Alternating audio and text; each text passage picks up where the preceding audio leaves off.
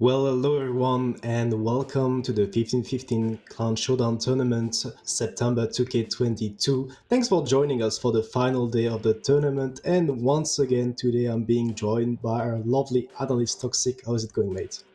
Thank you very much. I'm doing fabulous. Want to jump right into the brackets because we do have a banger of a match coming up in match 5, the first match of the day in the upper bracket. Raid will be facing up against Invil. Invil trying to get their 4th consecutive win in the Clan Showdown tournament. So yeah, as you mentioned, we'll be starting with Invil against Raid. That's going to be a BO7. And after that, we'll have the losers bracket match between Stacked and Yak Banter. So definitely possibly the 4 best teams left in the tournament Toxic. And as you mentioned, the first one is going to be the Classico, the big match between the two powerhouses in the 15-15 tournaments, Invil against Raid. About those two teams, I'd say that Invil probably has the votes from the viewership. They also have the level, the skill, the tactics, so they're probably the favorites. Yeah, I think they yesterday made a really great showing versus Rocket, going 4-0. They also already showed in the group stages. I think they only dropped 1 round. But let's take a look at our drops for today.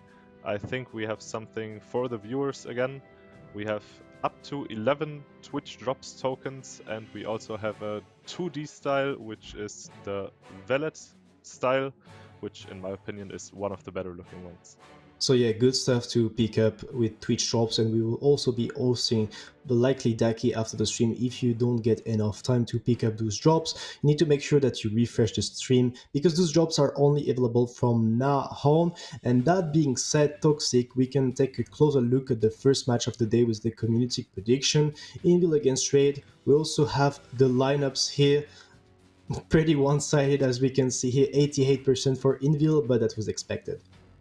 Yeah, I think judging by past matches, Invil clearly having the upper hand, but Raid always in for a surprise. I think they also won a match hero there, so will still be an interesting match for sure.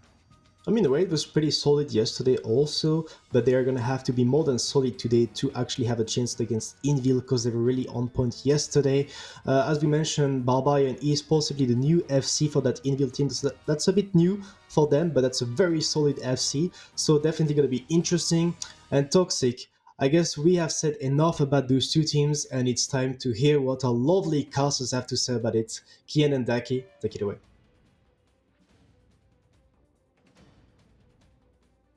Well, hello there, and welcome to the Caster's Desk. I see this is the first time, Ducky, you actually managed to outdress me during one of the tournaments, me not wearing a tie today. Really? Well, direct L on my record, I guess. I mean, yeah, Kihan doesn't have any L's in it, but maybe you could rename, because you're picking up quite a few in recent memory. Okay. Are we gonna go for this one today, I guess? Alright. Anyway, we'll see whoever else is going to pick up L's today, or rather W's, because that's what the teams are looking for. We are looking at the upper bracket final in between the team Raid. That is mostly a German team, but some international, basically, reinforcements in there. Yesterday you were questioning whether the addition of Nearyu was going to hurt the team or whether they would actually benefit from it.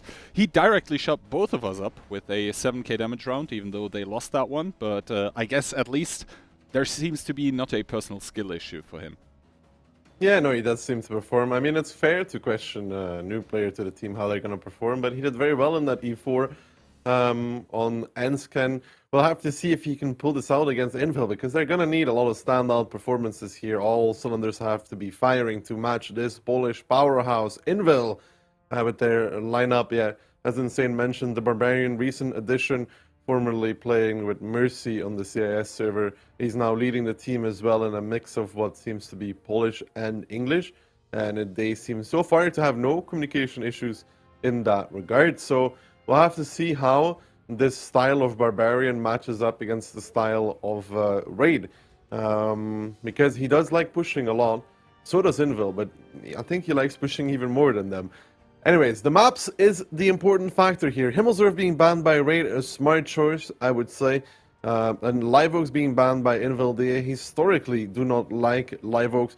Also to note, on top of that, on the CIS cluster before, we didn't have live oaks in the map pool, so Barbarian doesn't have much experience with it as a map, so probably doesn't want to play it against Raid, who have been playing this for tournaments in a row.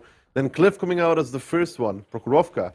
Following it up, Sound River being banned by Raid, then Fisherman's Bay for our third map. And if we get there, if it goes all the way in this best of 7, which means first to 4, it will be Ensk to close out the books. However, I can already tell you that none of the analysts or casters believe that this match will go to a tiebreaker, but the teams have to prove it themselves. Yeah, exactly. A very interesting pick and ban. Yesterday we saw who was playing against against Invil. I think it was Walked immediately picking that Cliff as well. And in that match yesterday, we just saw Invil winning mostly on player skill. Now, obviously, I don't really want to put Walk down, but I think personally, player for player, Raid is the stronger team as well. So them picking Cliff here suggests that they directly want to face check against the Invil aggression. And to be fair, even though Invil picked up their victory yesterday 4-0, they did look like they could be hurt if just, you know, the player skill is just that little bit more than what we saw yesterday. Also to keep in mind though, player skill is not just like aiming, for example. A lot of people just think of this like aiming and stuff.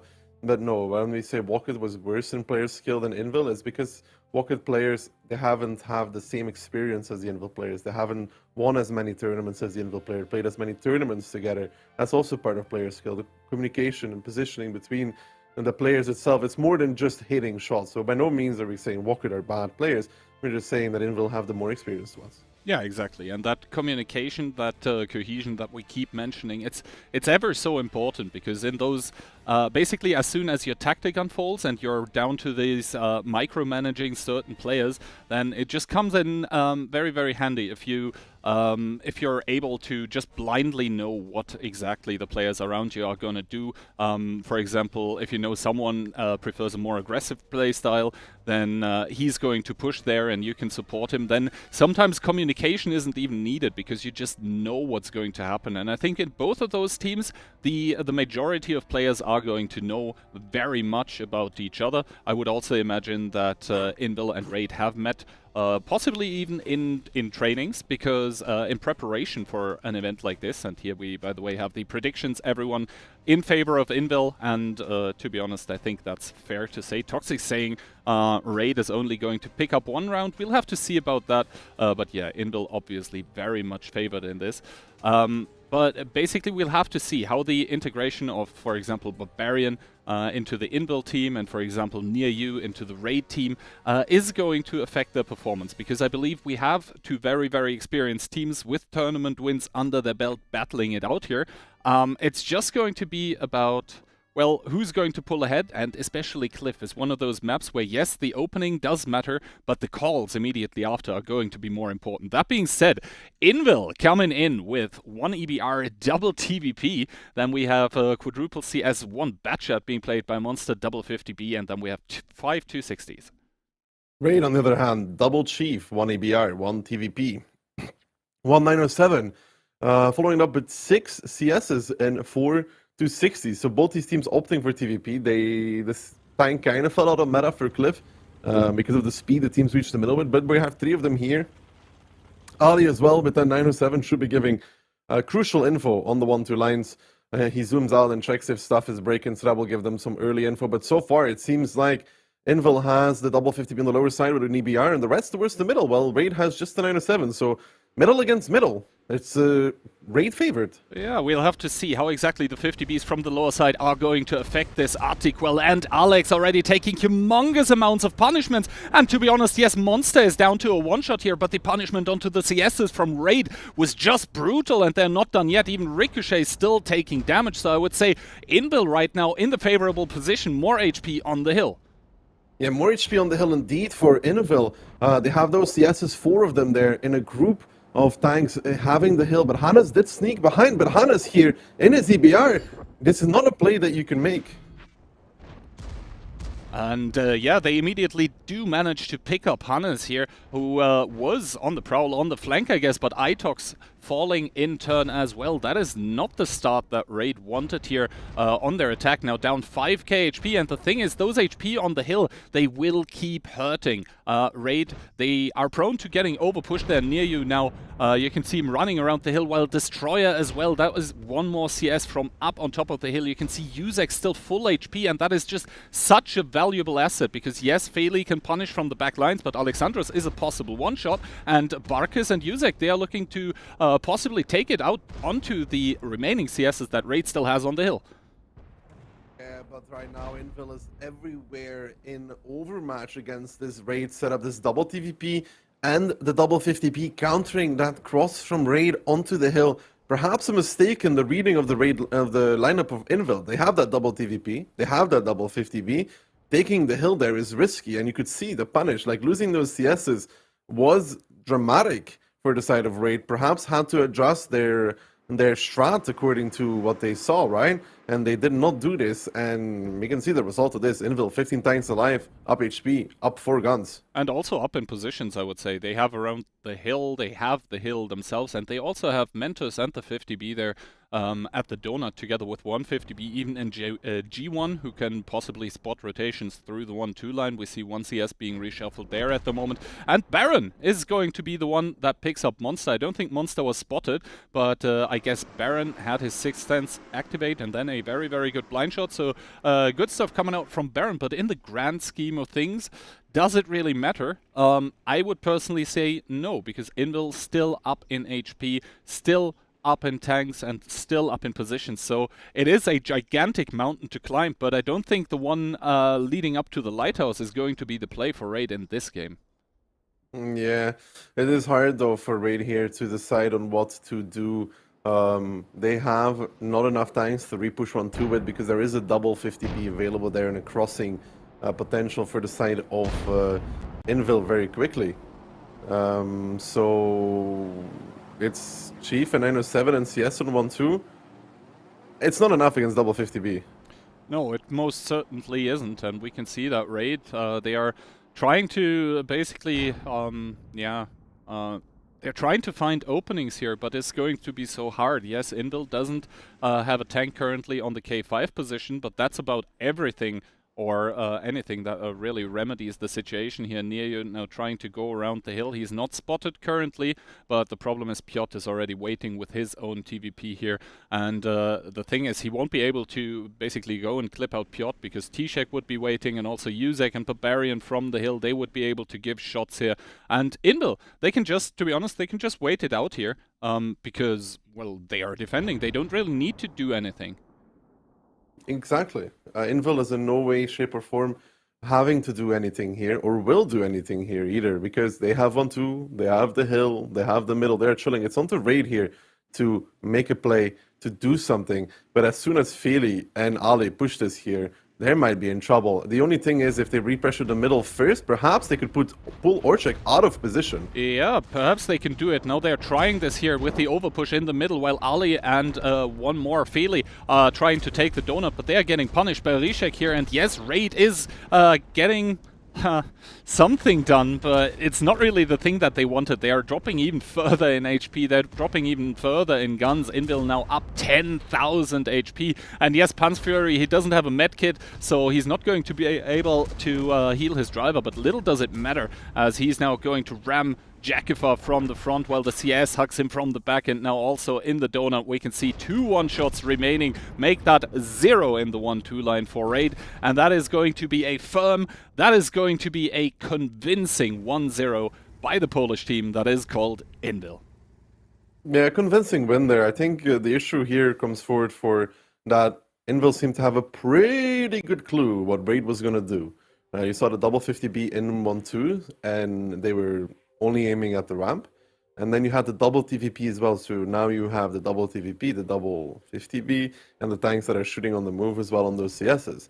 Now I think Raid should have read probably the lineup from Invil a bit better here and realized that taking the hill could be very, very costly here. And that is just, I don't know, they had a set strat and they stuck to it too much. I mean, they also had Monster in the bat, right? He didn't do much, but it's 5 Clippers that are always shooting the ramp. Yeah, and the thing is, as soon as the tanks from Raid start shooting at Monster in the bat, who is going to start to clip out there on the ramp, that means they're not shooting onto the CSs that are going onto the hill, and that was the biggest problem there, right? Because the CSs, they took a shot each for Indel, but that was about it. And as soon as that happened, I mean, the battle was not over, but it was, yeah, just so much in Indel's favor, because that would mean they would get the hill for free. I'm not sure. I think as soon as Raid drove up the hill, it was over. Actually, there's very little comeback potential from it. I think Raid themselves maybe had to counter the ramp harder or had to counter those TVPs, because those TVPs can only be in 2 spots. They're either sitting in 1-2 or they're going middle. Raid could have played around it by going middle with their tanks, countering the TVPs, countering the ramp even, and pushing the middle if the 50Bs are not there. Of course, this is hindsight 2020 because we can see everything, and that is a thing that they can't. But they also could see the double TVP. They also could see the double 50B and the ban. So they can be aware that there might be a very, very hefty price to pay for taking the hill. You don't always have to take the hill. You can punish going up the hill as well. There's teams that split into 1-2 and middle, like we saw Invil do yesterday, for example. Like sometimes you gotta adjust your initial strat to what the lineup is of the enemy team. Not every strat, the strat that you have doesn't always work against every single thing that they're gonna put out. So sometimes you just gotta adjust.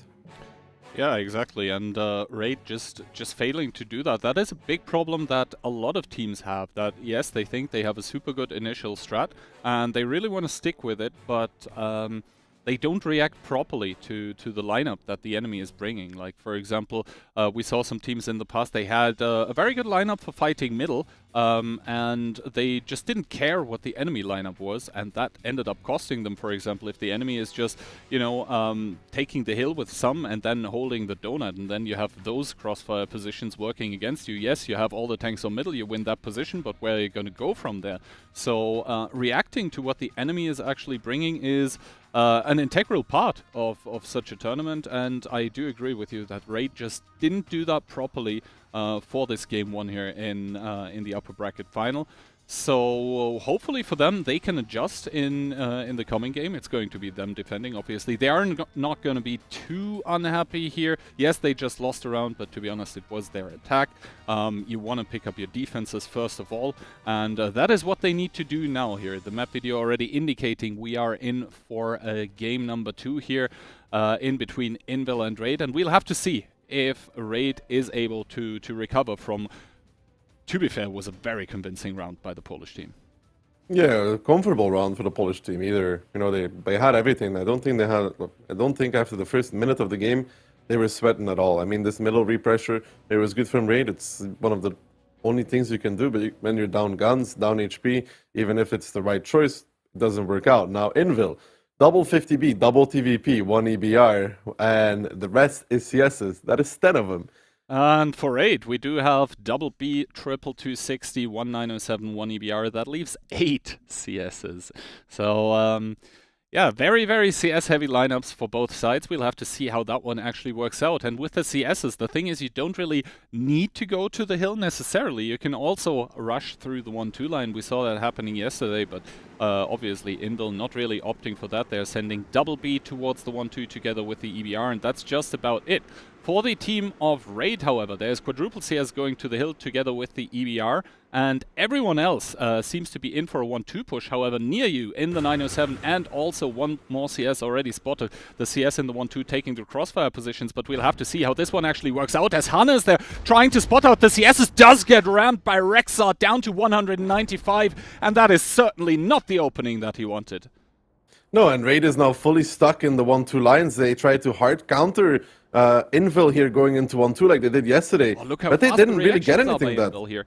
I mean, they spotted enough to actually just drive straight over the middle, and Hannes just dies for that. And now they're going to lose their base even, and these double 50Bs, yeah, they're going to get pushed on. But what is Raid going to get out of pushing this double 50B? They're both going to get their clips off. They're both going to do another amount of damage. And now Ryszek is starting to clip. You could see that 50B, even if they kill him, it's going to cost. It's gonna cost a lot. Rishek has one more. He's gonna make a full clip. There we go. Even set Smiley on fire. I don't think he's gonna burn down because of the fire crew. Barbarian already crossing over into the base. And Raid here, completely surrounded. Yeah, Raid just completely surrounded, just getting completely countered off. Now Orzek here, the second 50B, is also gonna get off. I don't think he got off his last shot because he was trying to focus someone else, but in the end the 50Bs paying dividend here, and now those 907s that were pushing the 50Bs are going to be stuck in that C1 position behind the house. And the thing is, as you mentioned, Barbarian, he's already in K1. He's going to be able to put crossfire onto all the tanks from Raid that are still stuck in that 1-2 line. So even though Invil has sent no one to A5 yet, which I believe is happening as we speak, they just have every single position, and the thing is, Raid, they can't even repush into the middle because, well, first of all, there's not a lot to push up on, and second of all, you would be crossfired completely. Now, cap being started by Invil, this is just looking so good by the team in red. Yeah, this is not looking good whatsoever for the side of Raid because the cap has been started. I mean, yeah, Mentos is on a one-shot, and they're going to try and probably prevent Barbarian from peeking and then maybe sneak somebody back into the base, but even that is going to be costly, and nothing stops Invil from dropping down and doing it again. Mm-hmm. Yeah, indeed, nothing's stopping Invil from dropping down, and the thing is, Barbarian, if they send someone to the base, he could just go behind the stone in K1 and just give unspotted crossfire too. But if Raid still had an EBR here, Keyhand, and the EBR has low nose, they could be capping as well. So I'm not sure what Hannes was supposed to do in the base for the side of job in by the Barbarian. middle. He does spot out Alex, and this means Mentos needs to leave. Now Rexa also joining to the cap, and Alexandros, he's just gonna get crossfired. Yes, the 50Bs in the middle for Raid. They can possibly give a shot or two onto Rexa, but he seems to do a good job of staying safe, and Barbarian with that crossfire position just working out very, very well. Mentos does get picked up by one of the 50Bs, so that's a slight win for Raid, but the thing is, they lost so much HP for this. They even lost one CS with Alexandros. Now Arctiquel also getting crossfired in his CS, I believe, by Barbarian, and also Rexar as well. And there we go, Yuzek to pick up Ati, and this is just going from bad to worse for Raid. This is over, Key. I know they still have 15,000 HP and they're defending, but Rexar just puts cap pressure here and they have nothing that can stop it. Barbarian's taken to the base. It was pretty solid. He took such a crucial position in that CS, blocking off Destroyer from even coming back and spotting. And I really do think that Raid needed a DBR to put cap pressure of their own on A3, because you can do that, by the way. You can cap on the back of it, and you can force the CS at A5 like YOLO to overpeak, to spot, and then you kill him, right? You understand what I mean? So like losing Hannes there is so crucial. I'm not sure what Raid expected there to happen, because of course, Invil, they're not a dumb team, right? They're just going to take the advantage where they can just drive over middle quickly with their super fast lineup and do this. Yeah, and now we see the next CS getting sent here to get those decaps, but what better is he going to fare than Alexandros? Yes, Barbarian finally taking his first shot of damage, but Itox just gets completely obliterated before he even makes it back, and we can see with 3 seconds on the cap, there is no way, shape or form that Raid could get any kind of resets here. Barbarian in the back doing a little victory lap as Jekifar picks up Sokar, but as the cap has completed, this means that Invil picks up their second round in a row here, and once again they look good, very, very good doing so. The reactions upon what they saw by the team of Raid were just on point, immediate. The overpush through the middle, the taking of the southern K5 position, everything just clean. There's only one reaction there, though. There's actually only one reaction. You can't push back towards 1-2. You want to counter the CSs driving on the hill from Raid, if there are CSs driving on the hill, because you need to shut them down, because they can cover from 1-2 otherwise. Even then, though, that would not be that good for Raid. So you drive through the middle, and honestly, a 1-2 play from Raid against the middle, full middle from Invil, even if they lose it when they lose the 50Bs, it's so hard to hold your base. Like, it's incredibly difficult. If you don't have like a chief anchor in the base, right?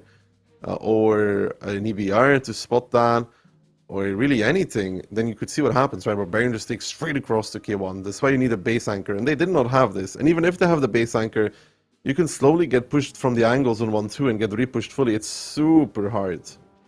Yeah, and Indel just, taking all the positions from the start. That was, I think, the crucial thing. Also, Hannes, he didn't see the CSs until they were basically proxy onto him. So I'm not really sure what he was trying to do there or why he was sent there. But if you don't spot the approach of the CSs, then well, we just saw what happened to that EBR, getting rammed, just getting completely obliterated at the start, and that is just, to be honest, a tank thrown away, like for no reason. Yeah, like I said, if the EBR has low noise, he can actually cap A3. And then you have cap pressure against cap pressure, so Invil has to both reset and go back to their own base to get decaps there, which makes it a bit harder for them, but even then, without base anchor, they don't hold this. Like, Invil could always drop down more CSs and just go onto the cap. Even Barbarian could have gone onto the cap at some point and just sat on there. He didn't have to even to stay at K1, it was just to take it initially. So, opening against opening, Raid loses this 95% of the time. Alright, so Invil 2-0 up after game number 1, and now we are headed to Prokhorovka. A map that plays a lot differently from Cliff, obviously. However, we have seen Invil in the past with very, very aggressive takes, not only from the attacking but also from the defending side. I wonder what exactly Raid is going to bring to the table, because with a team like Invil, you can never be sure. Obviously, they like to play super aggressive sometimes, but sometimes they also just camp, and Invil now bringing in 8 279s, then we see 4 907s, 1 Chieftain, and double EBR. Yeah, that 279s either signals a super hard camp or really hard middle pressure in the beginning. Raid, on the other hand, with their 5 279s, 3 Chiefs, 4 907s, and triple EBR. So light advantage there for Raid. You have to be able to utilize that, though. Now, with those 279s, you can obviously go towards the middle, angle up. That is something you can do as well, and then just send the 907s to spot for you, and then 279s from the back just farm. That seems to somewhat be what Invil is doing here. They are sending some 279s together with the Chieftain in towards the middle, then double 279 towards the 1-2 line. The 907s are at the rails, and one of them is going towards the hill. And for the side of Raid, we see 1 EBR middle, 1 EBR 0, 1 EBR 1, 2. But all the 907s from Raid, pretty unusually actually, going into that sea lane, going into the water, probably expecting some sort of push by the side of Invil. Yeah, but you gotta be careful though. These 907s from, they're actually gonna push middle very early by the looks of it. Invil being, you can see 907s coming through the 6-9-279s creeping up as well. But I feel like Raid might actually have enough tanks here to deal with this. These 279s are gonna have to jump middle. Smiley is getting peaked. Smiley is getting obliterated for this though. You wanna keep him alive as long as possible. Here comes the overpeaks. How much damage can Raid trade back on this? Because Smiley's gonna die. They will have to overpush the hill very quickly though for the side of Raid to do something with this. Yeah, currently the 907s on the 0 line for Raid, still farming into that middle, because I think they have good shots onto the 279s, but how valuable is that actually going to be in the grand scheme of things when you need to be over pushing onto the 0 line, which I think is happening currently, because Invil trying to split the map here with that 907 push through that 6 line. They are going to succeed in doing so, but there's a lot of 279s actually in A6 that they still need to dig out. We now see the overpush by Ali and Ati, as well as White Rock onto Tsek. Ali actually, I think, missing the ram here. Not sure if he was properly going for it, but Tsek is obviously going to melt. And after that, it's going to be a lot of map control for Raid. However, Invil already pushing that 1-2 line with Chief and double 279.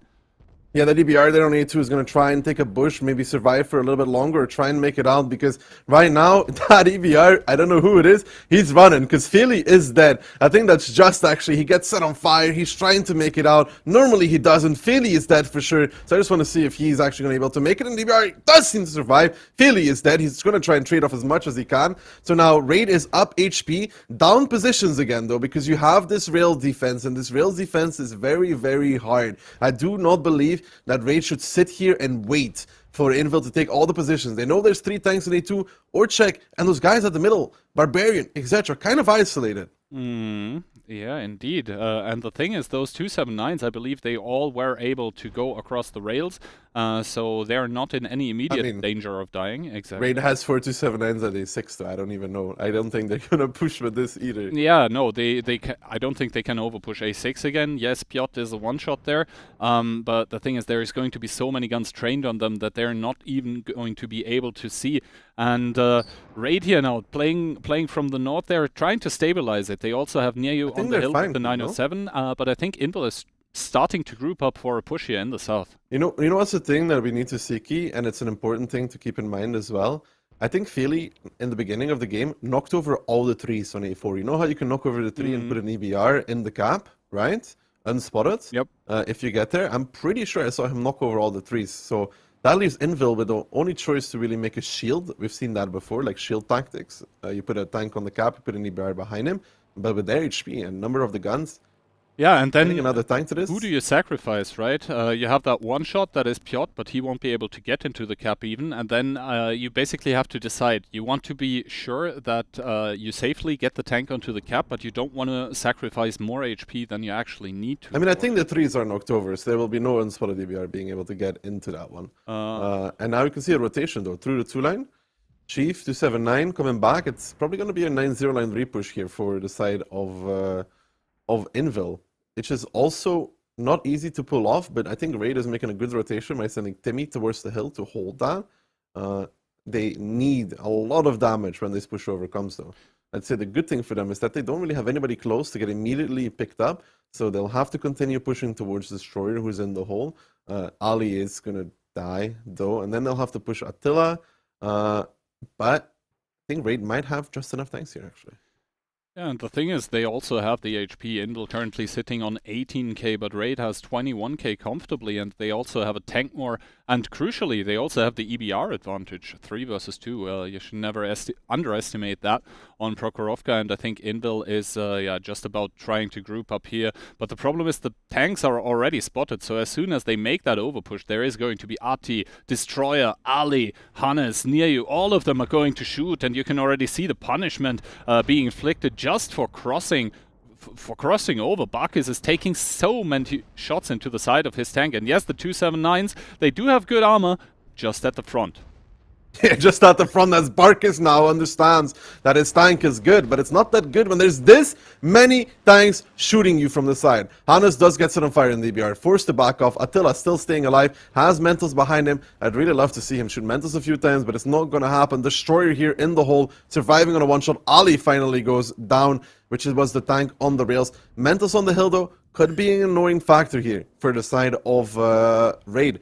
Because Timmy's now getting a bit crossfired, and they're starting to lose a few positions here. Destroyer will stay alive, though, which is important. But now you can see Baron also not having a good time, because he came to help to shoot the crossing. And it is within 3k HP of each other. Yeah, Invil somehow managing to trade positively for this push, where Barkis was just getting found completely in the side. Obviously, Destroyer, he cannot stay safe from everyone currently. He has Mentors above him. And yeah, just the J7 279s shooting at him from the other side. So he is going to die sooner rather than later. Now down to a one-shot here, 15 HP. And Invil somehow managing to make this work, even clawing back in tanks. They are up, I believe, 1 combat tank now. Yeah, now you can see Raid is starting to be in a little bit of trouble. They're starting to get surrounded. Baron, who has a full HP 279, is now on 846. He's trying to book it out of there, trying to stay alive. There is still a lot of tanks on the hill here for Raid. I will say that's good, because the only thing that Invil has right now that is on the hill is Kubash and Mentos, and that is just not enough to actually win this. And Rexar does get spotted out by Hannes, which is good from Hannes, because he spots it out. Mentos taking a big HP pen. Mentos taking more. Mentos getting deleted by the likes of Jas, Alex, and one more shot from a 907. Beautiful stuff there from them. Important pickup, because Rexar in the meantime also on that crossing took a lot of damage, and that's the issue. As long as Raid has this hill and some people to shoot across, which is mainly near you, they don't get enough tanks on the hill. Like, they can't repush the hill, because they need to push near you, because they have to kill near you, because when near you dies and you take that hole, all of the 6 line becomes weak for Raid. Every tank there is in trouble. And I think they're starting to realize now, sending the second high HP EBR towards that hill. I think that's Monster there on 1000 still being sent over, but you can already see Kubash. Yes, they aren't really able to penetrate him because he's angling up, but even the HE is now starting to really hurt him because he's pretty low already. Now Conrad being pushed over in towards that A6 position. He was threatening to cap, but Jakifa obviously is going to be able to completely outspot him. Monster now trying to go for near you here, but did not connect, but near you still does fall here because Rexa did a good overpeak, but like that was ever so expensive. That was the other high HP, and most importantly, that was the last EBR from Invil that got sacrificed for this. And with only 1 minute and 47 seconds here currently, I don't really see them win it, as 2 more kills in quick succession, my goodness, are starting to come out for Raid here. Yeah, right now in the driving seat on their defense, looking to pick up their first round here for them. Opening-wise, actually outplaying Invil, because Invil there made a mistake. And it's rare to see them make mistakes, but in this regard, pushing the 907s over the 6 line was the singular worst thing they could have done. There is no worse play for them, because there's nothing on the middle to kill, because Smiley was already dead, right? So you push these 907s into the 6 line, and what did they meet, Keyhand? How many 279s from Raid were there? Yes is the answer. Yep. Way too many. Because those 279s on A6 don't get penned from the middle as reliable, right? It's not 907. Yeah, and also they did end up making it all across the rails, and then they are just completely... Yeah, they just sat on A6, and they killed like 2, I think, 907s, if not more, maybe 3 907s worth of HP. So if Invil had those 3 extra tanks, because Smiley was always going to die, right? Smiley was always dead in this battle because they peaked the middle. The 279s from the 6-7 line had to jump middle because, you know, they were going to lose the hill. But for Invil, they have to clear 1-2 line after that. And then they could have maybe done this hill repush, but like this, so they lost their guy on the hill, they lost the 907s pushing 6 line, or majority of them, and then you're just down in tanks and HP. And they did a really good, you know, retake on the south because that's the only thing they can do. But not enough HP, not enough guns to make it work. Yeah, and actually it was pretty scary to see how Invil, despite sacrificing a lot of HP, was actually able to trade back very effectively during that South 3 push. Yes, they're not going to end up winning this round, but basically the opening was really bad for them, and for Raid, even though they just did win their defense here on Proko, it was extremely scary to see that Invil just, you know, able, even from a bad situation, able to make the best of it. And yeah, obviously Baron with his 279, just throwing so much HP away for like possibly a shot or 2 only on the crossing. That is individual plays. You just need to be aware as a player that you cannot do that. I'm gonna be honest, I think still that Raid with their... I mean, first of all, Just in the EBR, he stayed on 1-2 to spot what's coming. He should leave earlier, because if they're not on the hill, they already had the info, and they're pushing over the middle, or looking to go middle with this amount of tanks, he shouldn't stay there, but whatever. I still think that for Raid to make this defense more comfortable, and Stain can agree, which is a bit of the more risky choice, he'll talk about it later, is when you see those 3 guys push 1-2, and you have those 279s pushed across the middle, and those 907s still kind of stuck, that they could kill all of the rails, the 6-round rails, all those 279s, it would be costly, Key.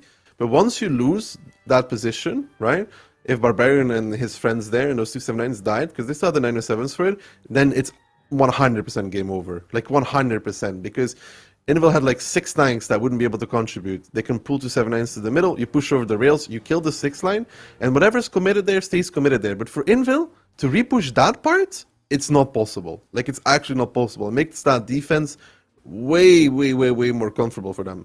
The reason why it became so close is because they were like, okay, we did a lot of damage, we're good. And then sometimes you can end up in a scenario where you still lose from that. And it got pretty close at some point. Yeah, it was very close, but then the HE connections actually onto the EBRs on the hill, killing Mentos and Monster both, and also Monster bouncing his shot onto Neu, which didn't end up mattering because Neu got killed regardless.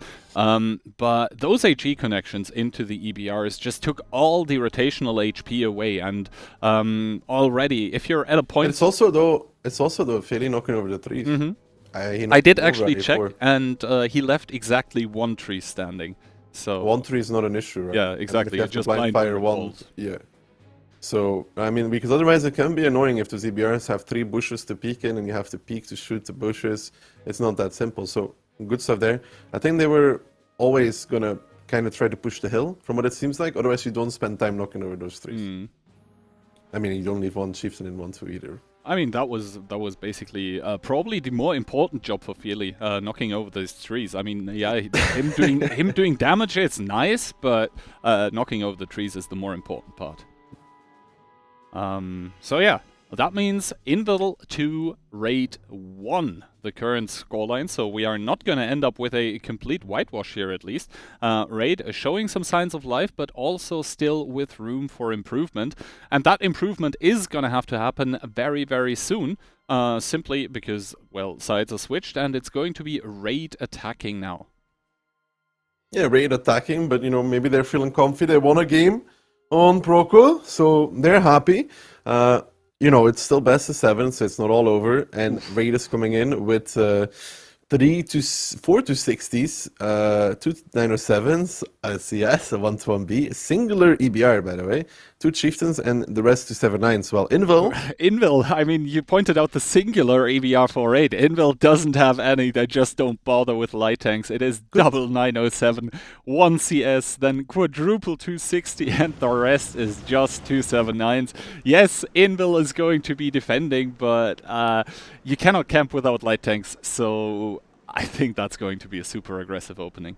I would say good job by Raid, because in group stage, Invil played something similar in terms of tanks or lineup without an EBR, and they had 3. And you could see the result of that. And now you can see that Invil sending a lot of tanks towards the hill. Raid is also sending a lot of tanks towards the rails, and it looks like to be a middle fight from the beginning. I think Raid's going to counter push the middle straight over into the 279s on 1-2, onto the middle. Yeah, we'll have to see what those 260s actually do. Smiley already shaving off that 7-line push, but it is obviously directly going to erupt into damage for both sides. Destroyer taking the brunt of it right now, down to 1200. Itox now starting to push in his 260, but starting to stop with that as well, as he's taking punishment as well.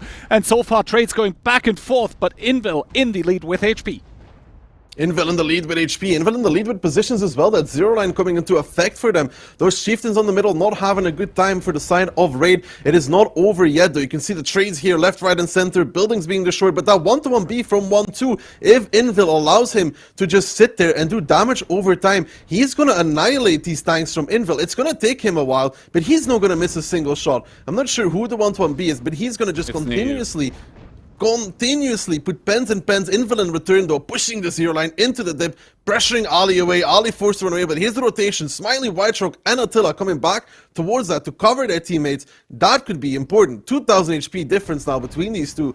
Fights coming over, and here comes the big peaks actually from Invil over the middle with a counter push as well down the 6 line. They want to make this work, they want to make this push, but YOLO immediately down towards 263. Destroyer is the first one to bite the dust though. Link returning onto YOLO. Soccer now pushing from behind, he's getting focused out. Raid still down in HP, trying to hold on, but Invil's focus fire just seems to be better as now the 0 line push comes back out. But is this little too late? I mean, the 0 line push is going to eradicate those crossfire positions, but as that is happening, Invil completely over pushing the middle. You can see 1279 still alive. That's going to get eradicated now, and the HP lead commanding for the team of Invil. 6,000. Yes, the 1-1B 4-8 is probably still farming as much as he can, but it's not going to matter because now the 260 has found him near you out in the open, is getting focused out as well, and the focus fire by Invil is just so brutal here. They're just able to overpeak the middle. Yes, some people got punished for it, but if you overpeak with like 7 279s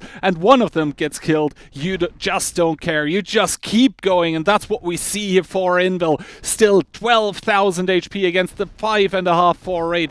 5 tanks only alive for the team in yellow, and this is going to be the match point for the team of Invil. They're going to be putting themselves on it, and they are looking to win this upper bracket finally here. Yeah, and you could see there's a few things there important to note. Raid had all the info in the world, right? They had all the info they could ever wanted. But those chieftains in the middle for Raid, useless. Like, they really can't do too much against 279s that are above them. So those are a bad pick in this regard. And also, there's a few things there. So the 121B on H1 was good for Raid, but in return you had the 260 in F2, which is not as comfortable to play as other tanks with gun depression key. Like, for example, an Ensk in F2 would be better, but you can't drive it there, right? So Piotr there in his 260 able to crossfire the tanks on the F line. And the 121B does damage, right? But here cannot really focus it either. He's just shooting. And while the F2 tank is pressuring all of the tanks from Raid down in return. Now, also, on top of that, you have Zero Line, right? And whose Zero Line is better here? It's Invil, because they have those 907s. They would always slowly kill F6. Yeah, and the problem also for Raid was that they had to pull tanks to overpush the hill to get control over that Zero Line, but one, they are not contributing into or to the fight rather that's happening in the middle while they are rotating, and also while they are rotating, the tanks by Invil from the Zero Line just continuously deal damage and even more damage. And that I think this had to be a straight snowball rotation. here. Huh? Well, I think there had to be straight rotation for Raid if they want to do this, right? First of all, the Chieftains, I think they're always going to die, but I think that if they wanted to counter Zero Line key, they just had to pull like some tanks themselves. Like they had 260s, you know? They could have easily rotated 1 or 2 tanks quickly towards the hill and just push off of it and put Invil in a crossfire before they were put in a crossfire themselves. You understand what I'm trying to say? Yeah. Because it's just like, it was like 2 907s or something, and one more tank. I think so it was one CS 260 double ram. 907 Yeah, from there. well, if you have like 2 260s and a CS, you know, the 260s ram the 907s, you win that fight. And then you put Invil in a crossfire yourself and force them to make a push they may not want to when you still have more HP. Now Invil got to dictate the pace of the game, right? So they push Zero Line themselves, they push Ali off, and Raid is always reacting. They're never taking the initiative here, they're always reacting. I mean, Bacchus does slip down from the hill here, but little does it matter because, well, in the end, even if those 4 minutes and now 20 seconds are going to time out, it's not going to matter because Raid is obviously attacking Hannes with a very, very nice jump and kill. Actually, play of the day so far for me, but obviously it's... yeah, it's a non-factor at this point. Only Arti and White Rock here remaining. And Invil, they seem to be content with letting the Raid tanks sit here. Probably already talking about the next game, the next map. And that is a viable thing to do, actually, if you just want to buy yourself a bit of time. I think that's why we see Conrad not yet committing in. Instead, just blind firing onto Arti. But yeah. In the end, Invil is obviously going to take this game here. They are going to be putting themselves up on a match point. They are going to be putting themselves on a match point. And yeah, convincing fashion here, like taking the initiative, peeking the middle themselves, putting Raid in a reactionary situation. When you play against a team like Invil, you cannot let them just dictate the pace of the game. At some point, you have to make your own initiative and force them to react, because that's how you can fault a team. Like you could see Raid here, they reacted, they lost. If Raid was a bit faster on their own rotations, for example, they could have made Invil react instead. Like nothing even stops Keyhand for Raid to drive through the F line and go towards the Zero Line. You know what I mean? Use the buildings as cover and push the 907s while forcing the other tanks to push forward into the CS crossfire. But they just like froze, Alright, cap now being started finally by Invil to just force the tanks by Raid into some sort of action. We see White Rock now giving up his position in the northeast.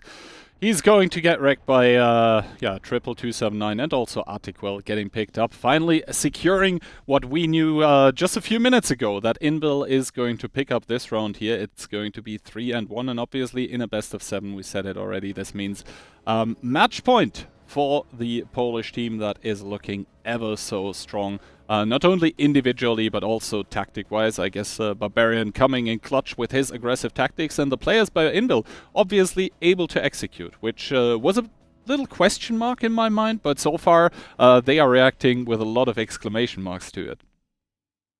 Yeah, and they're up match points. Now, Toxic might be right. Let's see, though. Fisherman's Bay can be a good map for both of these teams. Actually, have had good performances, both of them.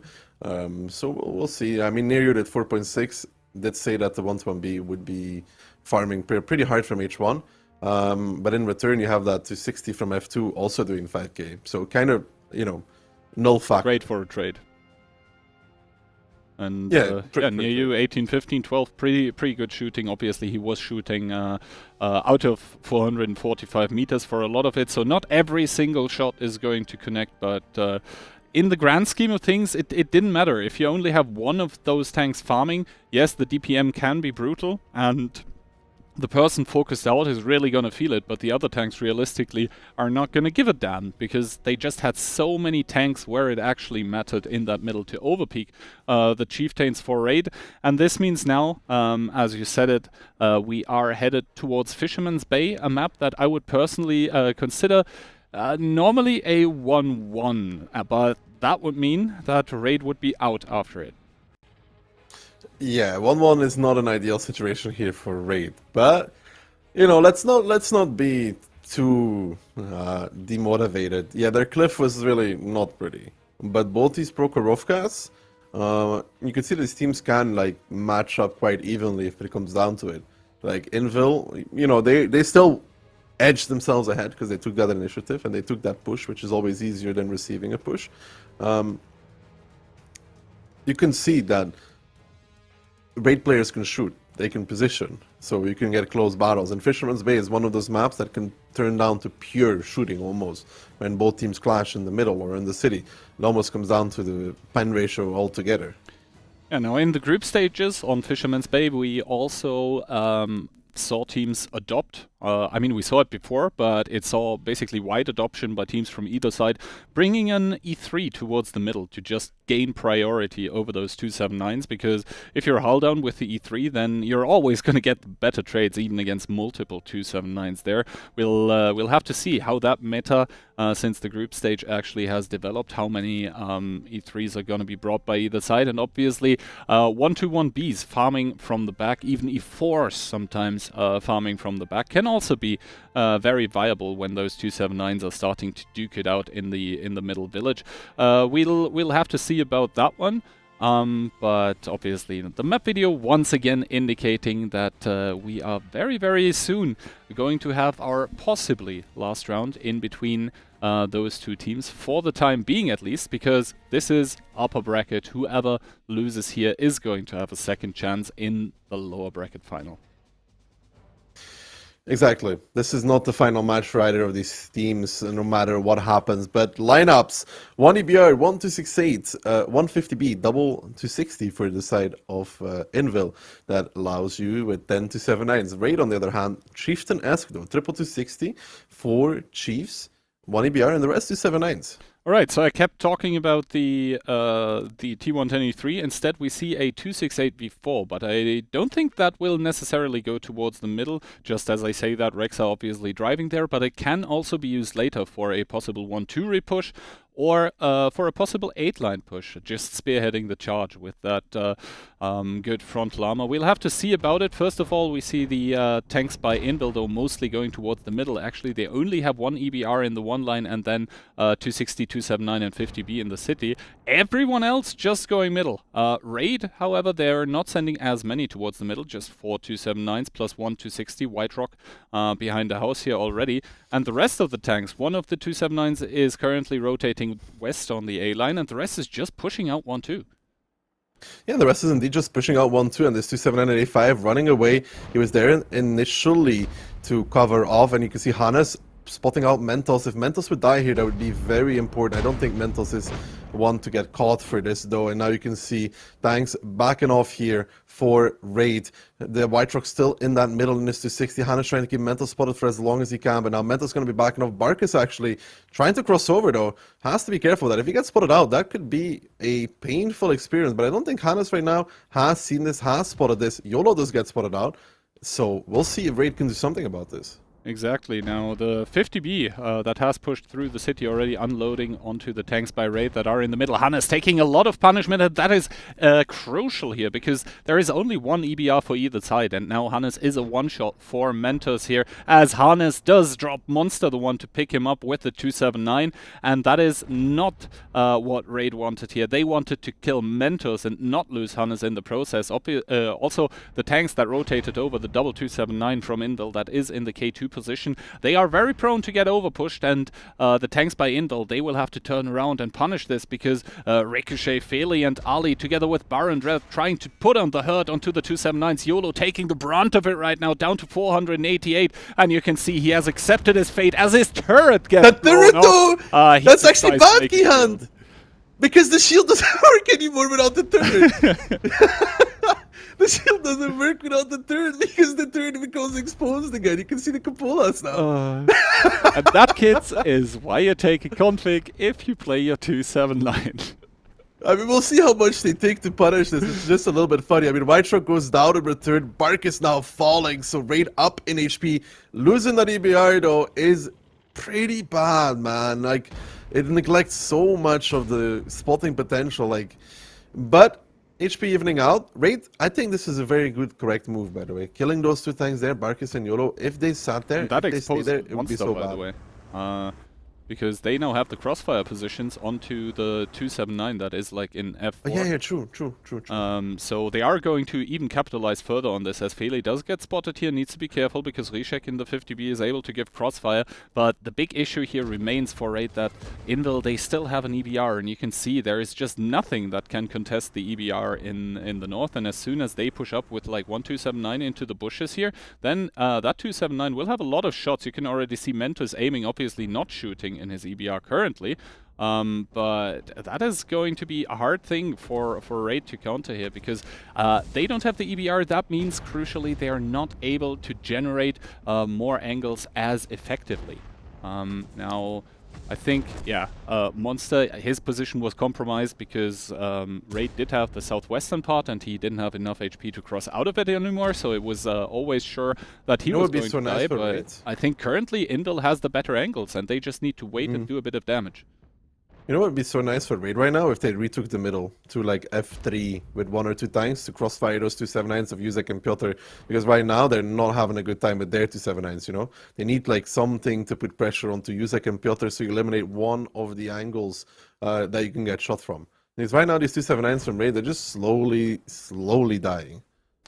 And now this is why we see the reaction by Raid putting Baron and Ricochet here towards E2. They are probably going to start driving towards the middle, but as I said, the angle's currently working in Invil's favor. That is why they were able to generate one more kill for the time being. Now, Invil, they don't have anyone left in the south, but the problem for Raid is that they have no way of finding out that is currently the case, because Mentos right now is going to be the playmaker for Invil here in his EBR. He's just able to... Look how much they're going to push A-line with, though. They're going to push A-line. Look how much they're pushing with. Who's going to spot this, though? Yeah, well, early. The earliest they're going to get spotted is by the Chieftain that is in A2. No, Just will spot it normally. Oh, Piotr taking a lot of shots there in the middle, though, actually getting picked up. That is a middle push by the side of Invil, together with the dual-pronged attack also pushing the A-line, but they're going to sacrifice a lot of HP here on the crossing. The thing is, though, that Raid, those tanks in the middle, they actually need to completely overpush now because their position gets compromised by this A-line push. This is why we just saw 2 quick pickups for the side of Invil here. Now the Raid tank starting to drop, and that 279 push together with the 260s on the A-line, it's gonna hit like a truck, because I don't think that Raid even has enough people here right now to defend against this. Well, the issue for Raid right now is that probably Mentos could come near you. This peak is not it, buddy. That is not the peak near you. They were near him and he gets deleted for this. That was not it. That was definitely not it whatsoever. I mean, Barbarian, Sokar, Pantherfury, and Kubash are still in crossfire though, but that was not very good at all. Yeah, and the thing is, they are in crossfire, but they're able to angle up against Baron, who even gets spotted for this peak here now. So the thing is, the Chieftain, yes, good tank, but the APCR penetration on it actually not the absolutely greatest, and also he's shooting on quite a lot of distance, so he's going to experience some loss of penetration there as well. So the 279s that are in A3, B2, they should be able to stay safe for the time being. Now, Invil, they still have to attack. They have 3.5 minutes to do that, but currently Raid actually has the higher amount of HP by around about 1.5, no, actually 2.5k. No, 1.5. Yeah, now imagine if near you didn't make the peaks that he did, he would be even full HP. That was you know, very... Are you saying he's probably going to do a berry take, like he should be full HP? No, he definitely shouldn't be full HP. He should probably be dead for what he did. Richek is now pushing up in the 50B. He gets spotted out, though. I think Invil is scrambling here. They don't see another way, although I think they could have just put Mentos on the cap. In my most humble opinion, they could have put Mentos on the cap and it would have been pretty good, because who's going to peek to spot him, Kihan? But they have opted not for that. They have opted to try and repush the south. Now, Baron is here, Feri is here, Smiley is here, Link is here, even Ali is going to be there. This is not the approach for Invil. This is not going to work. This is going to get ending up in a crossfire, in a slaughter, really, as Smiley picks up Orchek. Conrad is not going to fare much better as he's dropped towards a one-shot, and this Invil push here in the south, it's getting shut down, it's getting obliterated, it's not going to work, it's not going to result in anything. So in return, they're trying to do something in the north, trying to peek, trying to get the angles, but even here, Ricochet, Jakafa near you, they should have enough to hold this and win the south in return. Yeah, exactly. You can now see the repush, and yes, it looked like a lot of tanks from Invil coming up, but they took so much damage for going there, and one of the tanks coming was even Mentos in his EBR, and that was a big problem because he isn't really a combat tank. Rexa now able to pick up Smiley, but he's going to probably die in the return as Baron picks him up, and Rizek obviously in the 50B on reload. There's not a lot he can realistically do here, and it seems like even Invil in the north, they do have the superior amount of tanks and probably HP as well, but because they have those people stuck in the middle that can't do anything, and also because they weren't able to even kill Near You, who's still sitting on those 107 HP, they aren't able to even make it work in the north, while the south is completely won by the defending team here, Raid, and they are starting to rotate back, obviously. Finally, the EBR does go onto the cap, but it is too little, too late. Yeah, well, he's not going to be able to solo cap, but listen, Itox will probably be the one driving straight towards the cap. It's kind of needed in this regard, because they're going to start capturing with 2, they're going to start capturing with 3. Itox has to go, buddy. You don't really have a choice. You're the 260, you have to go spot the cap. Now, 36 seconds left. Itox realizes, I think, at this point, you have to go, Itox, you have to go and spot. Yuzek gets spotted crossing over, that is fine. Itox can close out the kill here on Kubash. He should actually close out the kill. There's a little bit of... Itox! Kubash strikes him, though. Now the 279s get spotted. Mentos alone is not enough to cap, by the way. Mentos by himself cannot cap. That is a good thing to note here. If Barbarian dies, if they pick him up, look, 53 seconds. Mentos is not enough to cap by himself. It's fine. Yeah, exactly. Itox almost managing to throw the game here, but yeah, as soon as the EBR joined the cap, it was clear that he by himself was not able to cap out, and it did look very scary. For a very short while here for Raid, because they had to suicide a very full HP tank to do that. But yeah, Mentos in the cap, a non-factor. He does get unspotted, but it's not going to matter, as Feli and Panzfury on the 1-2 line are probably going to give us one more kill here in those 8 remaining seconds. But in the end, Raid is going to manage to hold on to their defense here on Fisherman's Bay. They are going to be able to hold on, and you know what's funny, Key? What stopped? I know I sound like the greatest backseat I've seen in the history of us seeing here, but it's a pretty obvious one in this regard. What stops Invil from camping with EBR? Yeah, when they go under onto you said it during the game, and what stops them? Yeah, you said it during the game, and I didn't say anything against it because I didn't see anything stopping them from putting the EBR there. Nothing stops as soon as EBR they goes the onto the cap. EBR goes onto cap. You force a major overpeak. Good damage they do. I don't even know what happened to Piotr in the middle, by the way, because like it was full HP. But yeah, I think Piotr started pushing a little early in the middle. A little early. The middle and A-line push, the dual pronged attack. He was the first one to move and the first one to die. So I think that's like a tactical failure, and one of the few that we've seen so far from Barbarian, because as the FC, he is the FC. When Hannes dies, yep. Cap's free. It's free. Mentos goes on it. You force Raid to commit somebody to spot it, right? He dies immediately because they can't pick anymore. Even more so after Near You's incident. Let's call it that. Let's call it an incident. Put EBR on cap. Force somebody to come out. Insane said to me, you could even put a 279 on the cap at some point to make a shield. True. You could even make a shield on the cap if you wanted to. But that is a tactical failure from Invil. Like, a rare one, but it is one. Exactly, and that tactical failure, as you called it, means that now the scoreline is 3-2 for Invil right now. Raid managing to evade the first match point that Invil had, but It's still a mountain to climb here. It's still rough and bumpy road up ahead for Raid, as now the sides are going to be switched and they will have to attack on Fisherman's. And I said it before the first round here. I personally consider Fisherman's to be a 1-1 normally, because it is kind of defense-sided in my opinion. So they will have to completely excel in the coming round. If they want to have a shot at making it to the grand finals easily and not have to fight it out in the lower bracket. I think I'm gonna make a commercial for like teams that play without config on their 279s. Do you want to shield your teammate? Yes. Do you want to make him stay alive? Yes. Beautiful play. Do you have a config? No. Oh no. Anyways. Yeah, exactly. It has been a common That was so theme funny. here for... It was so funny though when his third blew up, and you're like, ha. A 279 behind the hull of another 279. I wonder how this one's gonna go. Yeah, the shield is not going to be as effective, and yeah, we saw Buck dying after, because the cupolas of the 279 actually aren't that small, you know, and at that distance, players of the caliber of which we are spectating today are he would trade it so well. Like, behind fully covered, he would have traded so well. Probably not even die, and that would be an issue for Raid. Because if that tank doesn't die, you can always reinforce it. Yeah, but like this, obviously, he was easy pickings. Now, all of that aside, I said Invil is defending now, and that is a big problem for the team of Raid here. The problem started with them losing their own map pick 2-0. That should never happen, but it did the way it did. So now they need that clean 2-0 pickup over Invil here in Fisherman's Bay to even make it to the tiebreaker. And we'll have to see how they try to do it. Invil coming into their defense with 150B, 1260, 1 Chief, double CS, and an EBR, rest 279.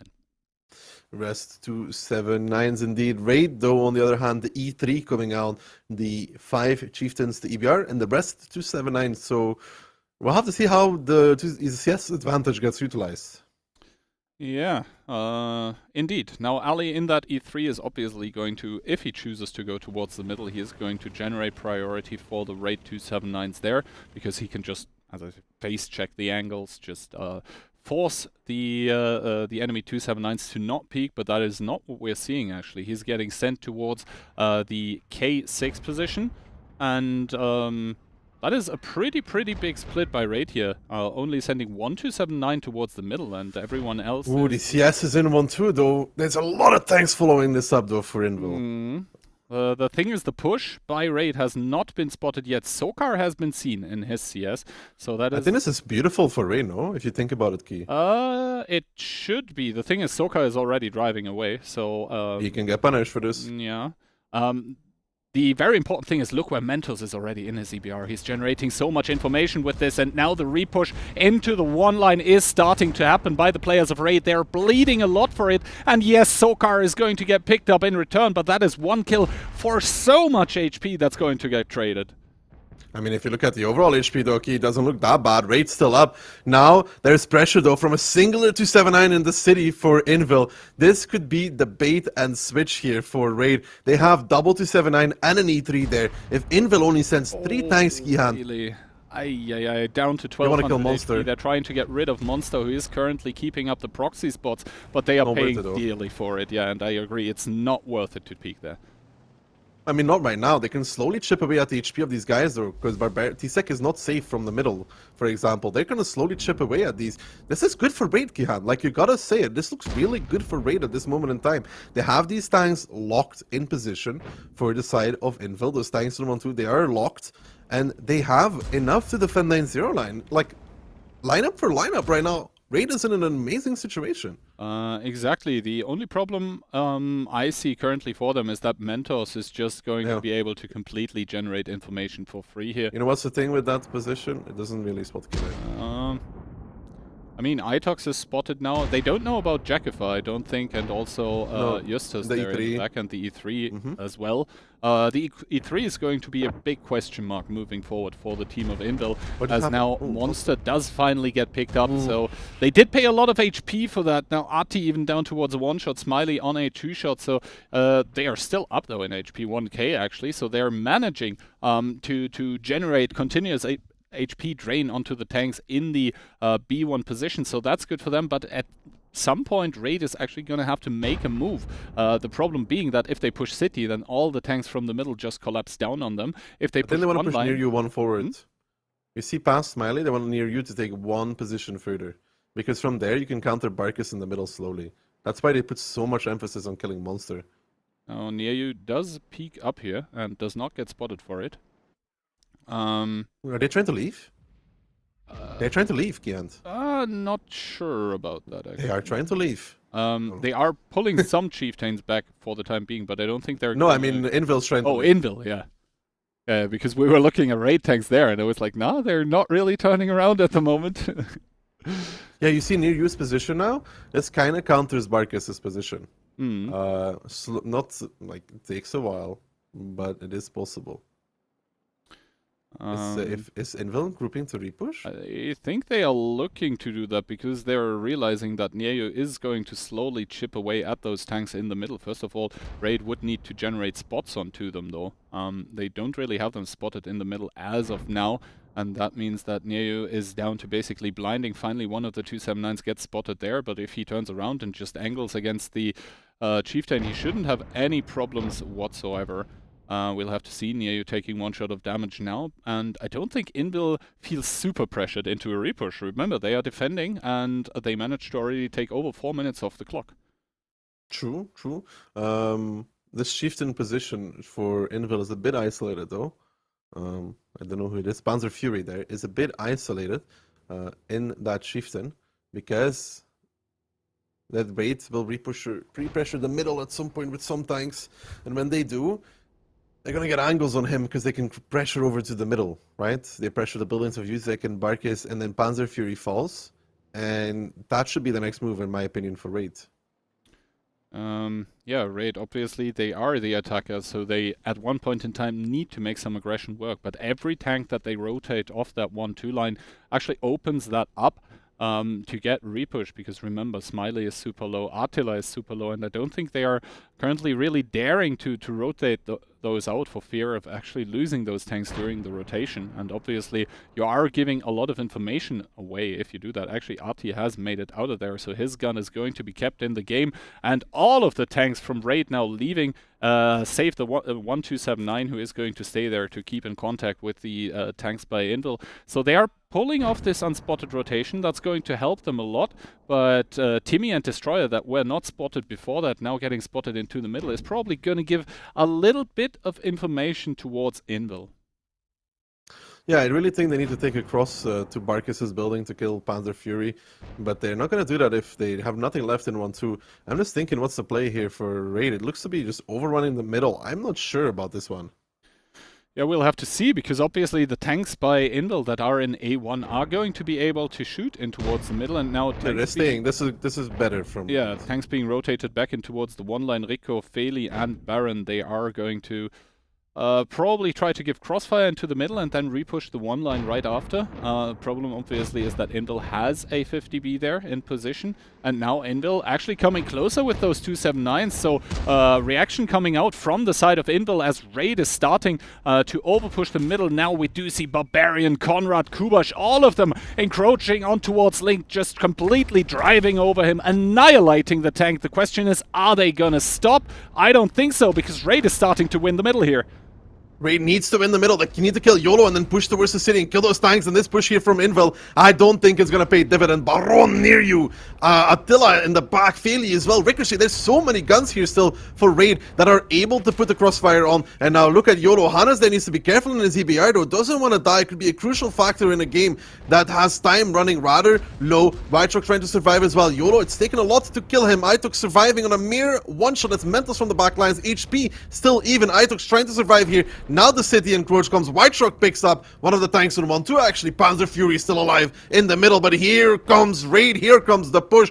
Piotr and Vexar, the 2-279s that were in the city, now surrounded with it all to do. And I don't think it's going to be like Invil's trading really well in terms of HP. In terms of the guns, not as much though. Yeah, Justus there being Amarek is going to lose his 1v1 against Piotr, but while that is happening, Rexar is actually getting double teamed by Timmy and Jackifer as well. Rexar there, one more shot shot into Timmy. Timmy actually missing his shot onto Rexa, so it's going to be up to Jakafar to pick him up, as he does not missing a beat. And Invil now down to a mere 7 combat tanks plus 1 EBR on a one-shot. Raid has a lot more guns, but they don't really have a lot of time to finish this one off. No, and Jakafar needs to be careful here as well, because Mentos is doing a good job of providing fire from the side, actually. Good stuff there from Mr. Mentos in it. Ali now pressuring Barkis in the middle. He's going to get White Rock in support. Can he really trade off against this 279? We'll have to see. That's an E3. That's on about a 3-shot now. Invil down, locked in this corner. Less guns, more HP. Scrap that as Ali actually falls here. That wasn't really the play on towards Barkis, I gotta say. Like, I don't think that really paid off. Yeah, that completely ended up costing him, as now Ricochet and Baron are starting to make a move here in the one line. Once again, a push around this rock here. Conrad does take 1 shot of damage, does get taken out of the picture. Now Smiley coming from above as well. Feli doesn't want to peek right now, does peek now, is on 1 shot though, and 1 minute and 20 seconds here remaining. Mentor still in the EBR alive. That could be crucial, as finally Hannes does find out where he is, and now Raid knows that it's all about the A1, A2 positions here, as the tank in the middle from Invil is actually still alive. I believe that's Barkis, but Raid, they are starting to put on the cap pressure. If they put a second tank there, that should be enough. The second 279 being rotated up there, but Ricochet and Hannes both get taken out here, and now Kubash, Rishek, Orsek and Mentos, they have it all to do with 50 seconds on the clock. Rishek getting taken out, and now Baron peeking for Kubash, picking him up, and I believe Raid will be able to secure the tiebreaker match in a very, very close match at times here. Yeah, very close match at times, but I gotta say, Kihan, and I think Insane will agree later, Invil was such a scary team on Fisherman's Bay in the past. They were so good at it. But this Invil? On Fisherman's Bay? Yeah, didn't look entirely convincing. No, not really convincing at all. They had one play, it was 1-2. Once that didn't work out, they were just stuck and at the mercy of Raid. And here you could see, remember how in Proko I said that Invil was the one making the moves and Raid was reacting the whole time? In this regard, Invil couldn't do any moves here anymore, and Raid had the upper hand to just, you know, control the game and make their own plays. And you could see how hard it is then, because when Invil repushed this 1-2 line, man, like, they got the guys that were up front, but outside of that, didn't really pay much. Okay, so we find ourselves at a 3-3. First of all, let's take a look at the post-battle results. Obviously, I don't think it was necessarily the shooting, as you pointed it out. It was more the rotations being done by Raid. So I guess commendable stuff here from the team of Raid, and most importantly, I guess the callers, namely Smiley being the captain here. Good stuff coming out, just outplaying Invil on positions, and that is not something that you see regularly here. Obviously, White Rock at the top of the board, followed by Feli, excuse me, and then the team captain himself, Smiley. Now I am being informed that it's going to be Invil who picks the tiebreak. Yeah, because of the cliff. Yeah, the cliff was never going to be faster. So they get to pick the map. Yeah, they wish. Right, and also I am being informed that Invil actually did pick attack on Ensk. On Ensk. Can you remind everybody on the stream what side of Ensk is attack, north or south? Because this is with swap bases. Yeah, it is going to be the north side that is going to be attacking in the EU tournaments. So that is going to be Invil spawning in the north. And obviously for tiebreakers, normally you pick defense, because that means time is your ally. I only know of one team that did this in recent memory, and you want to know who it is, Ki? Was that Raid? Raid. In the tiebreaker against Fame, they picked the attack on Sand River and lost. So very, very. But attack is the good side on Ensk, though. North is way more comfortable to play than South. Now the question is, being Raid and seeing how the match has actually unfolded here.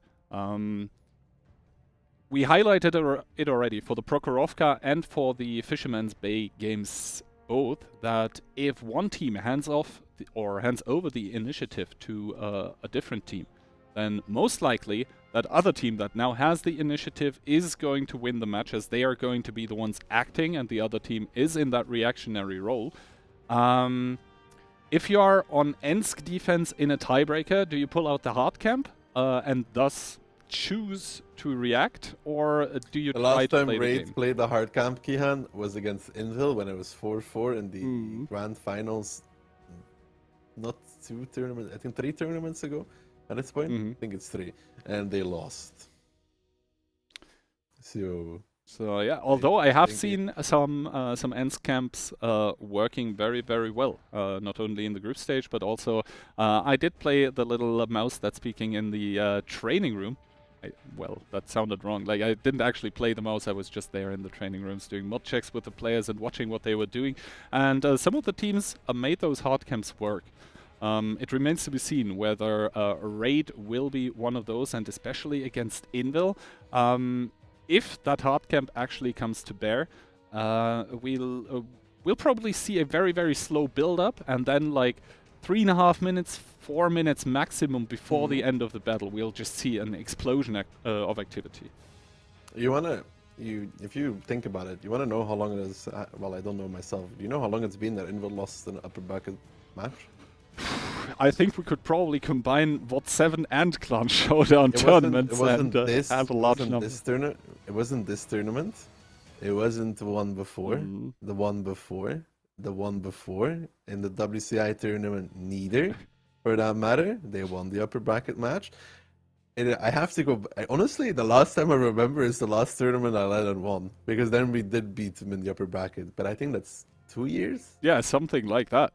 Yeah, something like that's the first one I remember, because they always win their upper bracket. I believe that Raid was able to bring them to a tiebreaker before, though, in that time span. But obviously they lost after. We'll have to see.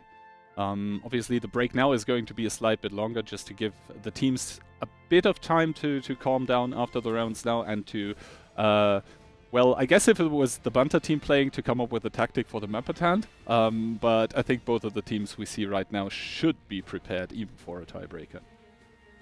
Yeah, I mean, it's not like they're getting dropped into a Ensk tiebreaker without being aware, right? Yeah. The maps were picked yesterday, so... Yeah. They were picked before 10 PM even. So both of those were aware that it could come to this. And now the map video already indicating we will be rather soonish in what will be the last game of the match. As I'm being informed, one of the players is still not ready because he's equipping a tank, obviously, for the playoff stage of the tournament. The players are being supplied with press accounts. That means they have everything available. They have a level playing ground because of all of the skills are going to be equal, to just ensure the competitive integrity of this stage of the tournament. But that being said, I think the countdown was at 15 seconds, and then another stop to the countdown was called. So both of those teams probably, yeah, really, really tense situations. Can I stop the countdown as well whenever I want to? You can stop the countdown, but you can't stop the count. The count currently says 3-3, and we are in a tiebreaker. That was very, yeah. That was a handy joke you had there, Key. I gotta take those, oh no, I'm not gonna make a key joke now. I'm just, no. That would be too much, you know? You gotta take those key moments and convert them into... I am physically restraining myself right now from making bad jokes. Honestly, I'll have you should have been physically restrained years ago. The whole Shazam, like the white little thing, to lock your arms together. Could have done the world a favor. Okay. I mean, that's like your opinion. Anyway, I think the countdown will get restarted, and the training room is getting launched now.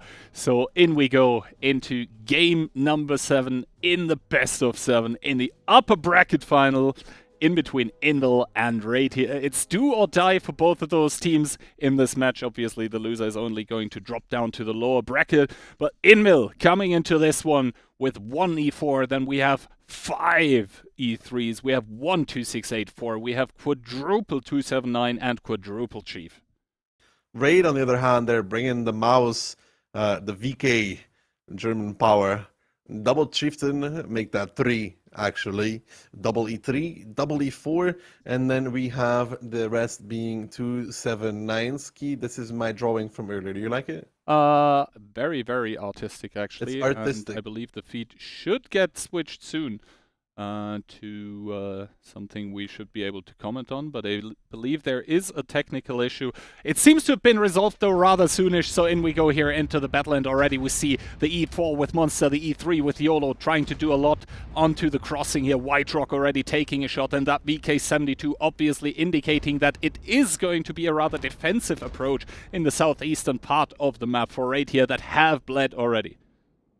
I will say though, usually Invil, when they played from Nordkehan, they had like this triple E3 or like 4 E3s, whatever it was. Now they have a lot of TDs. I think this adds a difficulty to, how do you say it, to breaking this camp, that this many TDs. Yeah, the problem obviously being that, yes, they are very good when it comes at advancing through the rails, because you have that frontally focused armor, and you have that high alpha together paired with good penetration values.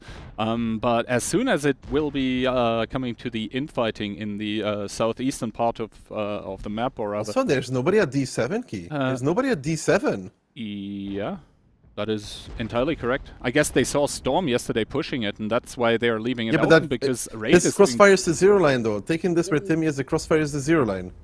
Ooh, there's a lot of damage now being traded back and forth as Mentos takes one by, I believe, Hannes through the rails, but this push here is going to sort of compromise the positions that Rishek, Konrad and Panzfury have here. Yes, they are seemingly able to stay hull down right now, but as soon as Raid pulls the trigger on the 0 line push, then they will be out in the open, but obviously that would expose the tanks by Raid for fire from all of the E-tanks that are in the northern part of the rails, and I think the trades right now not favoring Raid here.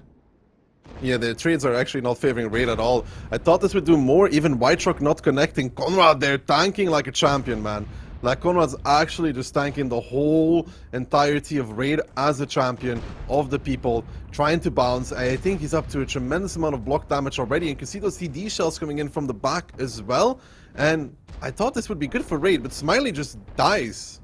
Yeah, Smiley just getting taken out of the picture, and that move with the 279s that we saw Storm pull off yesterday just completely not paying off. Ali in the mouse already in the city getting pushed as well, down to 1800 from what was well over 3k, so that's not really looking good as well. Now the VK72 taking another shot to the face. The HP not too bad yet, because on Ensk normally the teams do start with like over 40,000 at times, but the trades are still not going in Raid's favor. That push that we saw through the 7 line, I would call it a Storm push, I guess, just not working out. White Rock, the next one on the chopping block, the next one to die. Yeah, and then they're trying to chip Kubash down with HG in the meantime, because he's down to 211. Orchek now pushing across, Tsek pushing across, and there really isn't any cover and left for this mouse here of Ali. Like, that mouse, I don't know what he's supposed to achieve, but it's not looking good for Raid. Down 5,000 HP, down guns as well. Losing the mouse here in a second.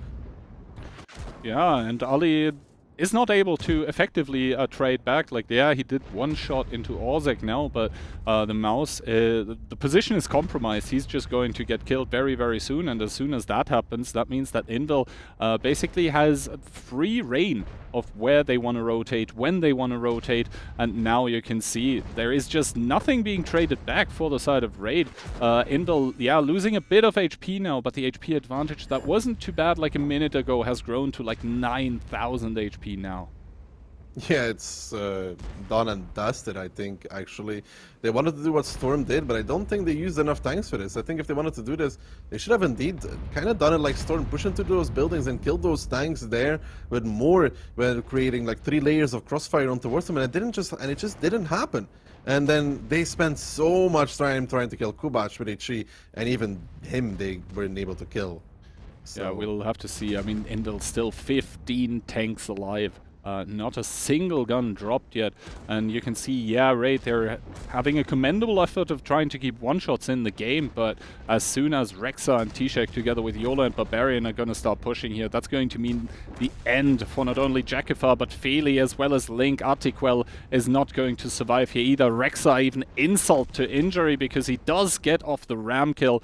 And this in turn means that Raid, yes, they did have a very, very good showing on Fisherman's Bay, but in the end, this defense here on Ensk just wasn't it. Invil still 15 tanks alive. Are they going to do the clean sweep here? 15-0 as only Artiquel alive here for the team of Raid. And yes, indeed, 15-0, the final scoreline. So Invil in the tiebreaker, just victorious here. Yes, they did have some difficulties throughout the match, but they did have a very good clip. And this this Ensk attack, I mean, it looked like they were defending, to be honest, because Raid was the more active team. But Raid just, I guess, baiting themselves. I think if Raid wants to do this, they have to be way more proactive. But they did it with 3. They need almost all of their actual combat tanks to do it and clean that corner, and then they can play from it afterwards. Because like this, Conrad was able to sit and face straight on. You want to create angles on his turret, so they had nobody like coming through the 8 line, for example, to create like a side angle onto the turret. They only had one angle because the guys from 0 line couldn't even peek because there was always the TDs on A4 and A5 shooting them, which I think Monster was one of them, and he should have a lot of damage in this as well. Let's see first of all what Conrad's blocking damage is. 5,150. And then you should also check Kubash's shells received. Kubash, he received 22 hits, 14 non-pens, so also almost 4k blocked. But yeah, in the end, I think obviously the analysts can expand on this a little. I think what was baiting Raid into this repush was that there was so many TDs by the side of Invil, right? So they weren't really going to be a factor in that push through the 7 line because they were on other rails, and then they probably thought they can isolate the tanks from Invil on the field, but they just didn't get the angles. And this in turn just meant that, well, we did see a 15-0 scoreline here in the tiebreaker. So Invil is going to put themselves up into that grand final, and Raid, they're going and dropping down into the lower bracket final. That means they will be waiting for the winner of the upcoming match. But I think for the time being, after 7 games, we've earned ourselves a bit of a breather. So let's head over to the analysts and see what they have to say about it. Well, yes, thanks a lot, guys, for the first match of the day. And Toxic, what a close match to start with. Yeah, what a match that was. Invil starting off very strong on Cliff, going 2-0. Then Raid, I think, taking the first match on Prokhorovka for the 2-1. And then just going ham on Fisherman, going to the 3-3 all the way to the tiebreaker, where Invil then finally managed to show their convincing strength, winning 15-0. I mean, I think that Ensk is a good map for Invil, especially when they had the choice to pick the attack, which we know base 1 being the better side on that map. Much easier to play, even though that's the attack. But also Daki mentioned it, that that was not the Invil we're used to on Fisherman's Bay. I expected much more from them, because I think they were better in the past without Barbarian. On the top of it, they had a convincing and dominating Cliff to start with. They were basically countering what Raid did twice on opening, so good stuff from them. It was hard, it was painful, but they are moving to the big finals, and now we'll have to take care of the losers bracket with the second match of the day stacked against Yak Banter. Yeah, let's have a quick look at the bracket. Invil, as you already mentioned, moving on to the grand final. Raid getting their slot in the losers final, having still got their chance on getting into that match 8 to show once again versus Invil what they can do. And before that, we will see Stack D versus Yak Banter, both of them showing very strong performances yesterday, battling it out to decide who gets to play Raid in the match 7 in the lower brackets final. I mean, we're pretty getting used to that. The last time Invil had a tiebreaker against Yak Banter in the match number 5, the final of the upper bracket. But Toxic, I think the replays are ready and we can already take a look on the first map, which was a Cliff, as we mentioned, dominating for Invil. And in that replay, you can see the double 50B getting the damage done, the CS is going up, and in return, Invil not taking too much. Yeah, we can instantly see Raid taking so much damage, bringing down 4000 HP after not even 50 seconds into the match. This might be already game over for them if they don't retake the hill. Oh, it was definitely game over, especially with Anes playing very poorly today. We're not used to that. He's known as a pretty decent EBR player, but today was definitely not his day. He will have some time to rest to get better for the next matches, because that was definitely not good. Pushing on his own there with the EBR, donating one more tanks to Invil. And you could see at the end, desperate push tried by Raid, but that was over. Invil had all the positions of the Dawn at the hill, the middle. Good stuff from Invil.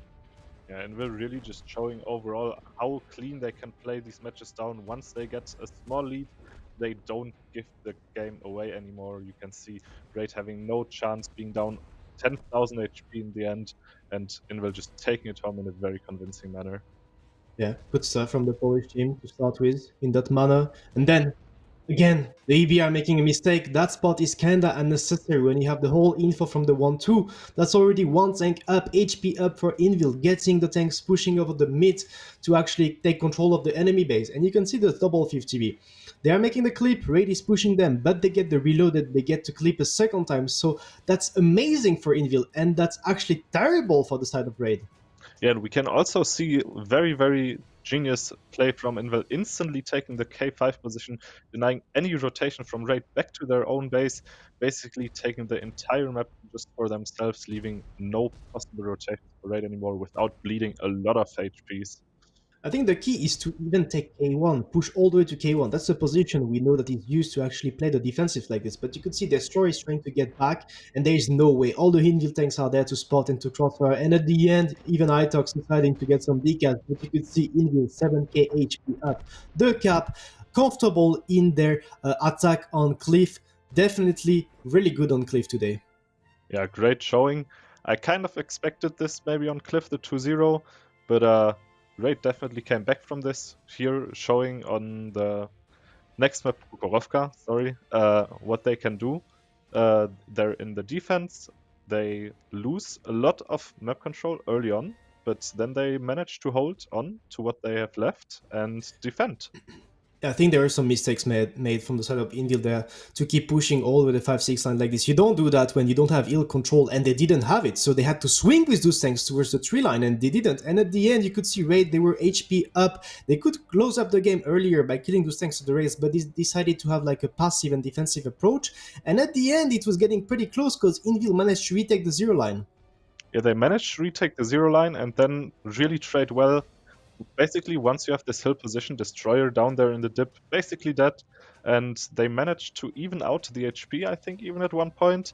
But from that on, what do you do versus this massive hill control that Raid still has? They had so many tanks there, and you can't get more tanks across without losing HP. I think Toxic here is the big mistake from Mentus. He's been playing pretty decent so far, but that was like a huge mistake from him going down from full HP. Also, Rexal taking some shots on the cross, so Raid actually holding strong on their defense. There were only 3 minutes left, so there was the need for Invil to make a play. But next up, they were on the defense, and you could see that Raid was very hesitating and that Invil had probably the confidence to play that round.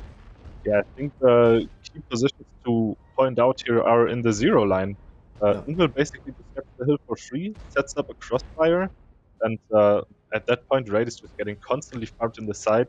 Yes, they do have the 1-1B at H1 putting in shots, but realistically, he has way less DPM than the 3 tanks that Invil have on the hill, which just put in so much work.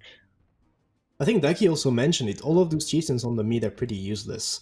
They're getting just bullied by 279's overpicking, and then you could see Raid try to rotate to regain the 0 line control, and that was the trigger point for Invil to actually overpush the middle, using those 279 armor, overpicking and getting the kills done. Good stuff from Invil. Again, once more convincing run from them. Yeah, maybe left the tanks on the hill here for a second too long. They get caught off guard from the Raid tanks, but at that point, does it really matter? You kill all the Raid tanks in the middle, you get the 1-1B on the 1 line with the 260, and it's just done. And next up, Raid was on the defense on Fisherman's, and to be fair, I've already seen that sort of tactic played by Mercy on the RU cluster. It was a bit of a copy-pasta from Raid, and it seemed to work because they actually took the victory on it, even though it was really close. They made the right decision to actually go aggressive on those 279s to take the kill, and later on, Invil made that repush over the A line. Yeah, they repushed to try and get back the map control all the way towards A3, We can see near you later on. I think Ducky mentioned it during the cast already, Ooh. losing a lot of HP for a greedy overpeak. But in general, they take the positions. They lose some HP for it, but I think it's still a fine move from Invil at this point. That was horrible from the side of NearU, dropping to one shot for one shot of damage. And we said it also, Invil, they could have basically capped the base at the north. At B5, get the EBR, get the shield down by 279 later on when it would get closer by time, and instead they went for that south 3 push. But you could see Raid was ready for that. They had a pretty decent split, a 50-50-ish, and they held strong, good stuff from Raid, taking the victory. And it was then still match point for Invil, but Raid was a convincing one-line push. Yeah, Raid definitely not taking much bite on the mental strain. They just show what they can do, push out the one line, and just focus out the tanks one by one. Yeah. All fine. That was good. That was good because that's pretty much countering what Invil is doing. They're getting the control of the one line all the way to D1. They're getting a free kill, and later on they can actually rotate some tanks, try to get some control over the mid. As you could see, the repush from Invil in the one line, but they still have enough tanks behind to actually cover that. In return, they're winning the mid. So they only need to win the mid, hold the 1-2, win the city next, and they're doing good. That's exactly what they did. So good stuff from Raid in attack. Yeah, and you can see in the end, even the 1-2 line was won by Raid, so it's basically just a matter of cleaning up in the end. And from what Raid showed today, they are more than capable of playing down the matches in the end very cleanly. Yeah, there were a lot of mistakes made by both those teams, and that was a bit upsetting that they got counted on cliff straight 0-2 down. But at the end, Toxic Ensk. Ensk is a map where we know Invil is pretty solid, and they had the upper base, the attack, the base one, which is considered much better. So it was pretty hard for Raid. They tried to make some push happen over the 7 line, but Invil, they were holding strong, the exact amount of tank needed in the city to push, the exact positioning needed to actually hold that push at the green. So good stuff from Invil, very convincing victory in the tiebreaker. Yeah, I mean, Raid stood no chance in this match. We saw it in the end. It was a 15-0. Can't get any more convincing than that. Invil maybe even giving Raid a small hint. Yay, this is what you will expect if you meet us again in the grand final. Definitely, definitely. So good stuff from Invil. It was hard. It was a tiebreaker at the end of the day, but we know that that's usually happening for them when they play that upper bracket finals. It's never an easy match for them. Sometimes it's easier in the grand finals. It's a 4-3 victory over Raid that we will see later on facing the champion of the next match, the team that is going to win between Stacked and Yak Banter. And about that match, Toxic, I guess that's enough from us, and we need to hear what our amazing casters have to say to introduce it. Let's jump to the caster desk. Hello there, and welcome back. And as you can see, I have stepped up my addressing game as well.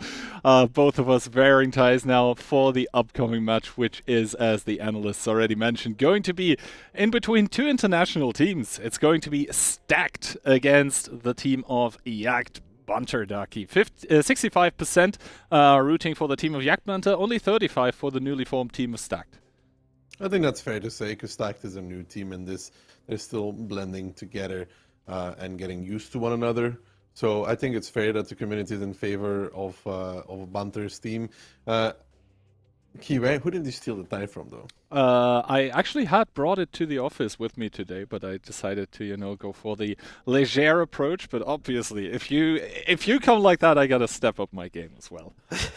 Also, I actually have a small stash of like ties and bow ties, and also a shirt in the office, just in case something gets dirty that I can quickly change because I can't go home in between the breaks. Yeah, very smart, Kihan. I'll make a game out of it, of showing up at a tie one day and showing up another time without. Maybe even between matches, switching it around so you're either underdressed or overdressed. Oh, so you're gonna be like Ronaldo, in the breaks, just have your hair redone, redressed. Exactly. Okay. So Stacked coming in, they are under their captain OP Hacker over from the NA server. He's bringing with him Chase and Muscles, so 3 Legios from the NA server in this team of Stacked.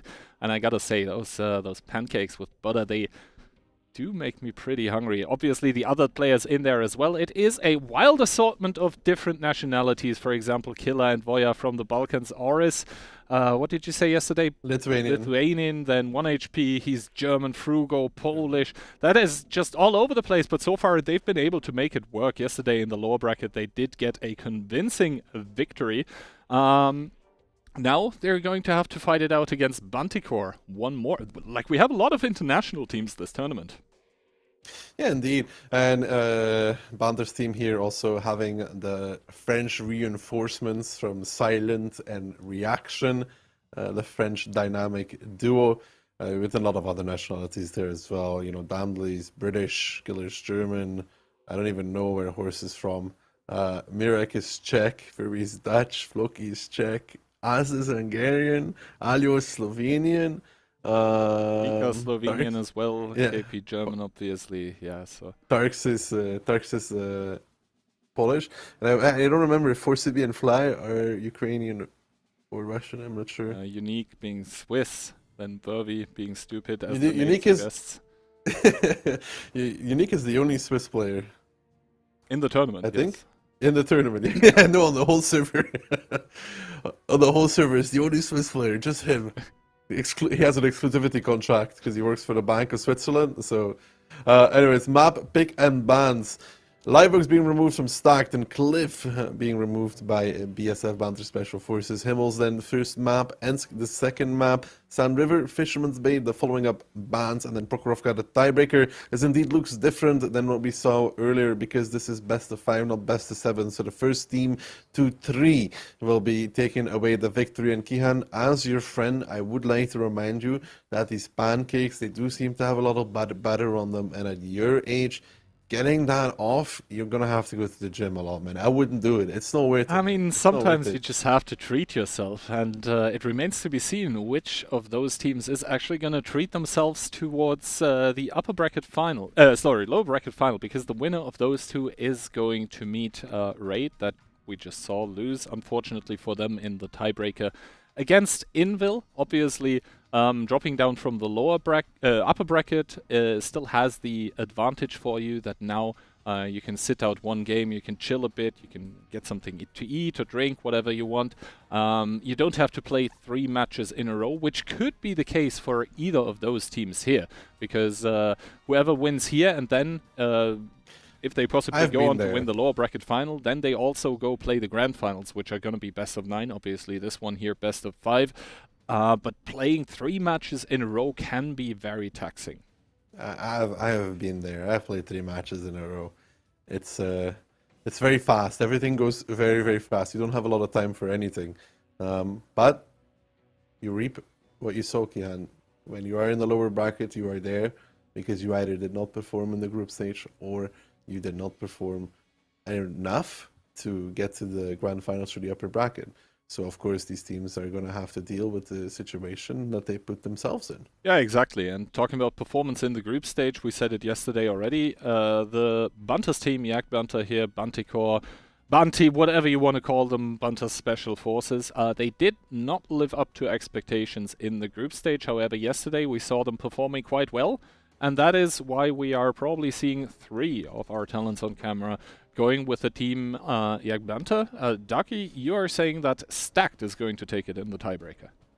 I think this could be more evenly matched than either of you 3 other people think, to be honest.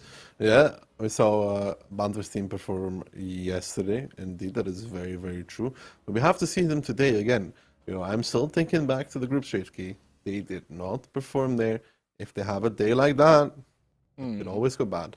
The thing being that both of the teams that we see here actually did not do as well in the group stage, but they did perform yesterday where they managed. And I think this is the first time that we have both teams from the lower bracket going into the match. But it's also the first time that we have. Yep, AMX M4 MLE 54 is being picked. So obviously, since the buff, that tank has been in its best form ever, obviously, and we'll have to see how those 2 tanks are going to perform. Obviously, the tank does have, for the viewers that are not familiar with it, pretty low pen, I believe, even below 300, 296. 296 AP. But that's obviously 560 alpha, 10 seconds reload. That thing is a monster, and obviously because it's so tall, it actually has a decent time when you're very close to the enemy 279s, because it's going to be shooting down onto the upper plate. That being said, 8-line push, 2-line push, 3-line push, all at the same time coming out by the team of Yak Banter, but Stacked is actually stacked on that 1-2 line. They are very happy to receive this, but I think John should be running. John should indeed be running. He needs a siesta. Already getting pushed. Lip missing the shot, though. John, I think, now realizes that he is in trouble. Immediately Stacked now reinforcing towards the 3-line. Neither of these teams have anybody on the hill whatsoever. And it almost feels like Stacked right now is being pushed into a camp more than anything else. John down to a 1-shot, down and out of the game. It's going to be Borna to pick him up. And now we see Yak Banter with that aggression through the 3-line. Mercedes being cleared here currently by the team of Stacked. And the hurt is currently on Stacked. They are receiving the push, but they're not receiving it well. Yeah, well, Stacked is cleaning out 1-2 in the meantime, but this allows Banter's team to make a little rotation here. Unique Pika Fluky. They realize everybody has left. This opens up Frugo and Muscles to these guns. You can see immediately Frugo readjusting towards this, but everywhere Stacked peaks right now, there is an angled up to 7-9. Banter's team has done an incredible job here at putting them in these locked positions that there is no escape from. It's like currently they're rats stuck, and they might be drowning very soon. No hill whatsoever from both these teams, which is really the crazy thing. And Silent here is going to be winning this 1v1 overtime. It might take a while, but he should win it. And what does Snag do from this position? They're down a gun, they're down HP, and they're definitely down positions. Yeah, I mean, currently just trades going on all over the place. Yak Banter, obviously, with a better starting position because they're 6k up, and Frugo not entirely able to stay safe, apparently, on that 1-2 line. Yes, there is still chase on the 1-2 also with that E4. And now we actually see on the 2-line H2 position currently double 279 being pushed up to support. That is going to be Killer and one more guy who are trading it out with Unique currently. Unique with a good donation. I guess a lot of money in that Swiss bank that he's willing to give away here currently. But overall, the situation or the fact remains that now we are at 7,000 HP. So, yeah, Unique not trading well, but overall the Yak Banter team winning on trades as of now. Yeah, an OP hacker there seems to be donating a little bit as well. Gets back around that corner. A 2-line pressure, though, here by Killa, Kokos, and Moro trying to keep Frugo alive. Thing only hitting the gun here of Killer. That's a lot of alpha damage that's not connecting here right now. Unique with the Amarak down to 392 does get picked up by the 50B of Moro. He still has 2 more shots to go, and Stacked exploding out of their corner now. They are realizing that they cannot be just sitting ducks like this. They are coming. They have to overcome the HP disadvantage, but currently they are generating kills. They're generating kills, they're generating positions to take back on. But what does the team from Stack do from this point on, though? Because Silent still in 1-2. There is a 279 there over Neva together with 4CB. Banter reinforcing as well. And they have pushed out of their positions. But I think Banter here still in currently a fine position to deal with this. They're still up 7,000 HP. They even have Danley on the hill being able to overlook the position. Silent and Muscles here having a very fun time between one and another.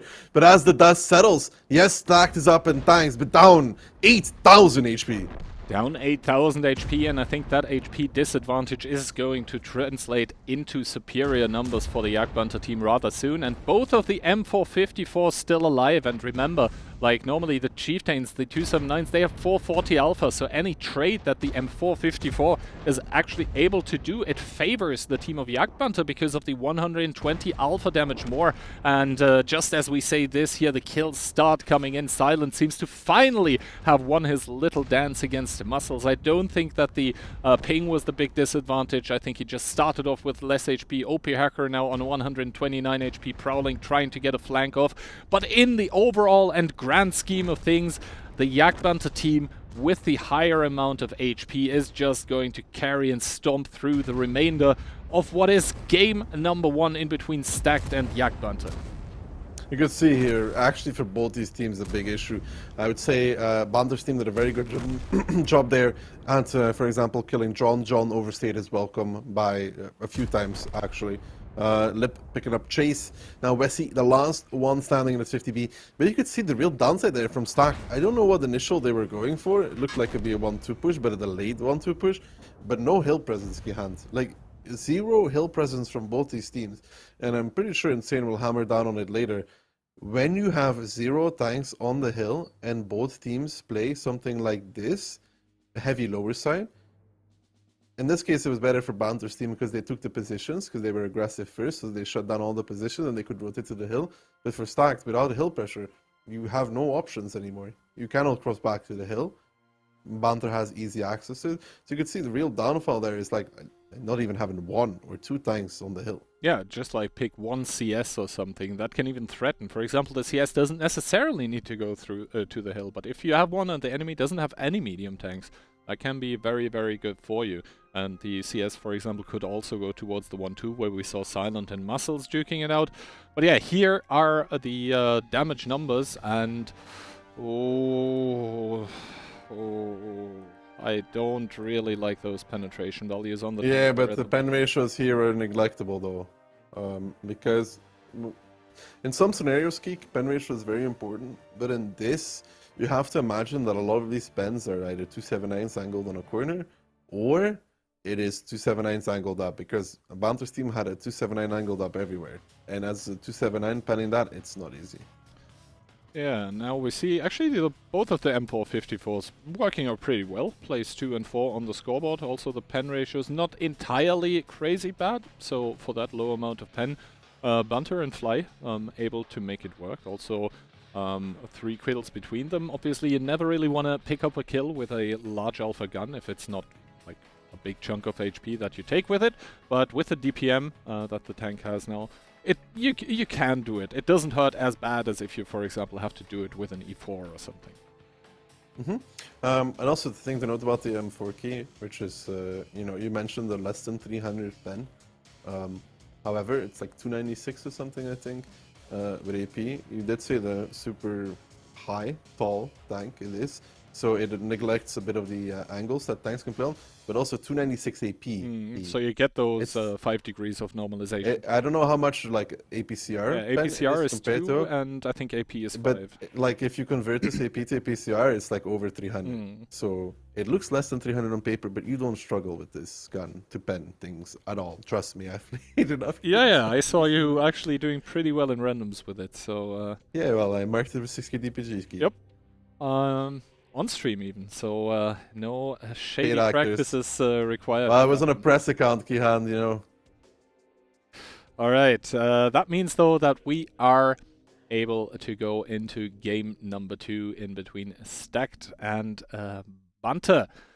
Stacked now going to bring Chase once again in that E4, or no, I think he was he in an E4? Anyway, no, he 1 was, E4, he triple was. Chief, triple 50B, rest 279s for Stacked. On the other side, Banter's team, double CS, an E4, 4 Chieftains, an AMX M4, double 50B, and the rest 279s, which is 5, which is a pretty low amount of 279s in this regard. We'll have to see how the M4 plays in this one, but Chase was indeed playing E4 before Kihan. Trust your memory, it's still working for like 2 more years. You really tried to hammer down on it, and you know who's also trying to hammer down on that 2 and 3 line? It's going to be Stacked rather soon. This looks like a delayed 2-3 push. Once again, Stacked not really sending anyone towards the hill. The same this time cannot be said about Yak Banter, however. They are sending a considerable amount of tanks there, as Kokos already took a huge chunk of punishment as he tried to go to that C3 window, and we see Vervi in the CS. Advancing on the other side, Unique taking a shot of damage, repairing his fuel tank. I agree with that decision, especially this on is the timing. Oh, second fuel tank, so he did avoid the fire. He did avoid the fire, that's indeed. The timing is here, by the way, Key. The timing, you know, the moment you're supposed to push. Yeah, that should be now. It's passed. Yeah, it has passed, indeed. It has passed because now the 50Bs and stuff are ready on the hill to shoot the crossing, which can be detrimental here. Normally it's like 9:15 where you have to go. They're not on the hill yet, but they're not able to just go back either. Now, Justice for Leo trading it out, I guess, with Tarks here. And the hill has been taken by the tanks of Yak Banter, who will now be able to shoot down onto those tanks that are pushing in the 2 and 3 line as long as they are spotted. But they're unspotted. Now they're finally spotted again. Himmelsdorf, such a small map that it actually enables you to cover almost the entirety of it from the hill. There is some part of the 1 line that you cannot shoot. You will have to blind fire there because it's out of render. But that was a big amount of damage that especially OP Hacker took. Not nearly enough, though. Like, actually not even enough. You have double 50B and a lot of tanks aiming key. You need to delete one of the 279s. I would say, shooting-wise, this wasn't it from Banter's team. You have to kill one of them crossing, because now you start being in trouble. You're losing the lower side. 4CB and Lip are not the tanks you want in that cubby. It's the tanks like 279s that you want there. They're going to get pushed, they're going to get pressured on, and it will leave the team here from Banter to make a repush, which may not be favorable for them whatsoever. Now, Stacked already pushing tanks into that cap just to get pressure onto the team of Yak Banter. Actually, the people on the K line not really committing to it yet. It would only be Pika that could punish that cross as of now, plus possibly the CS from the hill. But as you mentioned, that E4, that AMX in that cubby, they're just getting pushed upon by triple 279. And yes, Frugo is down to 791, but I think 4CB just fired. And if all the 3 279s connect, then yes, exactly, he's not going to get off another shot. And that is a crucial position 1 for the team of Stacked. The only thing is here, you're very correct to mention that they didn't cross over to the cap. They really should have crossed over to the cap. There's nothing stopping them from this. And you put a lot of pressure on Banter's team. Auris is making a mistake on the 8 line. Rule number 1 of 8 line pressure is you do not pressure the 8 line. You never do this because here comes Banter's team onto Auris on that 8 line. Cap pressure will be put. We can see that 279 just exploding in a giant ball of fire. This is exactly why you don't do that. Luckily enough for them, they already picked up those 2 tanks in Mercedes, but you can see what this does to stack the HP. They're down on it now, but they have the cap, they have the positions. But Kihan, look in the north. Double CS going towards the cap, and there's nobody from Stack that can currently reset. Exactly, double CS and possibly the Chieftain of Banter could even go there, or Silent in the 50B approaching it as well. First of all, it is going to be Yak Banter who have to defend their own cap, though, as there is triple pressure on it right now, and the tanks that are peeking for it are going to be bleeding heavily. 18 seconds left, Moro even starting to make a cap shield in the 50B. And remember, all of the cap points are actually on the 279s and Chieftains behind him. 13 seconds. Remember, if both of the caps go through, this means the defender, aka Yak Banter, would win. They do have triple cap pressure as well. The caps now synced up, and now the decaps actually by the Yak Banter team. Yeah, the decaps by the Yak Banter team picking up some resets here and there. 4 seconds left to close out their cap, but I think Wessie is gonna make it in the nick of time in his 50B. There he goes, Wessie, that singular 50B, going back, getting those decaps together with a Chieftain player actually, who won the 1v1 against Banter, I think, will secure this round for Stacked here in that regard. And you gotta say though, Kihan, without that 150B of Wessie, I don't know if it was a personal choice or an SC choice to send him back, they would have lost this game. Yeah, exactly. Wessie turning out to be the MVP for Stacked this time. We'll see if another kill comes through here, but I don't think they're able to generate those to prolong the game. So it is indeed going to be Stacked equalizing the scoreline of a very, very close and very, very messy game. And I think Banter, the team of Banter, they could have positioned themselves better.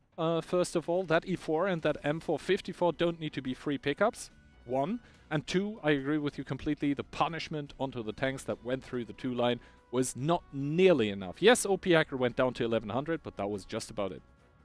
It was not enough. And also, then the analysts will hammer on it down later. There's this thing when you go heavy hill in terms of Banter's team. When you go heavy hill key, you're almost forced to continue pressuring through, because what happens is what Stack did, right? You lose the E4 and that AMX, and Stack was even really slow on the cap. Right, they were tremendously slow on the cap. We can agree on that. Yes. When you said it, they should have crossed already. Yeah, they should have not stopped at the corner. They should have just went. Yeah, there's no. Yes, you just go across. That's completely correct. And what happens then to Banter's team is that, you know how they got the double CS on the cap later on in the game?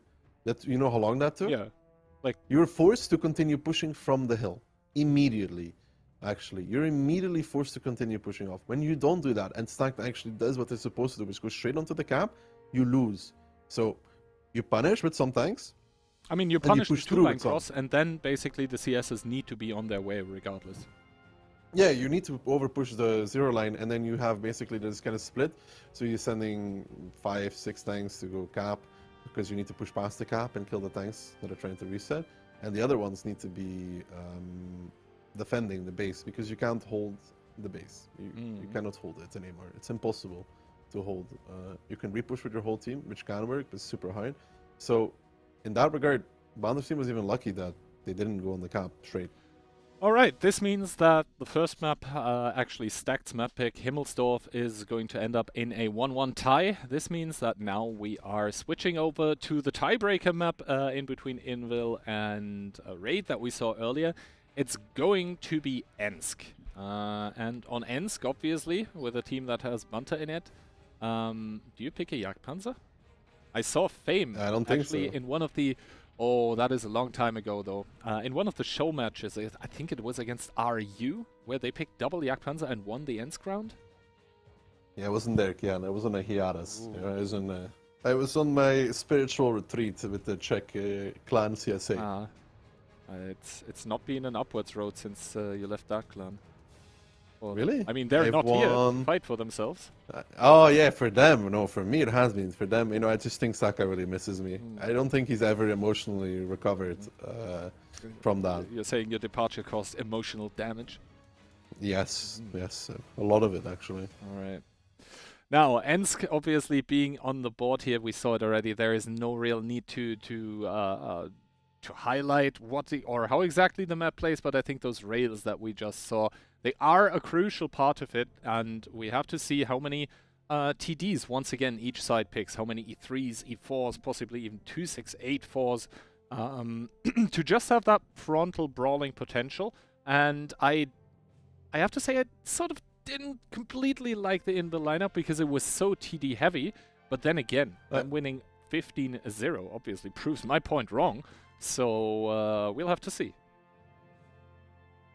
I think that Invil could have struggled there on that one, actually, because of that amount of TDs. But I don't think Banter's team is going to go for that many TDs. They don't seem to be that way, though. Okay, so Stack coming into this with 1 E4, triple E3, double 279, and that is going to be 9 chieftains. 9 chieftains to follow it up, but that's very chieftain heavy. That's kind of not meta on this map. Banter's team in return though, double E4, triple E3, 1 chieftain, 1 E100, and the rest 279s. So quite TD heavy. Yeah, exactly. One side bringing 4, the other one bringing 5 TDs. That is 9 in total. We'll have to see how much punishment actually gets done on the cross here. Kokos taking 841. Good roll by one of the E3s, I guess. But other than that, like, not that much damage taken, actually. No, pretty good trade for them here. Stacked is defending, of course, but pushing field with chieftains against 279s. Look at that. 1, 2, 3, 4, 5 chieftains are arriving in the 0 line right now. 279s, and now Stacked continuing pushing. Yeah, but look at the HP already, Key. Like, look what they're driving into. There's triple E3 on that corner now. Reaction, silent fury, dealing the damage. OP Hacker sending send back all the way to North America for that, as this push is not meta. This is not able to pull off anymore in this current version of Ensk. They do get a blow up, but what happens here is Justice and Killa are surrounded completely, and this is not it. This is definitely not it. That hurt even like it didn't even play in that push, and it just hurt watching that one. A second blow up onto one of the tanks by Yak Banter, but little is it gonna do to remedy the situation for Stacked. Yeah, currently Killa possibly about to die, does get picked up by Necromant Borna. Unique, the next one to pick up a kill. It's going to be Muscles falling now. Moro and Frugo both on a one-shot. Unique, I think, even with the ram kill here. And yes, we see the deturreted 279s for the team of Yak Banter, but they are just in full-on assault on their defense here, just trying to push out the last remainders of the team of Stacked. Luca, 1 HP, he's getting set on fire, and that push, you said it, it just wasn't it. They even have the E100 there to receive, on top of the triple E3, just being able to farm that cross. This is a kind of an old strategy, right? I think, Key, one of the older strategies on this map to push field like that. But teams have learned how to set up for this, how to defend it. and deal with it. And you can just see the initial damage there was already in favor of Banter's team to begin with. They also had some good TD spawns, so I will say that much. Some good TD spawns because they were at the rails already and even in position. But this push with Chieftains, it's kind of telegraphed. You know, there's not that many things you can do with this lineup because they can't really play rails because they're gonna lose it. Yeah. And playing City with Chiefs, unlikely, very unlikely. So that leaves you with a field. And you're driving with 2.5 KHP Chieftains into 750 Alphas or 2.9 KHP 279s. And yeah, the thing is also that the E3s were just able to, I think, even get off 2 volleys onto the tanks that were crossing. So just brutal slaughter here. The team of Yak Banter able to read what Stacked was going to do and just utter domination, annihilation, you could even say. For the sake of the match, we have to hope that Stacked is going to be emotionally recovering from this one. Because remember, this is the best of 5, and it feels like we just started the match, but Himmelsdorf was fairly quick. This first round of Ensk was fairly quick. Point. No, indeed, exactly. Yak Banter needs 1 more point to put themselves up into the match against Raid. So Stacked, now or never is the time to shine. Yeah, I hope they have something else for this south side of Ensk. Cause I don't know, like it's hard. Like it doesn't give me much faith anymore when. Okay, so the reasoning behind it is pretty simple. When I see something like this from North, which is old meta and does not really work anymore whatsoever, it's not like updated to what the current standards of lineups are. They had a whole day to prepare for this, and they decided a field push from North was their best option.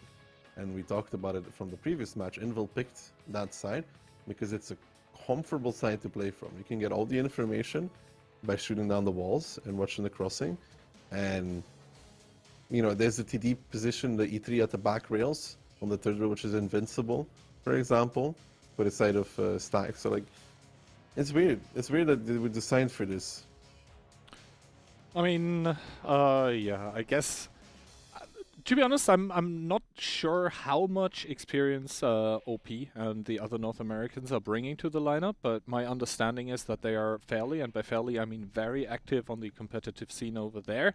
Obviously, that one's a bit smaller than the EU scene, but still, you have that experience and you also have that cool probably still there, that it needs to overcome those pressure situations, because let's be real, this is a pressure situation for Stacked here right now. They need to deliver, otherwise they are out. So for the sake of their team, I hope they're able to cope with this. Obviously, Manticore, they are a team that also has performed very, very well in the past tournaments. Would be kind of a little Cinderella story if they make it up to the grand final from coming from the lower bracket. I don't think we've ever seen that since we had the double elimination tournaments. That is all theory crafting. However, let's get down to some gameplay as Stacked is going to bring once again Chase in the E4, and then the lineup is summed up very easily: 14 279s. Yeah, that's an interesting amount of 279s. Yak Banter in return though. AMX M4, 1 Chief, 1 268, 4 E3s, 1 E4, and the rest being 279s. Like the Stacked lineup, it kind of telegraphs City at the very least. Yeah, I mean, there is going to be double 279, actually triple 279 getting sent through the 0 line, then 1 279 pushing up very aggressively through the 7 line, and then we have the E4 lingering at the back, and everyone else, that is, I guess, 10 tanks just pushing here. They are going to find Pika, first of all. He's in the window position, should be leaving this one rather soon, I guess. And oof, Stone directly taking one to the face from Worthy, down to 2.1k. Yeah, but right now, Banter's team needs to be careful with their field pressure, because they have 3 tanks there, and there is 3 tanks from Stack there as well. So that's even. Oh, Stone taking more punishment. Fly and Borna both able to get a shot into him. So that is a 279 in the city in a crucial position, immediately down to 1200. And this cross here is actually an interesting one. How much can it actually get punished by the team of Yak Banter? It seems like quite a lot. Oris down to 1k. Spieler also taking damage. Yes, they are going to be up close and personal against the E3s and E4s that are here now, but in comes the repush by Yak Banter. In comes the repush from Yak Banter. You can see this 279 getting punished left, right, and center. 4CB is the first one to fall, though, followed up quickly by 3 more tanks from Stacked, actually. And this push from Stacked, I'm not sure what it's meant to achieve, because right now it's achieving victory and domination for Banter forces as they're up 8,000 up in guns as well. They really need to make this consistent fire of those 279s work against this, and it's not looking that good so far. Yeah, I mean, Mirek does fall now here, but more guns have fallen for the side of the team in pink here. For the side of Stack, they already have lost 5 of their team here. Banter in the 2684 now down to 21 HP, needs to be careful. However, the same can be said for the captain of Stack, for OP Hacker. Also, he is on a one-shot, but the crossfire positions that the Yak Banter team has established seems to be just about enough to just completely wreck the team of Stacked here. Now you can see Fly already advancing into the third rail to battle it out with Frugo, the Polish player. Now Verby coming around. He's not going to miss that one, I don't think. Okay, he actually did. Ah, no. Never mind. Okay, he does pick it up. Oh, he doesn't. So, yeah. The team of Yak Banter seemed confused for a second what Stacked was doing, but that was, to be honest, because Stacked was doing something confusing. And Yak Banter, just by receiving that push well, holding their positions, repushing when it's needed, are able to secure the match for themselves. Final score is going to be 3-1 in between Yak Banter and Stacked. Yak Banter looking to put themselves up in the grand final, but there is one lingering enemy waiting there. It is going to be Raid, and I don't think it's going to be as easy against Stacked, because realistically that Ensk by Stacked looked horrible.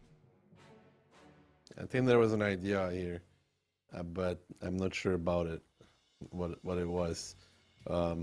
Usually when you play something like this, full city, I mean, well, it's too one-dimensional. Okay? Like, it's great, you pick a lot of 279s, it looks great on paper, but in reality, just picking one tank is not that good. The one thing I'd say for Stack there that was good in this regard is, first of all, they needed some E3s, at the very least. Second of all, Banter could have been in trouble with the fact that they only had 3 tanks on the field, key. Right? They only had 3 tanks on the field, and Stacked matched them there. Now, if Stacked was a bit better split, they could actually put some pressure on this lineup from Banter. But they went for this push. I think I understand why. They were hoping that there's a lot of tanks in like A2, A3, watching the push in the city, you know, like baiting with pushing up there. But all they did was just lose some tanks for free for those pushes up in the 1, 2, 3 lines. And then they want to overrun the TDs on the rails. But yeah. Yeah, I mean, both of us probably looking as shattered right now as the players from Stack probably feeling. That being said, obviously best of luck to the team of Yak Banter in the upcoming match that we're going to cover soon. First of all, though, let's see what our analysts have to say, namely about the Ensk rounds that we just saw.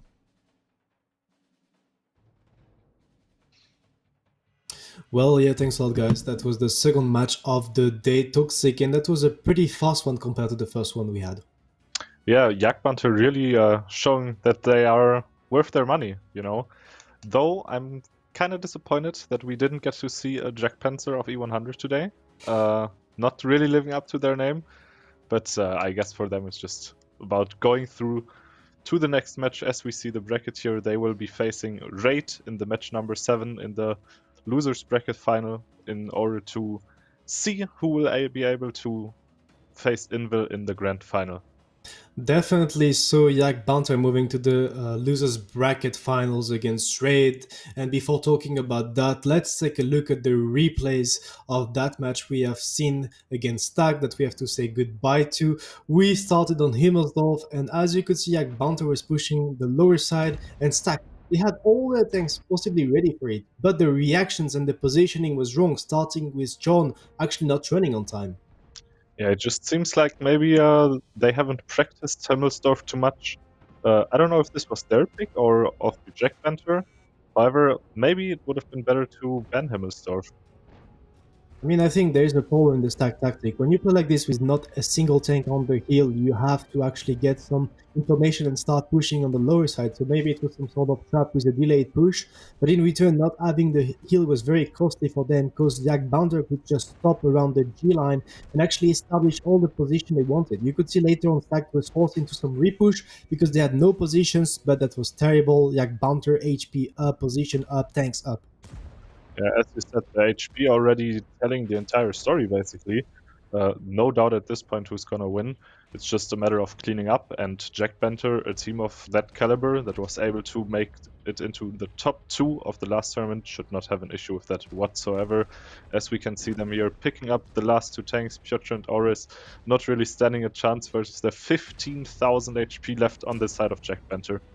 Yeah, the HPs are talking for themselves. Convincing and dominating round from the side of Yak Banter on their attack on Himmelsdorf. That was not the case on their defense though. I think we have to say that this time Stacked, same approach, very slow, making some sort of trap, trying to catch some lower side push. And Yak Banter, they had the free win there, I guess. But they have to be reactive for that. Either pushing the enemy base straight when Stacked is pushing themselves, either going back. And that was pretty sloppy, reaction-wise. Yeah, I think Ducky pointed this out earlier. If you go to the hill with such a heavy lineup as Yak Banter did, you really have to be fast in your reactions. And Yak Banter maybe just not delivering on that part. We can see them later on being very late to their own base.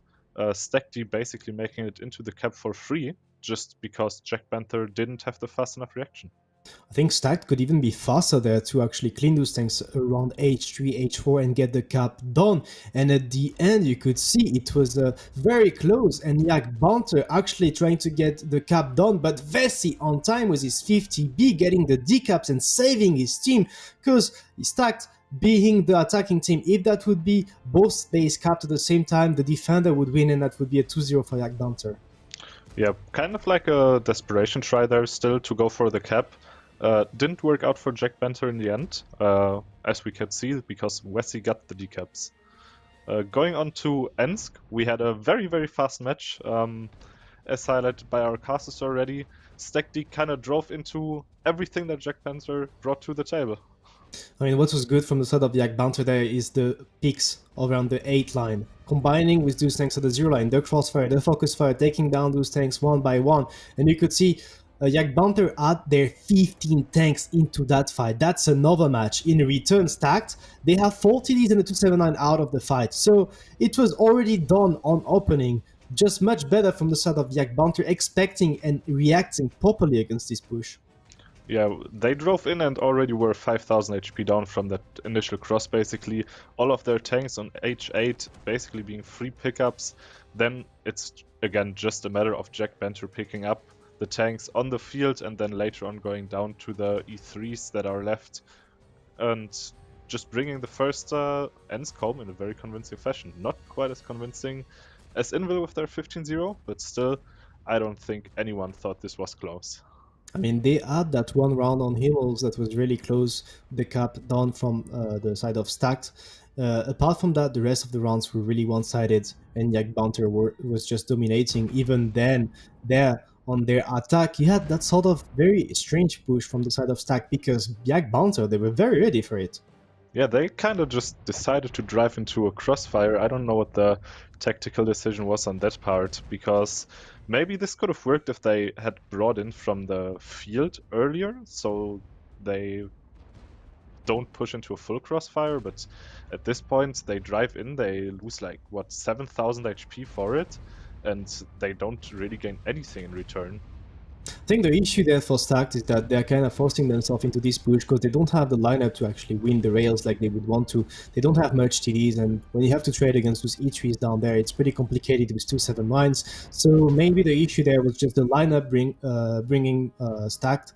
I think they could have maybe bring more TDs, try to contest more the rails, then get some progress over the green. In the meantime, holding the city, and then maybe get some crucial kills, winning the rails, advancing closer, and getting the kills done.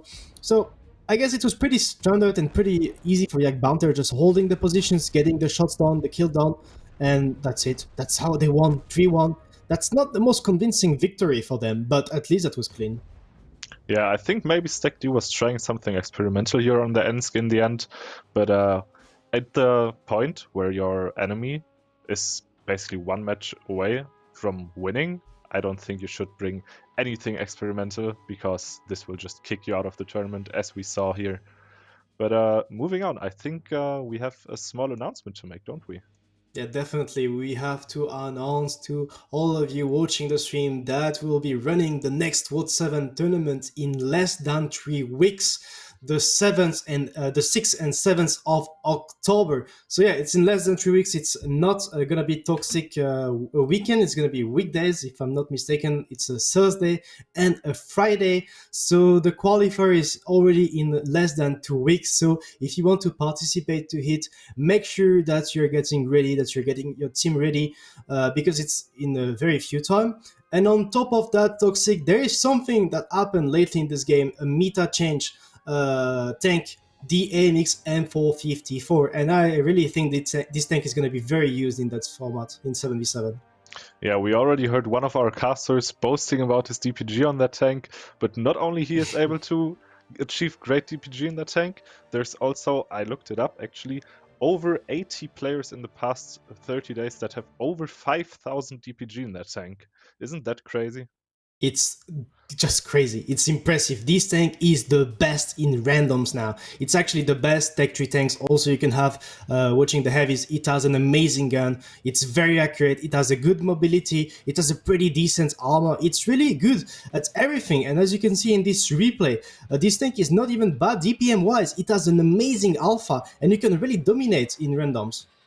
Yeah, I think this might actually be a very fair replacement to tanks like the 277, the IS-7, that were used for pushes before, and now you basically just have the better version here of the AMX with better DPM, better alpha, and also more bundled frontal armor, which makes it great for frontal pushes. I mean, it's maybe not as fast as an i7 and 277, but it has so much HP. The armor is just better.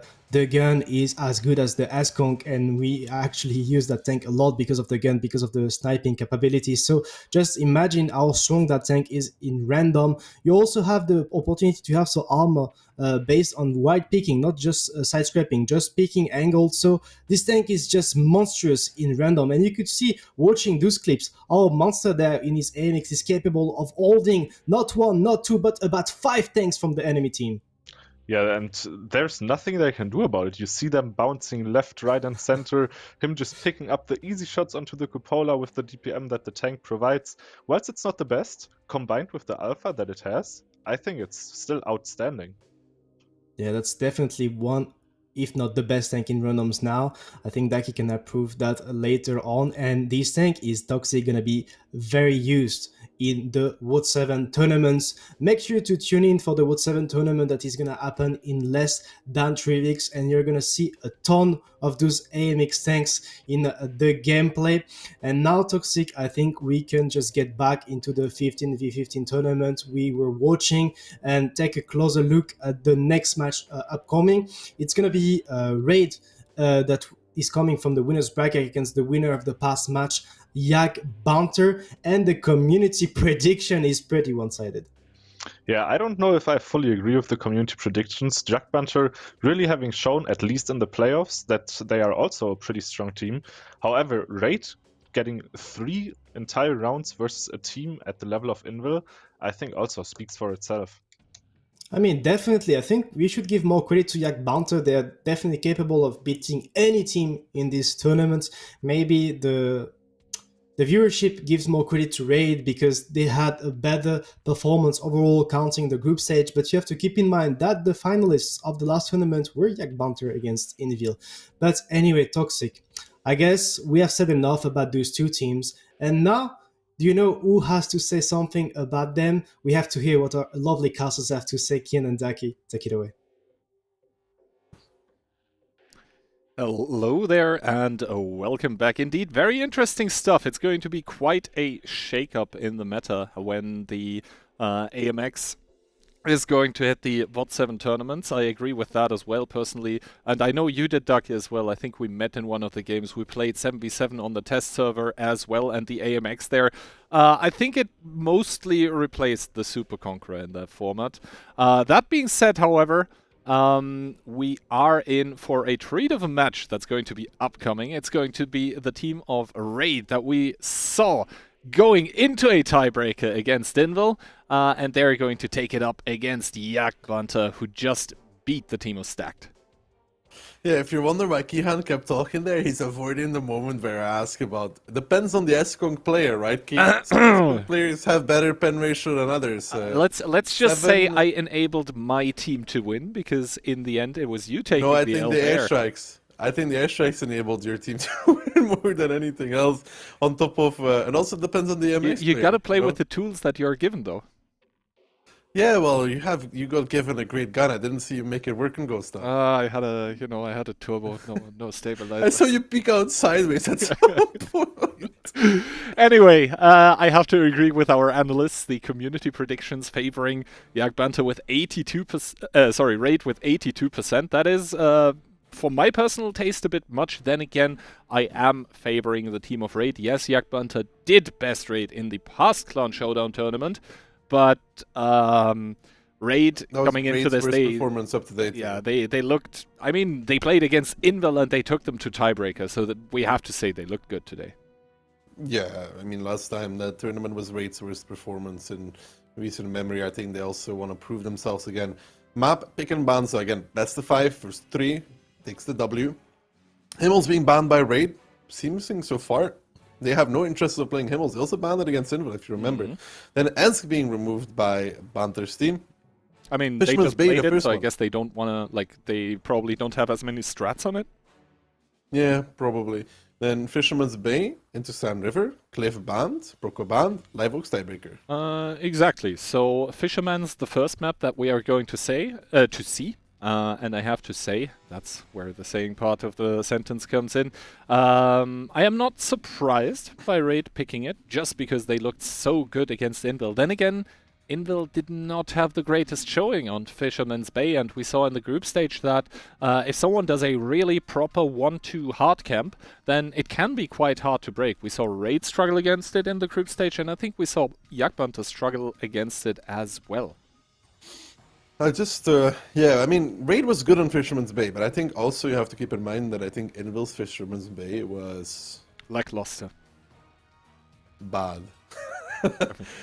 Whatever you want to call it, right? You're being nicer about it. It was not good, Key. Yeah. And I guess that opens up that additional layer of mind games, that when you saw a team already play on a map, and possibly when they bring the same lineup again, that obviously does not mean that they're necessarily going to be playing the same thing, right? Not only, we mentioned it earlier today, you should be, every time you load into battle, you should be adjusting your tactic according to the enemy lineup, like how the two teams stack up against each other tank-wise. So you shouldn't be sticking with the pre-made tactics. You should also have multiple approaches prepared. That is why we see lineups with mostly universal tanks being picked in a lot of tournaments, because you don't know prior to the countdown what you're actually going to be fighting against. So while it's impossible to prepare for everything, you have to prepare for the maximum amount of possibilities that is going to come against you. That sounded very complicated, Kihan. You lost me somewhere in the middle of that, talking about possibilities and lineups. It all goes over my head really quickly. You know, I'm just I just play randoms, you know what I mean? Oh, Like, you yeah. play randoms, you get good I don't defense even there. And I don't even know why I'm here, man. They just sent me an invite. I'm like, sure, I'll just say it. I'll pretend I know some things about the game. It's all good, man. Kian's been doing it for a while as well now, so how hard can it Okay. be? I guess good thing both of us clueless people are then being picked to actually present you the games. Now, for the upcoming one, what did you actually predict? Did you go with Banter or Raid. Raid? Raid. Okay. Right. The caster/analyst predictions are more split than the community predictions in that regard. I think, we'll see. And I'm pretty sure people predicted, I think Insane predicted Banter to win with Oh, I can actually take a quick look at the sheet here. And Toxic is saying Raid 3-2. I'm saying Raid 3-1. Insane is saying Yak Banter 3-2. And you are going also with a 3-1 for Raid. So Okay, actually that's 75-25%, so a bit in line with the community predictions then. No, I'm not sure where Insane gets his fate into Banter's team, but you know, I really listen. I'm gonna be honest. I'm a horrible person, Keith. I'm a horrible person. The only reason right now that I want Raid to win is because Jakifa has 3 silver fists. Oh. Now, if he goes to the grand finals and he takes another silver fist, that means that 4 times he's taken 2nd place. That's 4 L's, Kihan. He doesn't have a bronze fist, he doesn't have a gold fist, but he will have 4 silver fists. I think we should give him a special medal for that, to be honest. I mean, there is. I know that makes me a bad person, but you know. There is the possibility to 1, 2, and 3 mark the golden fists, but I am not aware of any plans currently to introduce that option for silver fists as well. So, I mean, you can be racking up all those fists as you want, but if you have 1, then basically you have the option to also display that in game, and that's sort of it. So yes, indeed, while obviously places 1 and 2 are the most juiciest for the players, because those also, besides bonds and gold, mean actual cash monetary rewards. So I guess he would be able to dry his tears with, you know, like the meme with a few, with a few banknotes, but obviously. That is personal preference, what you prefer, a bit of money or a 2nd fist to display, or getting memed for having then 4 silver fists. We are not there yet though. Where we are is actually in the match in between Raid and Yak Banter, and obviously we mentioned the predictions as well. Here they are already. 3 out of 4 people on the camera here, or in front of the camera, opting for the team of Raid, but we'll have to see, because in the past, Banter has shown that he can get inside Smiley's head when it comes to some of the strategies, that he can get inside the head of the entire Raid team, and that they are able to actually beat the team of Raid. So now, I guess we lift the curtains for the 2nd last match of the day. It is going to be the lower bracket final in between Raid and Yak Banter. Raid bringing an EBR, an E4, an E3, 4 Chieftains, and the rest is 8-2-7-9s. Yak Banter, on the other hand, do not like the Chieftain anymore. They like double 1-1B with that disgusting heat pen. Also no losing pen over distance, and the Yak Banter with the 420 heat pen, following it up with an EBR, and the rest being 2-7-9s. Exactly, so the team of Yak Banter bringing the 3rd Yak Panzer of the entire tournament here. The first time they tried it with Yak Panzers on Prokhorovka defense, it did not work out for them. They just got completely stopped dead in their tracks by the team of Storm. We'll have to see how this one works out now. Hannes and 4CB exchanging spots, and also Hannes with a good shot apparently into the EBR of the team in pink. I always dislike this start. That Banter sometimes does in advances as well. It's like, really, you sit on the A line and you try and snipe off an EBR, but it immediately removes any aggressive plays whatsoever.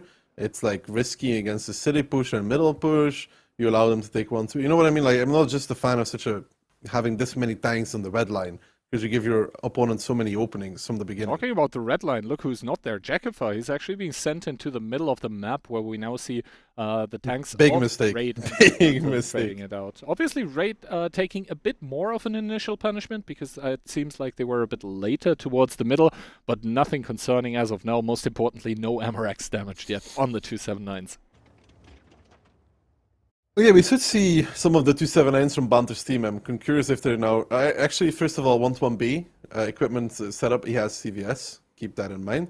I wonder if Banter's 279s are using the setup with config now or without, actually, because Banter is a non-believer That's in an config. interesting position by the E4 near you already, with a double push on towards the 1-2 line, and even angled up 279s.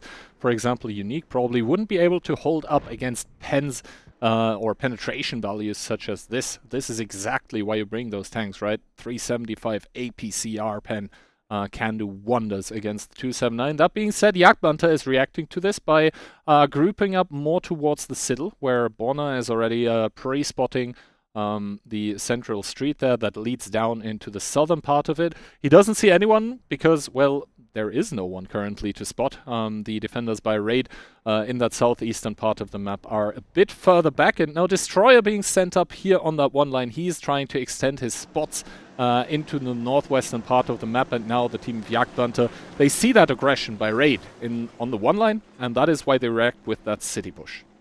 Yeah, but look in return, Danley spotted, Very spotted, Pika spotted, Tyrion spotted, 121B spotted, and Alio spotted. This is info gained because of Hannes's bush there. They have still a nasty crossfire there between their guns, and Raid reacting to this by immediately pushing out the 1-2-2 lines, immediately going onto Unique and then Mirek.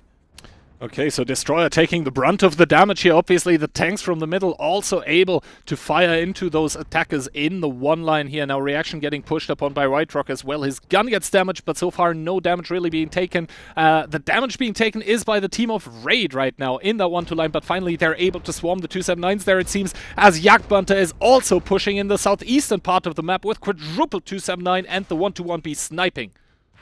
Yeah, but Unique in the meantime going on an adventure wants to pick up Destroyer. Destroyer misses his shot. Can Unique close it out? That is a kill. That is important. Unique bouncing though. It looks like to be that Yak Banter E100 doing the big damage on towards Itox there in his 279. White Rock now peeking out, wants to close out the kill. They get Reaction out of the fight. Now Jakafa and Timmy, they need support from White Rock, but all this time that 1-1B and that Yak Banter from behind are having a great time, are able to put the damage out, and Banter here probably pretty content right now what's happening. They're picking up Attila, they're gonna get Alex as well. Ali is next, and middle, I don't think it's being won by Raid right now. Oh, the middle not being won by Raid here currently, as Jakafa is ammo-wrecked. He's taking shots by the 1-2-1B in his side, or rather in his back. The Yak Banter is probably gonna reload soon. Banter shuts Jakafa down, while Dandliboy kills Ali. That is the E3 in the south part of the map, already gone. I don't know why Alexandros in his 279 manages to survive there, for the point being that shuts me up. Pika picks him up, and now the team of Raid actually not really looking good. They're trying to overpush the A-line. Yeah, and Banter getting another kill there on one of the chieftains. He's gonna get over pushed, but I think this Yak Banter actually paid the dividend in this battle. You can see even Baron getting rammed, Banter blocking with his tank, and Baron realizes he is not escaping out of this one, as it never picks it up. Ricochet here needs to pick up Banter, but it's 4 tanks left standing. It's all over. It indeed is all over, as the team of Yak Banter, with all of those snipers on the red line aiding the 279s in the middle, together with that southeastern push, are able to make it work, because that bleed on the one line, while Raid was pushing there, they were just taking so much damage. And yes, Unique missed the pickup onto Destroyer, but that's not gonna matter, as Raid now only with 2 tanks remaining. Feely getting set on fire at the end of this, and now near you in the E4 in that southwestern corner. Yeah, he's not going to have a good time against, how many is that? 10 enemy tanks still alive. Yeah, the issue here for Raid is not reinforcing that 9-0 line position. I mean, Nier's not going to bounce this in any world, but not reinforcing that 9-0 line after taking a 1-2 line key, it is detrimental for their efforts here.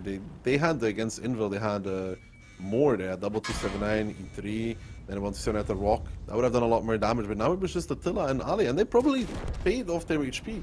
It's the 1-2 line push and the middle push that was very costly for Raid. Exactly. Now I am very intrigued to see how much damage the 1-2-1B in the A6 position actually did, because he, as well as the Yak Banter, were continuously able to support the 279s in the middle, right? Raid was attacking there with superior numbers, but little did it matter because the support coming from that red line was just brutal. And yes, you mentioned the pen of the 121B, 350. That is disgusting, but it's nothing compared to the 420. If you just peek with any part of your tank as a 279, it's just gonna, you know, burn right through it. So we'll have to take a look at the damage numbers now. And yeah, indeed, Lip at the top of the board. He was the, I think he was the 121B at the red line there beside Banter. So good stuff from him. Banter 643, but I guess there must be a blow up because he does have 2 kills and 3.5k damage with 3 pens only. Well, he only has to high roll a little bit, Key. High rolled a little bit, but with 2 kills, I think a blow up is very likely. Because remember, with big caliber comes big module damage. But yeah, overall here, Banter realizing and actually doing a good thing.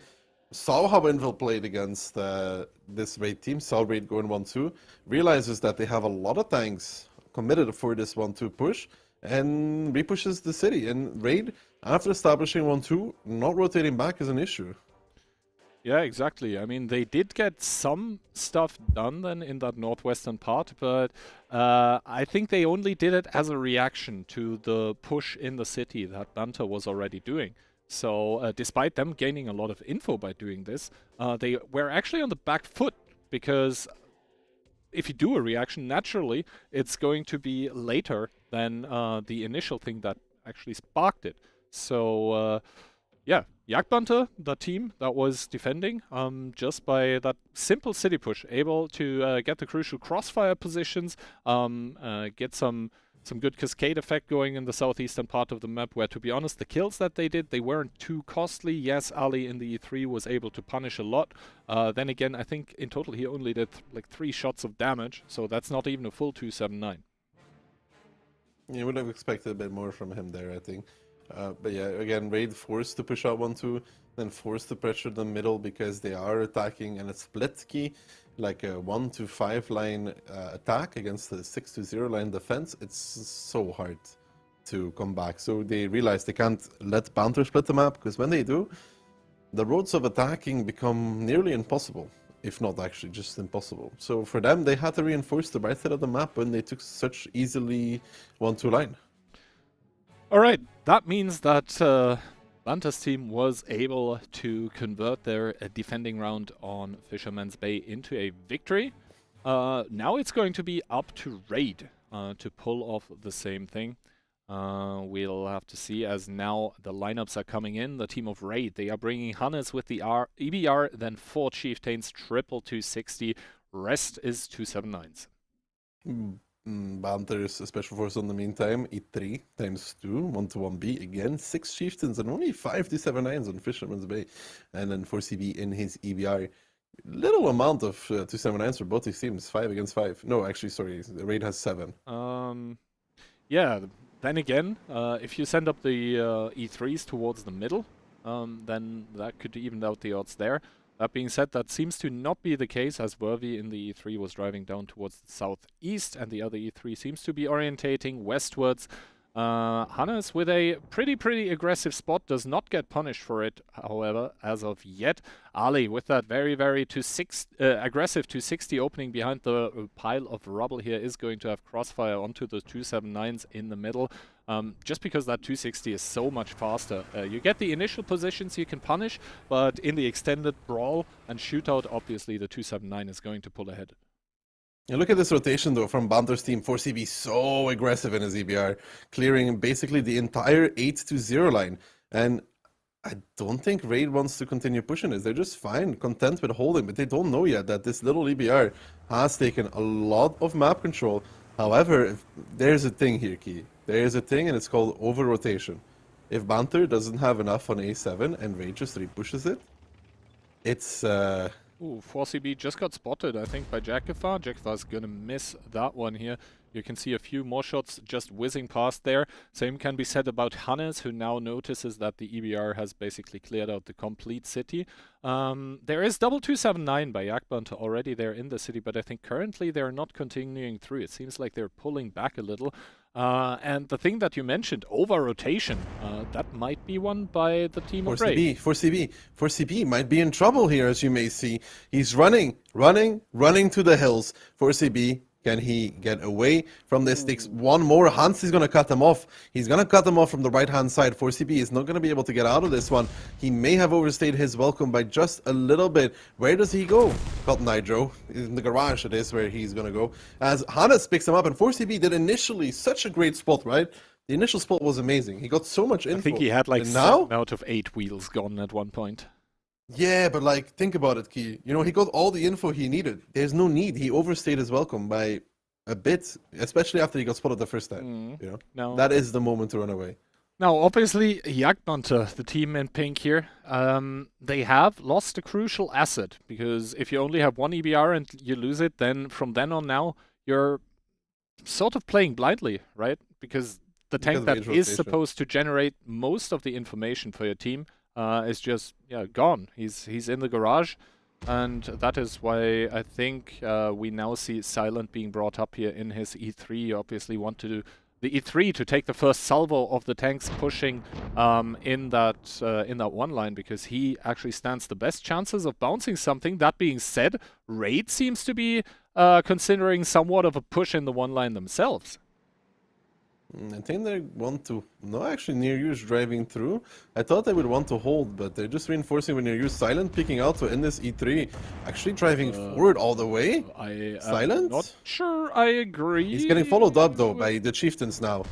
Like, yeah, he's going to get into a hold down, but at what cost? Is it going to be the cost of his life? Down to 617. Now Dandley and Mirek poking from the back, trying to sort of support Silent, but he is playing against double 260 there, and the 260 with the heat pen is actually going to be able to,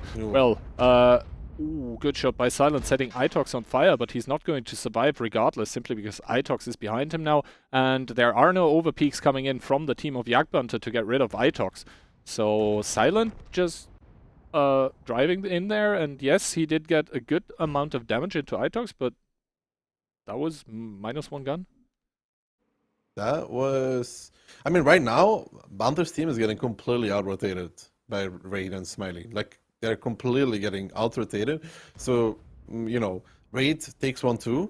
They realize that Banter is rotating, which is a really good call, right? If you think about it. They realize that Raid is going to be... that Banter is going to reinforce 1-2, because they saw what happened to Invil, right?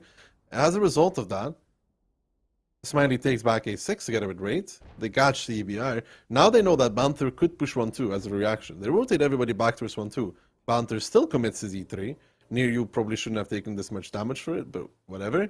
So they kill the E3. Now, they have the EBR spotting city. I think they're making a bit of an over-rotation here if you're Raid, because you have early beacon info from the EBR.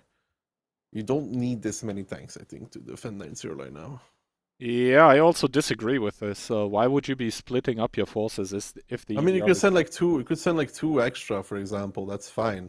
But they're sending more than just 2. They're sending the 1, 2, 3. They're sending the hit squad. Yeah, they're sending Jakifa, Feli, Baron, and also Artiquel. So they are not looking to stop here. They are, I think, considered. There is one more 279 and another Chieftain being pushed. So I think they are considering a city push.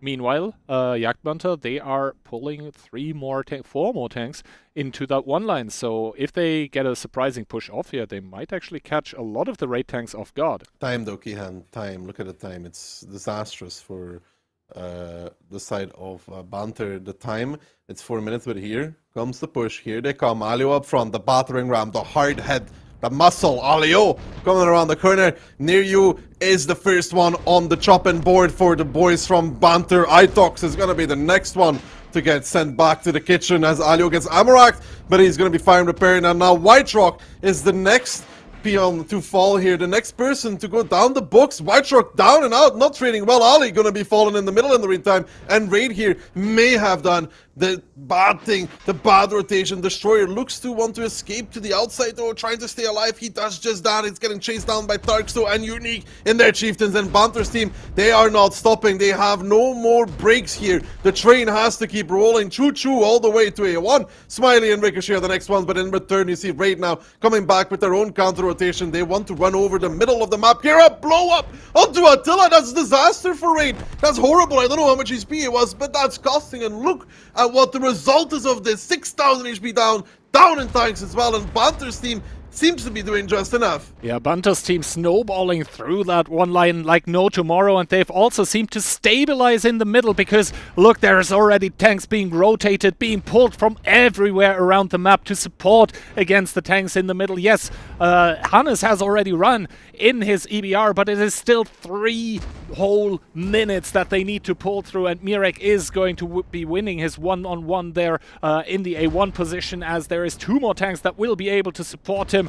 And now in that middle also the superior numbers, the superior HP, the superior guns of Yak Banter are starting to show. They're looking to put themselves on a match point immediately on the map where Raid was able to completely school Invil. Now it's the team of Yak Banter showing how it's done. Justus down to a one-shot is probably gonna fall soon. And Yakify, yes, he did save a lot of his HP to the end game, but it's not going to help. There is no Kolobanovs to be had here. No Kolobanos for Hannes, as Raid actually outplayed himself. Like, they fully outplayed himself in this battle. They did so well with the first few rotations, but the last rotation there, leaving 1-2 line, it was all over. If Raid did not rotate more than like 2 guys towards A6, it's all over because Banter's team can never continue down 1-2 line. They can never make it, and Hannes is choosing the 3-day vacation, which is fine for me. We'll be submitting a report for that later. It's going to be Banter to put himself... Banter puts himself on match point, man. Raid, you said it, they completely outplayed themselves. They had all the cards in their hand, all the trump cards in their hand, and they could have had the potential for a huge, humongous game, but in the end it's going to be Banticore by just being a little later on the rotation and then just pulling and committing to that push. I'm not sure if Silent was like the plan all along to suicide him there so they get overconfident and over-rotate.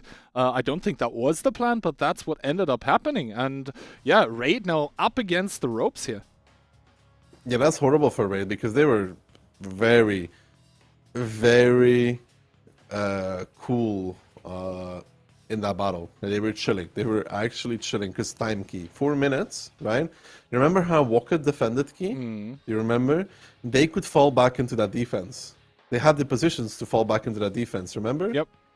They could fall back into a defense like that, and there's nothing that Banter could do about it. They could reinforce 1-2 line with more tanks, pull back the guys from the right side, because it was 4 minutes and 30 seconds, I think, when they pushed key.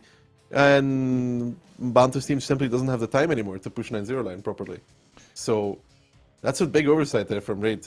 Exactly, big oversight by Raid, possibly by Smiley, who called to do the rotation. Also, Hannes was spotting the city completely. I don't know why you would split up your forces like that. I'm sure there was some kind of thought behind it, but I mean, we are the all-knowing observers. We see everything, so it's very easy for us to criticize it. But it was, in the end, quite objectively the wrong decision. It ended up losing then the game. And now Yak Banter is on their own map pick of Sand River, going to be trying to throw a Raid out of the tournament. Yeah, I mean, we can say that we're the all-knowing observers, but in this game, if you're the FC key, even you could realize the time is running really low. Like really, really low.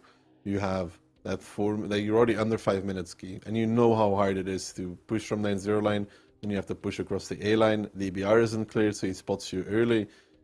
I think this is just Raid, not, if it's Smiley call, he's just not paying attention to the in-game timer, and the in-game timer is something that you always need to have in the back of your mind. It doesn't have to be a pretty victory key. No, but it doesn't. At some point, if you win, at some point, people will stop asking how you did it. Like, At some point in a battle, there comes a time frame where some pushes are just not viable anymore. And a 9-0 line push was no longer viable. Okay, so Sand River, Banter's map pick up next. I don't think we've really seen a lot of Sand River this tournament yet. Yesterday we had, I think, a round or two, but that was just about it. So happy to see the switch up of a, yeah, I guess rarely picked map getting played now. 2-0 the scoreline, best of 5. This means that it is do or die for Raid. And Banter's team, they obviously want to be done with this quickly. A 3-0 would mean that not only do you have to not play a lot, I would say the match against Stacked wasn't particularly long for them, or not particularly taxing. If they can go 3-0, they can go into the match against Indel very relaxed. We are not there yet though. Raid coming in to try and stay alive in the tournament on Sand River. Hannes with the EBR. Then we have triple 907, Itox bringing the CS, Smiley with the 279, and the rest is going to be 9 Chieftains. Banter, on the other hand, not 1, not 2, but 4 279s, 1 CS63, 1 EBR, and the rest being Chieftains for their lineup. Banter's team is going to be attacking from what is considered the favorable side in most cases, and we can see the split here from that team. A lot of tanks actually going towards the middle from Banter's team. There's 279s on the K line, and Chieftains in the middle actually.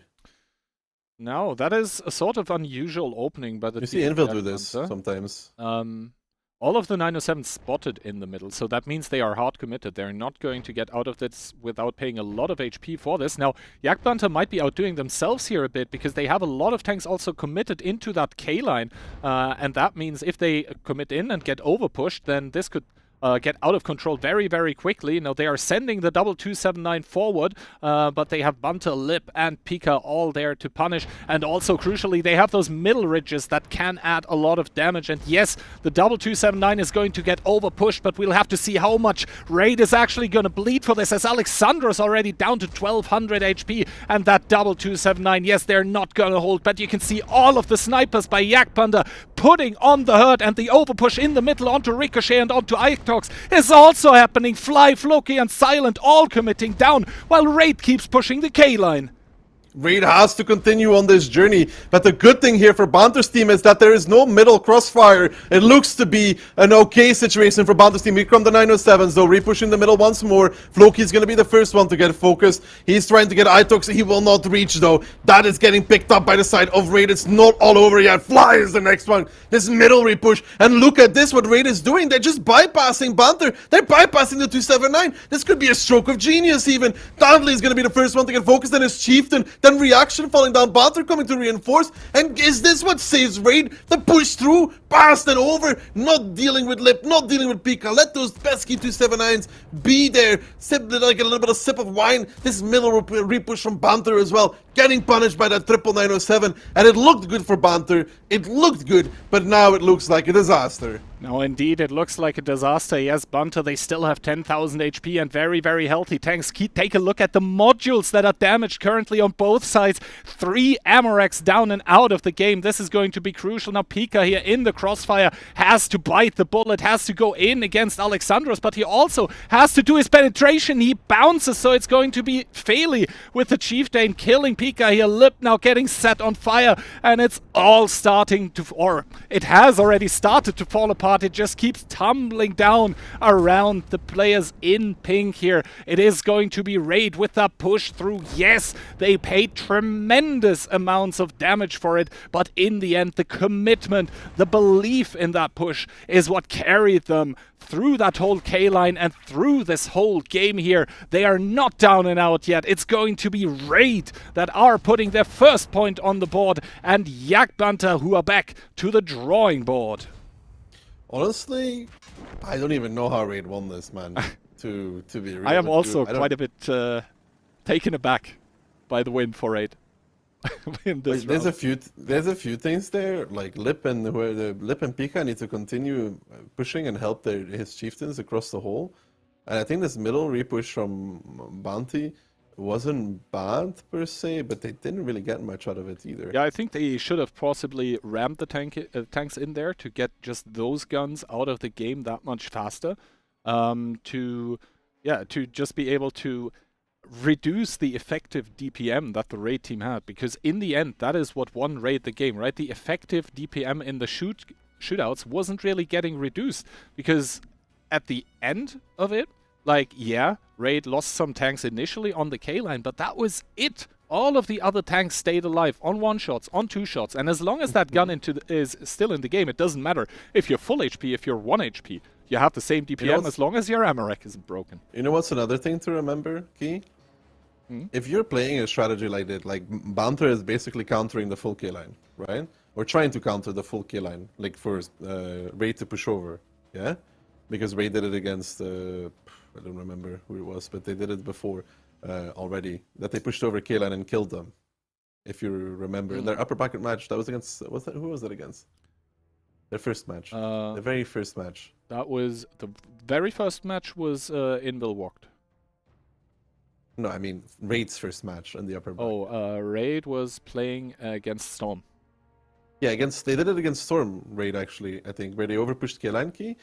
But the question I'm trying to ask here is, why do you send 2279s forward if you want them to push over?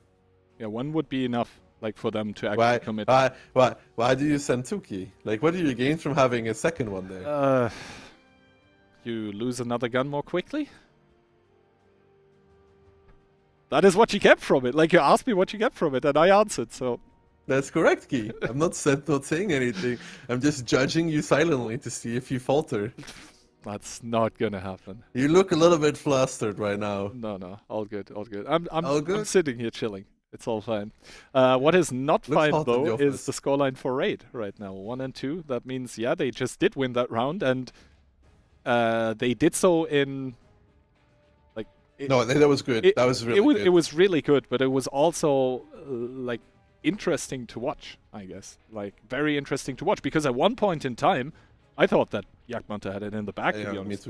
Me too. But this push through K-line, the continuation of it, you continue, and instead of stopping, which would probably be a game-losing move, by the way, if they stop, those tanks from Banter will just hold them, shoot them, and they will get surrounded, because they have nothing in the base. I mean, yeah, Banter could have killed the middle. Raid could have killed the middle, but it still leaves them in not the greatest situation because all the Junes are lost on the middle part, on the upper part. So them continuing through, bypassing the 279s, and going for those double chieftain in the back is very good. Like, it's exactly what you need to do. Also, I think that the chieftains from Yak Banter on the K-line, they could have reacted a bit better by dropping over the Dune into so that they can get supported by the middle. Maybe something to keep into account. But that match, or that game rather, is finished.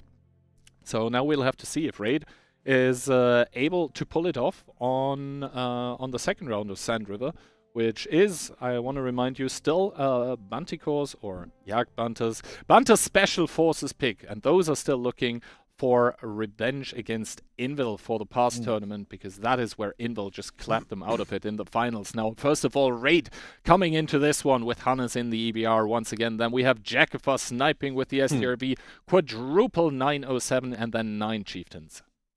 Yak Banter on the other hand, bringing on the Badger, an EBR, double CS, 2279, and the rest being chieftains here.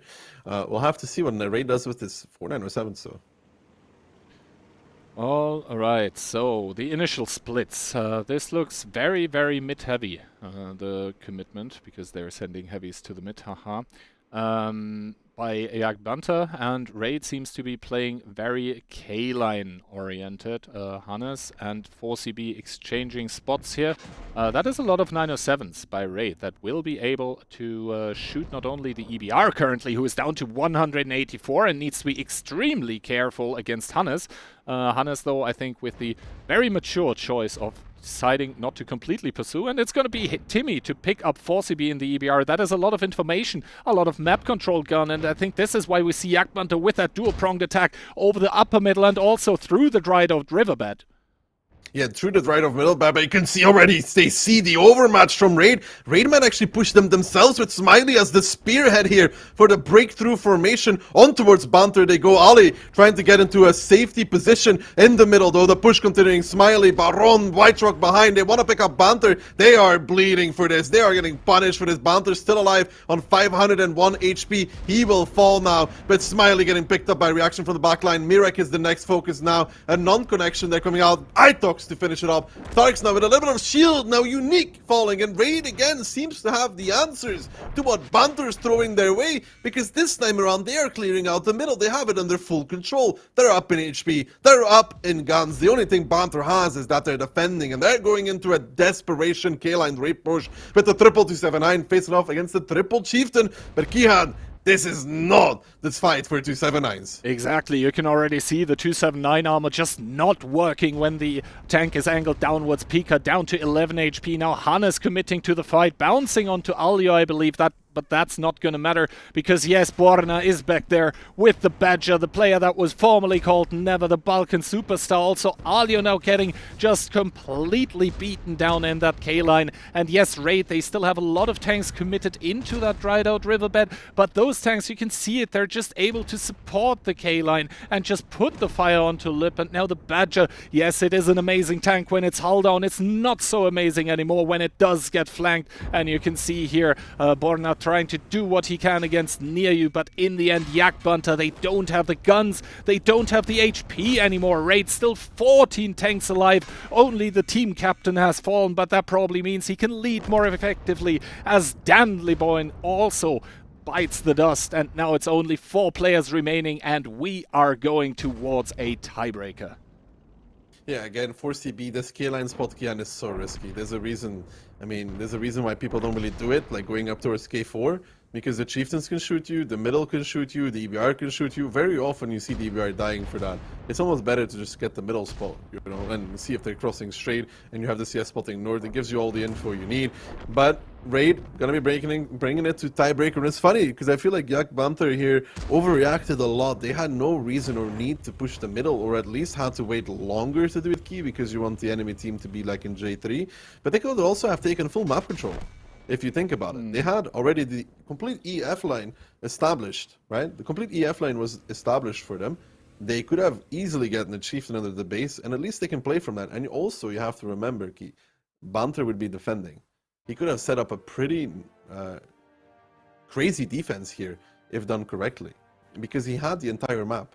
Like, he actually had everything. Yeah, I think they overreacted to losing that EBR so quickly, because then they tried to take like the upper side of the middle dune, they tried to push through the lower, but at that point the chieftains by Raid were already there, right? And as soon as you try to push into something and there is enemy chieftains left above you, right above you, just completely farming you for free, that's not a spot you want to be in. And I don't think that was a spot that Banter needed to put themselves into. No, I honestly think they should have taken map control in this battle. They could have backed off from 1-2. They had the Badger even to sit hold down there, and spot it. I don't know about this 4CB spot to begin with.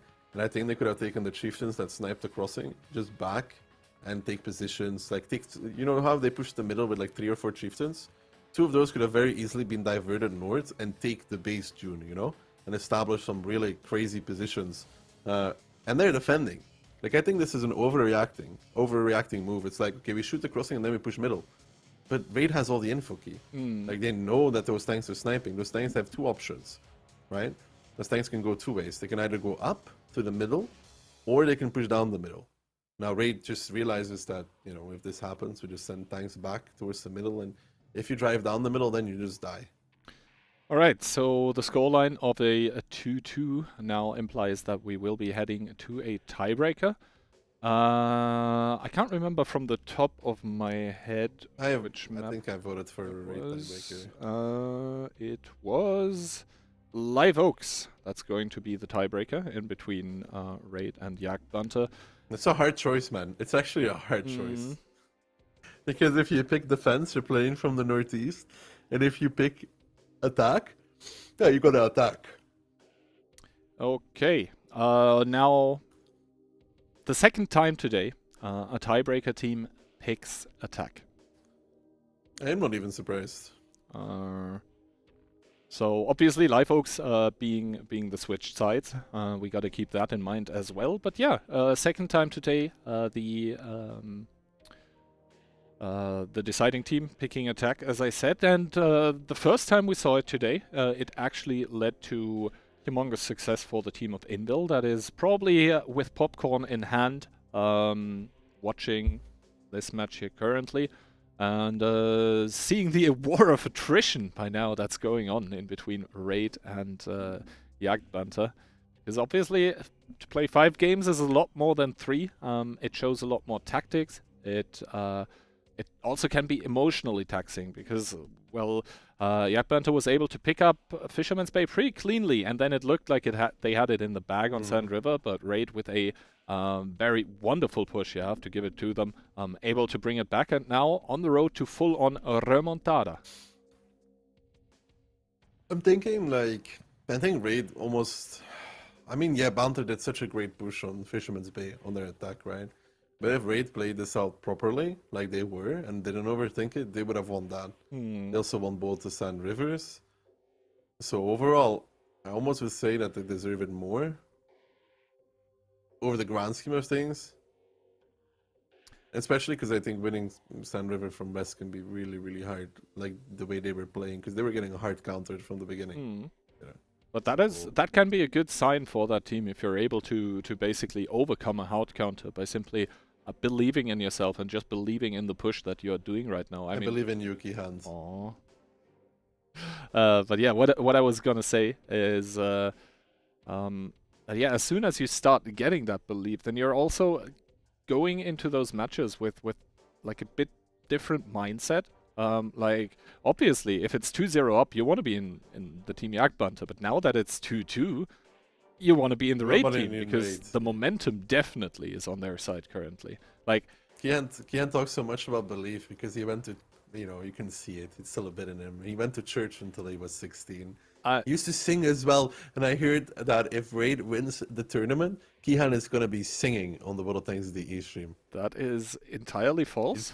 That is a 100%. He promised me in private, he said if Raid win and Invil's dominance, Slanderous, he's going to be having a karaoke stream on the World Tanks DE. I will be there. Most I hope all of the chat will be there as well. What's going like, I don't know where you come up with that stuff. Last What7 already, you said something completely out of the question thing that I was obviously never going to do. Now once again we are. What did I say last What7? It wasn't that bad. What was it actually?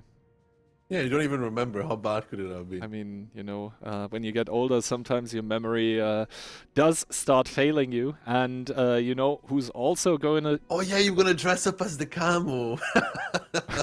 the Shrek. Oh yeah, true. Oh god. Well, the camo was basically pictures of me, so I wouldn't even have needed to But it was dress the up. Shrek. I'm doing that every time on the DE stream, see? Yeah, you have your outfit for Halloween ready.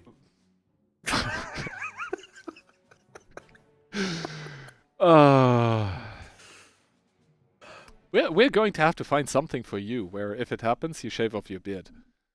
I mean, if you promise to sing if Raid, if you promise an hour of singing, an hour of singing. No, my voice is okay. Not going at to least hold up. At least a few songs, man. You know. First of all, though, let's get into this tiebreaker in between Raid and Yak Banter. It's going to be double EBR 1E3. Then we have triple 279 and 9 chieftains for the attacking team of Raid. Banter though with the 1-1B, WBR, double to 60, triple 279, and a 7 chieftains coming in. So both these teams not opting for 907s here or snipers or that sort. Yeah, I mean this can really do anything. We saw Banter's team last time. They played it against, was it Storm? They pushed the south side of the map and were able to overrun 3 chieftains. Now I think Raid will have learned from that as well.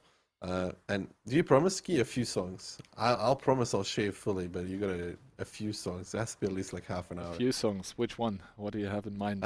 I honestly think that I'm just going to be taking some suggestions from the chat on the songs. Yeah, it's going to be bangers. Oh, God. Anyway, obviously, we keep talking about that because in the game there's actually a restart happening.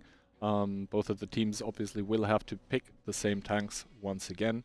And yeah, I guess probably a technical issue for one of the players here, but we should be ready to bring that to you momentarily. I hope no one completely timed out or something, but that doesn't seem to be the case.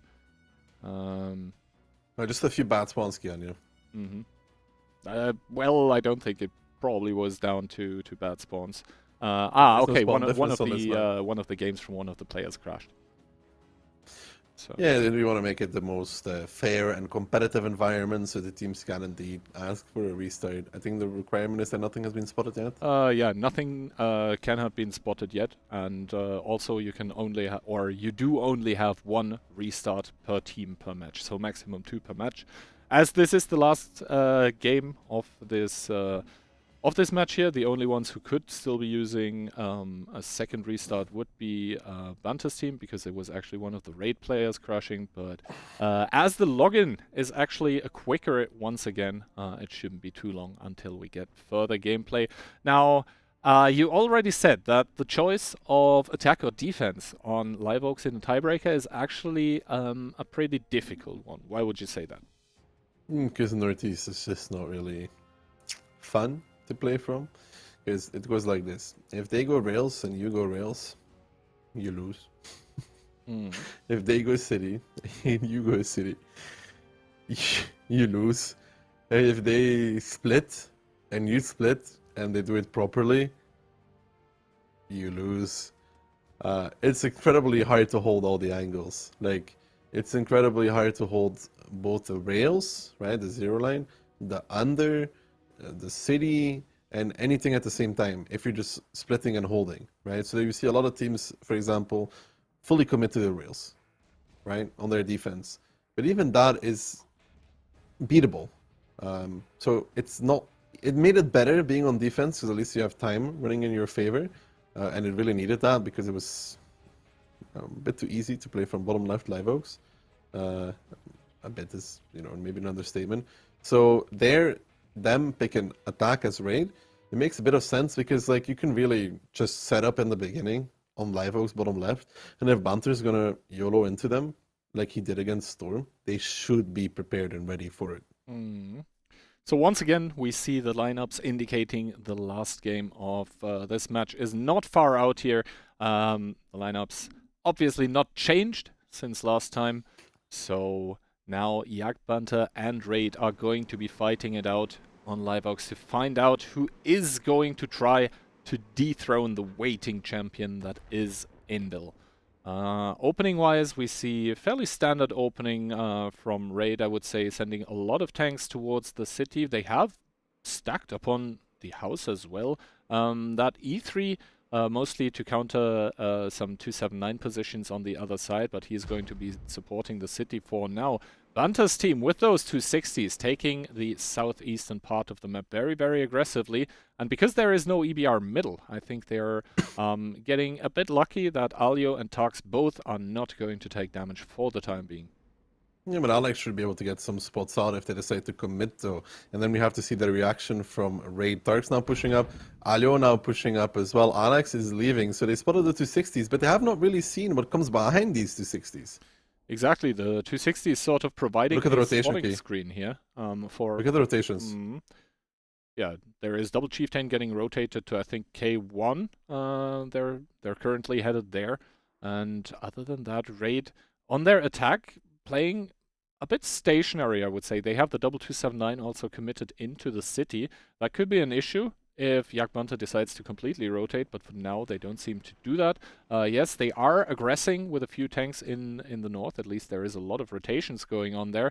But currently that double 260 that is getting sent and just booking it through that K-line, those are the tanks that need to get shot at by Jakafar, but the first shot there seems to have bounced.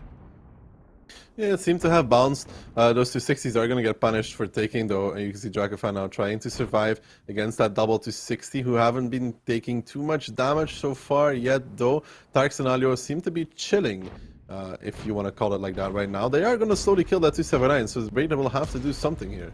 Exactly, the 260s now seem to be a hold down, but that was a good shot into the turret side of Alio from Jakifa. But that is still 2 guns against 1, and now Jakifa seems to have peaked out here somewhere as he's down to 1500, so he is going to slowly die. Yeah, he's trying to do what he can against Alio, who is also taking damage, and we see Artiquel completely over-peaking, not really getting punished for it, however. No, that overpeak there seems to be getting away, but you see Jakifa dying though. Wade has to do something here. They're still attacking, but they're massing up on this building. Look at that. Ricochet near you. Itox coming closer as well. They are massing here for a potential push, and Attila is actually able to just make some peaks here together with Baron, and this is really unpunished. I mean, they have lost Jakifa, but they're gonna kill double 260 for this. They are indeed gonna net in that double 260 as a net profit for them, as already Tarx is down and out of the game. Alio does probably the last shot of the game, and now Nearyu and Ricochet, they are getting punished, but not nearly enough, I would say, for this push. There is some overpeaks coming in from the Yak Banter team. Now Ricochet finally down to 392. Is he going to lose his life for it? That's the question. Exactly, Floki the one to pick him up, and now only Nearyu left in that situation, but Floki also paid a lot of HP. You hate to see it if you're a Yak Banter fan, because now Raid is up in HP, and I would say they are still chilling because they're up in positions as well. They are holding with inferior numbers right now in the south. It's only a question of time until they start aggressing in the north, probably.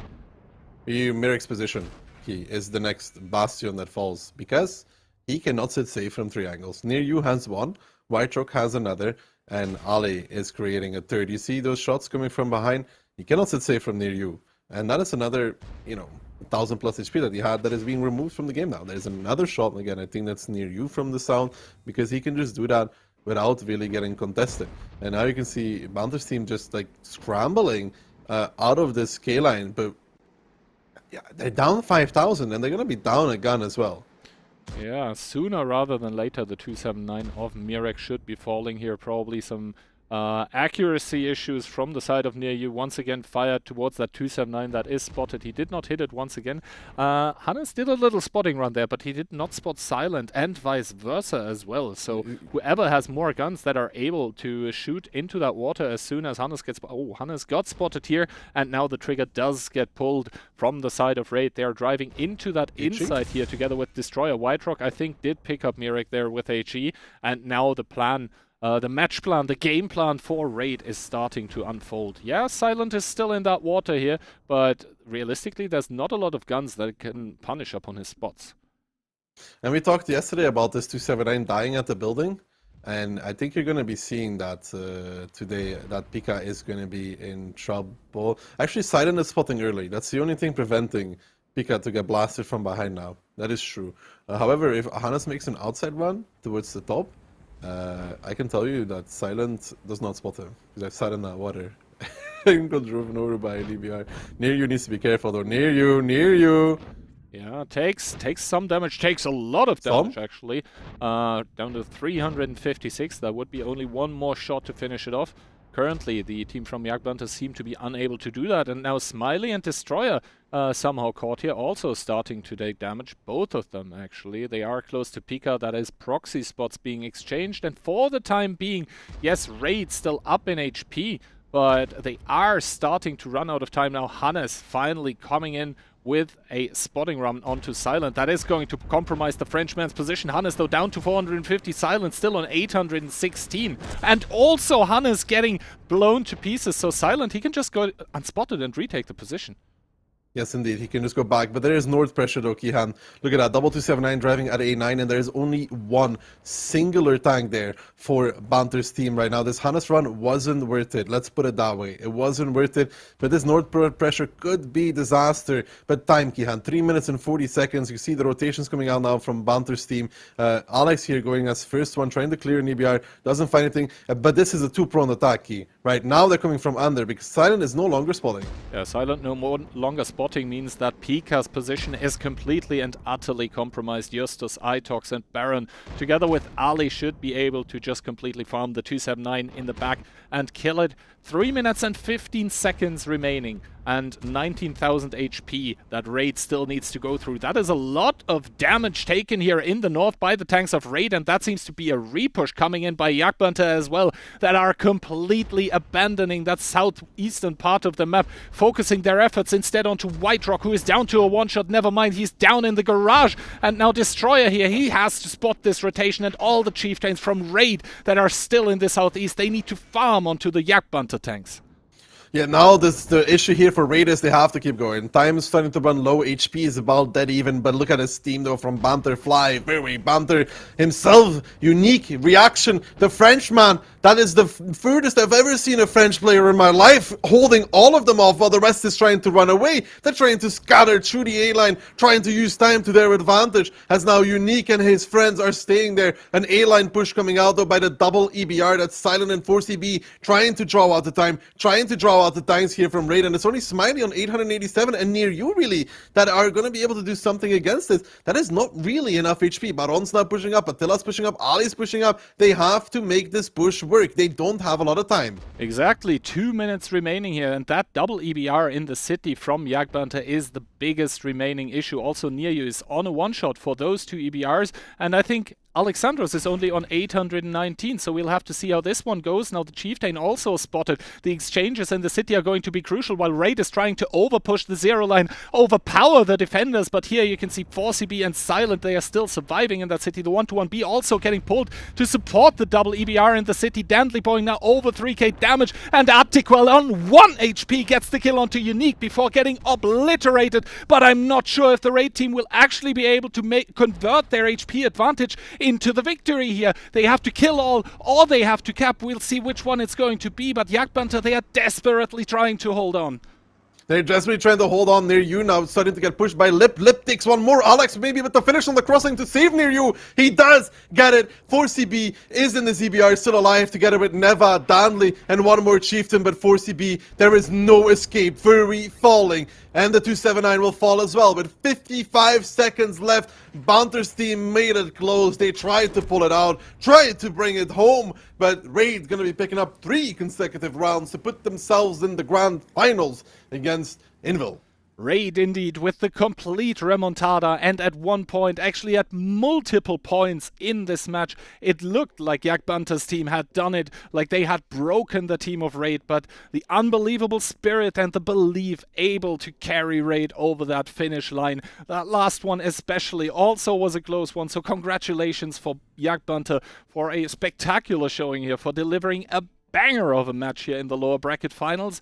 And now, first of all, I guess we are going to have a quick at the post-battle stats, but now all eyes in the future are going to be in the rematch of the upper bracket final, Darky. Yeah, Feli there doing 6k almost. Pretty solid. Mirik doing 0. Yeah, well, he was in an unlucky situation. You know, this A-line push was the best possible choice they had for the team of Banter, and you know, maybe it would have been different if they actually closed out on near you and that EBR there, but I think Alex and Near actually played it really, really well, because Near gave a shot to Sign and make him a one-shot, and Alex countered 4CB at the same time.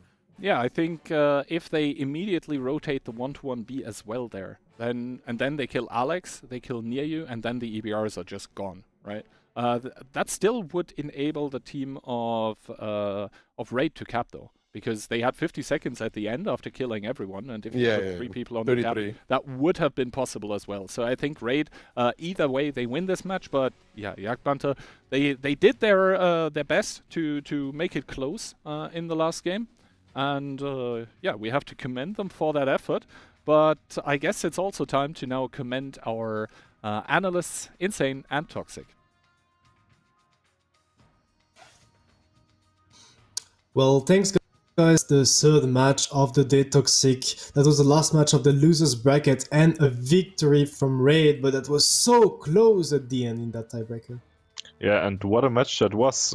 Bunty or Yak Banter, as they call themselves now, starting off strong with a 2-0, but then Raid coming in with the reverse sweep.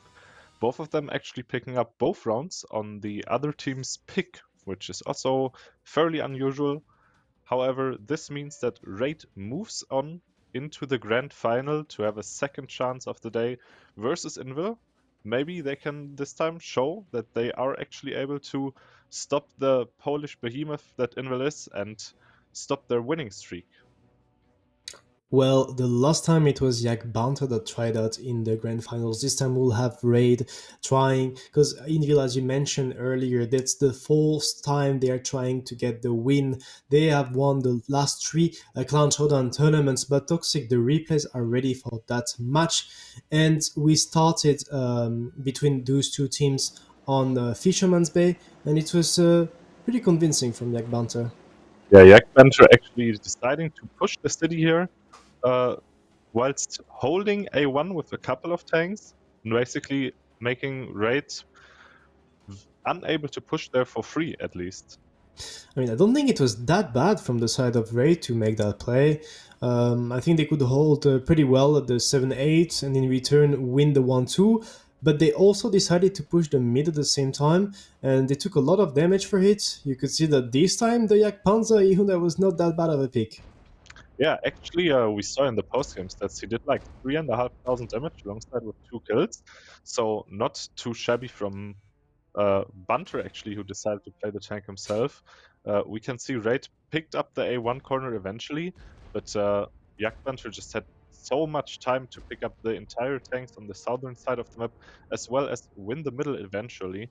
So basically bringing up their guns, bringing up their positions and the HP, and at that point there was no coming back for Raid. I think the issue there is that they try to also push those guys the 5 line, 6 line on the mid, and that's where the Yak Panzer and the 121B got a lot to do covering them. In return, they couldn't cover the tanks at the 7, 8, 9 lines, those 3 tanks, the E3 and the 2279, so that was pretty comfortable for Yak Banter to just trade those tanks in the 1-2 and hold everywhere else. Yeah, now we can see the second match here. The very unfortunate rotation of Raids actually in towards the city. Actually, no, this was later. We can see 4CV at the start Big mistake. making a very, very aggressive run and getting caught off guard by Hannes, who actually showed this match that he can kill Perform other PRs better. before dying himself. We see 4CV being picked up here, I think actually by Hannes himself. Yes. Honestly, I think that's really bad played by him. I don't understand why he pushed that much. He could just take a bush, get the rotation, spot it over the A-line and stop there. And later on Silent, I was probably bound to scold. He expected the Raid to rotate and send that E3 on its own to try to gather some information and get control over the one line. But as you could see, Raid still had a ton of tanks up here and he got massively punished for it.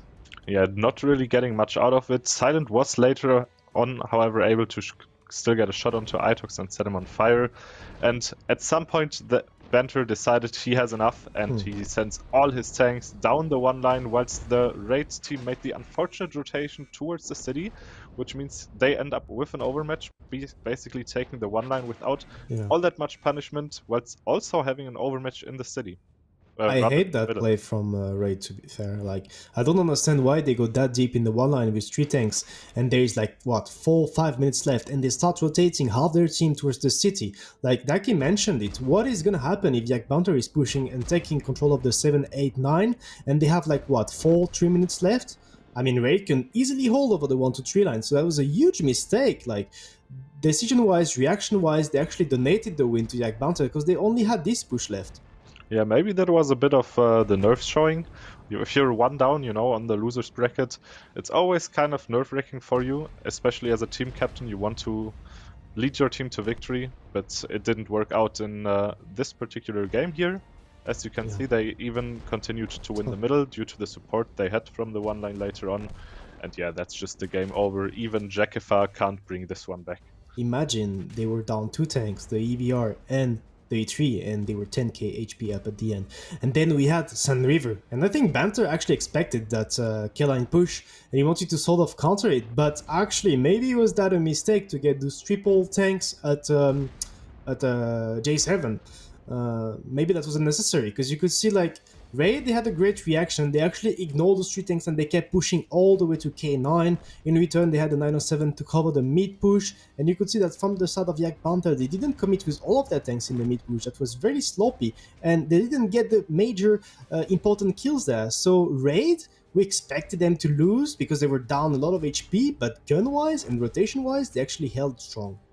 Yeah, Yak Banter being up like 5,000 HP at some point, but then just not really doing much with it. Maybe that's also a bit of overhype, you know, at the point when you're 5k HP up, you might as well just say the game is over. But as we could see, it wasn't in this case, and that really came to bite them as they continued to lose the entire match.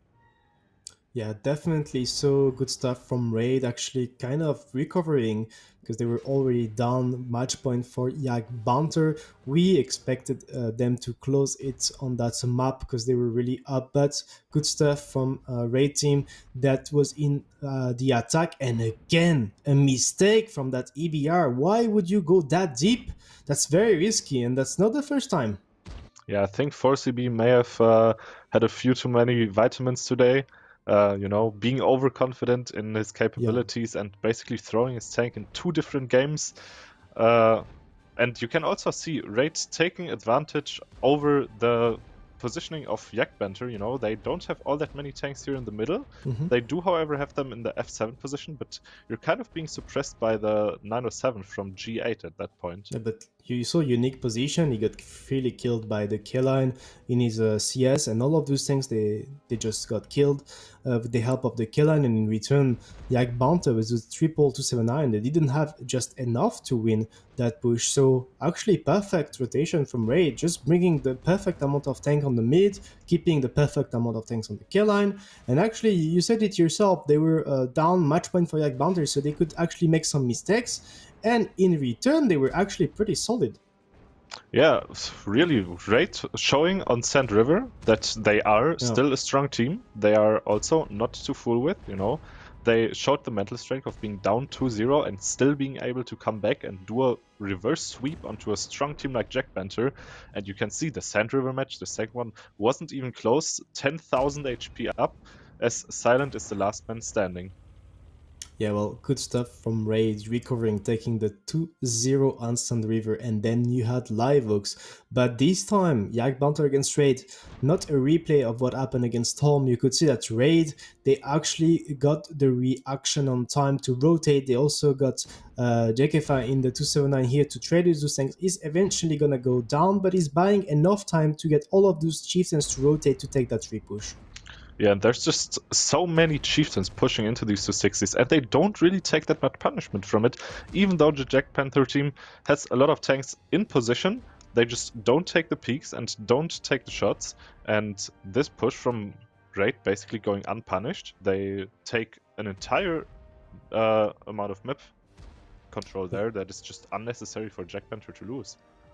Yeah, that was good stuff from Raid. They were up on HP. Then you had Hannes that tried to clear the EBR, but he's eventually gonna go down for it. Good play from Silent, actually running on time from here.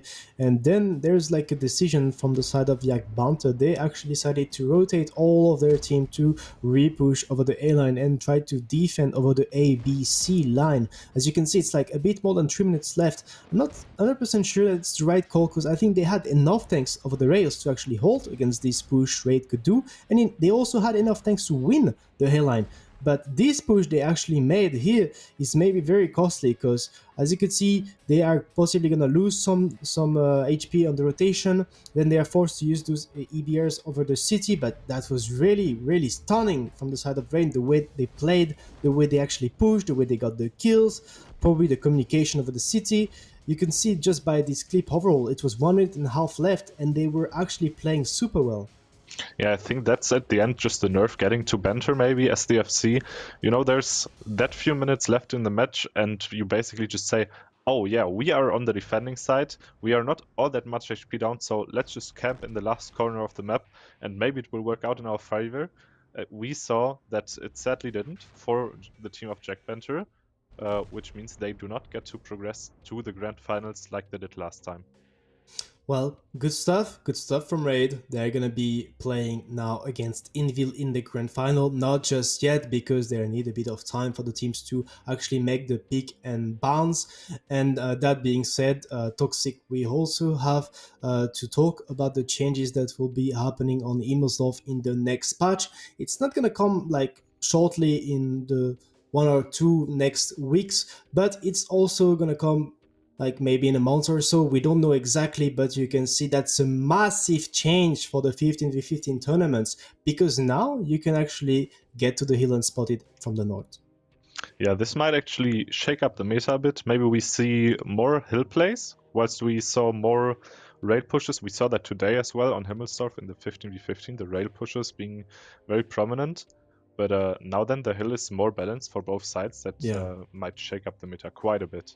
So yeah, first of all, it's going to be possible for the tanks to actually run from the hill in a safer way, because you could see like we have seen that I think it was a Walkhead against Invil. Remember the double CS that tried to run from the hill? Oh yeah. Well, they were forced to go from like the principal way that you can see on the left, and they took a lot of damage. If you actually have that way, then you may actually avoid a lot of damage taken. On the top of it, on this map from the defense, you tend to use a tank to a spot how much tanks are going up. Usually a CS first to have the spots on all the fast tanks, and then a chieftain is taking over a 279, and you tend to have information on how much tanks the enemy team has on the hill. Therefore, it's not going to be possible anymore with this change. So possibly it's going to have a huge impact on the meta in 15v15, but in 7v7, I don't think it's going to have that big of an impact. Yeah, I also don't think so. The spawns are very different in the 7 versus 7 format. Basically, the team that spawns on the southern side spawns way close to the hill anyways, so you don't really want to take the hill fight from the northern side. But you know what also might be an issue with this change? I've seen some of the players driving, and that gap on the right side looks pretty narrow, and it also looks like you could potentially flip there. So I'm going to be interested to see if we might have some flipping action there going on in the upcoming tournaments, or even people maybe driving against the wall and just taking a lot of shots for it. Maybe a spoil from what's going to happen in the next months on that map, but we talked about the 77. Maybe it's not going to change much about it, but you know what could change a lot about the 7v7 meta? It's the Minotauro, the brand new TD. Like, we have few clips to show to you guys about it. That's an amazing tank. It's maybe not the greatest in the 15v15 format, but that's probably the strongest tank from the front. Amazing armor, like pretty good amount of damage capable to pull in a low amount of time. This tank is pretty amazing, and I think it's going to be used in some 77 tactics. Yeah, that 5-shell autoloader with, I think, is it 600 alpha? Do you know? I mean, I think it's less. I'll confirm that right away. Yeah, I don't know for sure. It is a lot of clip potential, however. So maybe in some hull-down situations, because the Minotauro does have It's very 530. strong... 530. Okay, 530 times 5. That is still over 2,000 clip potential in one clip. And you also have that very, very strong frontal turret armor. Which means that if you find a good hull-down position for this tank to just be in, as you can see in the clips, it is basically undefeatable. We can see the Minotauro here blocking a mouse shot, even a J-Ru shot, I think. So Banter would not be happy about that one. Yeah, I mean, this tank has also T30 penetration with the hit. I mean, that's not the greatest penetration for a TD, but to be fair, if he had more than that, it would be completely broken. It's already really good. As you mentioned, in those hold-on positions, it's almost impossible to pen. Maybe use Yak Banter with hit, have a small chance to get a pen down. But I think this tank could be very used. For example, you have those maps like Step on the defense when you want to play one tank over the rails to get some damage done, something that is really good in hold on. We have seen like some tanks like Badgers. I think this tank could do better. Yeah, and I also think Doug Kilzor made some impressive clips on his YouTube channel where you can really see just how strong the frontal turret armor is. Yeah. I think he went up to some crazy amount of over 100,000 damage blocked. So even 300,000 was just informed. So I think Badger will have a very hard time matching that against guns like a Yak Banter of E100. I mean, you said the thread, but it's not just the thread. The upper hull is actually amazing on this tank. On the top of it, you can actually bounce almost anything. You only have that lower plate that is not that huge. You could compare that to some other tanks. So that's going to be a very valid pick for the upcoming World 7. You can remember people that would join now. It's going to be happening in less than 3 weeks on the 6th and 7th of October. But all of that being said, Toxic, we should now take a look at the last match of the day, our grand finals. It's actually Raid against Invil. Maybe we have the community predictions ready, and well, it's still an 80-20, but no surprise there. Yeah, I think from the last 3 Clan Showdown tourneys, 2 of those finals were Raid versus Invil. So Invil winning both of those and also winning the match today probably has a big say in these community predictions. However, we saw that Raid is very strong mentally. They were able to come back from a 2-0 against Yak Banter. So I think they will be very refreshed going into this match, and they will want to prove everyone on the European server that they can still take first place in a tournament. I mean, refresh, I don't know if that's the word, because they're probably tired after playing so much, but you know, some teams, they actually have the hype coming from the lower bracket, and maybe Invil got a bit sleepy watching all of those rounds, so that could work in Raid's favor. But anyway, Toxic, I would like to hear what of Castles have to say about that upcoming and last match of the day. Kian and Daki, once again, take it away, guys. And for the last time of the day, hello there, everyone.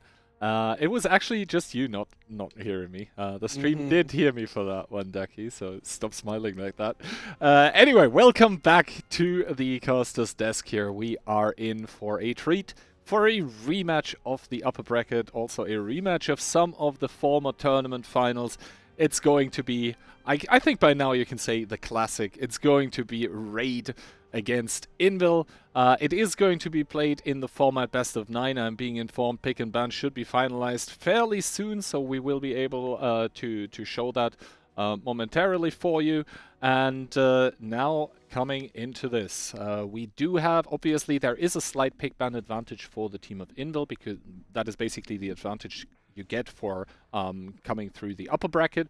So Invil immediately picking Himmelsdorf. I believe that was the map that Raid first banned against Invil in the upper bracket and final. Banter. And Banter. And Banter, Also yes. banned. And then Live Oaks being banned by Invil, they definitely don't want to play this map whatsoever. Next pick coming in by Raid is going to be Sand River once more, the map that we saw them beautifully defeating Yak Banter and probably battering down the mentality that that team had, because it really looked like they had it in the bag. Cliff being taken out by Raid after, then it's going to be a brawl, at least one round on Ensk. Then Prokhorovka, and should we once again for the third time today go to a tiebreaker, that one would happen on Fisherman's Bay. Yeah, that one would indeed happen on Fisherman's Bay. Interesting that Raid decided to push it to tiebreaker instead of the last map, because they have the choice there, right? It's either going to be Proko or Fisherman's Bay, and then the other one's the tiebreaker. So they went for Fisherman's Bay tiebreaker. Now, of course, it looks like, why does Invil get to pick the first map and ban the first map? But it's pretty simple. They are the team coming out of upper bracket. Because they don't get a rematch, or like all the other teams from the upper bracket did, they went to loser bracket. You have to give the team that comes out of the upper bracket a advantage, right? And the advantage comes in terms of they get to pick a map first, and they get to ban a map first. That is their advantage. Yeah, exactly. I mean, there is different ways in which you can do it. For example, you could... there's multiple ways. You could also say that basically if Invil loses this match, then we have another match after, because, well, then basically Invil also lost one tournament life, just like everyone else that didn't start in the upper bracket. Or you could give the Invil the advantage of starting 1-0 or something. We chose to go with that one, i.e. Invil gets to pick a map first, ban a map first, and then the one coming from the lower bracket doing it. I think that's a pretty fair one, because starting 1-0 or having a second match after, where you basically, coming from lower bracket, you have to win 2 matches in a row to actually crown yourself the champion. I feel like that's a bit much. I think this is the perfect balance. It would be 3 in a row for Raid at that point as well. That they would have to play. So yeah, to not extend the tournament too much longer, you can go really deep at loser bracket and extend it almost as long as you want to. Yeah, you can turn it into a best of 3, or you have another match, or, you know, this is the easier solution. They get a small advantage in the map pick and ban. Then again, reminding that Muro wasn't in the map pool, so the teams really only had to prepare what 7 is maps. 7 maps. So, you know, plenty of time here. Invil just gets to pick a map they like more earlier, and Rage should be prepared to play this either way. Exactly. Also, even though Invil picking Himmelsdorf here, I think Himmelsdorf is just the map that every single team should be able to play. Like, if there is a single map in the pool that no one really should have no clue about. Like, obviously, you can go into a tournament saying, "Well, I'm obviously gonna permaban this for the entire time." You have to bet on that. Basically, you make it through the upper bracket for that. But it's not going to be Himmelsdorf. Himmelsdorf is just a map that has been so well explored in the past, but not only did our lovely analysts outline how possibly the further changes of the hill are going to impact the next 7v7 or 15v15 tournaments. Also, people still somehow, after all these years, manage to sometimes reinvent the meta, find a new position, or not necessarily new position, but new crossfire angles, new interactions, because with that many houses and streets and angles to work with, there's always going to be something, or maybe rediscover. Someone used it like 7 years ago, and then you, I don't know, watch that past VOD and you're like, oh, we could use that now, or you're just completely finding it out on your own. You mean like 7 mouses and 113s behind? Because that was like 7 years ago. Not necessarily. I was talking about the angles, not best the tanks. Meta Also, ever. Mouse 113, the best meta ever. Yikes. It was so good, Key. No. You could never get YOLO'd and die.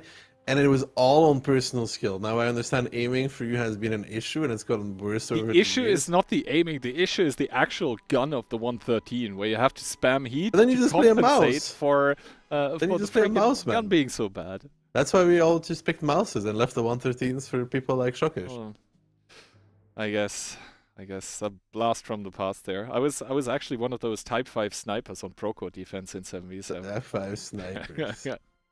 Just, you know, Type 5 meta, tagging those bad bro. shots that are going by for like 1400. Bro, I remember Type 5 meta on Ensk, 6, 7 Type 5s. Just there is some skill involved with it, because, like, you know, you shoot for the cupola, you did more damage. You shot for the turret and splashed onto the hull, you did more damage. You shot below it, you did more damage. But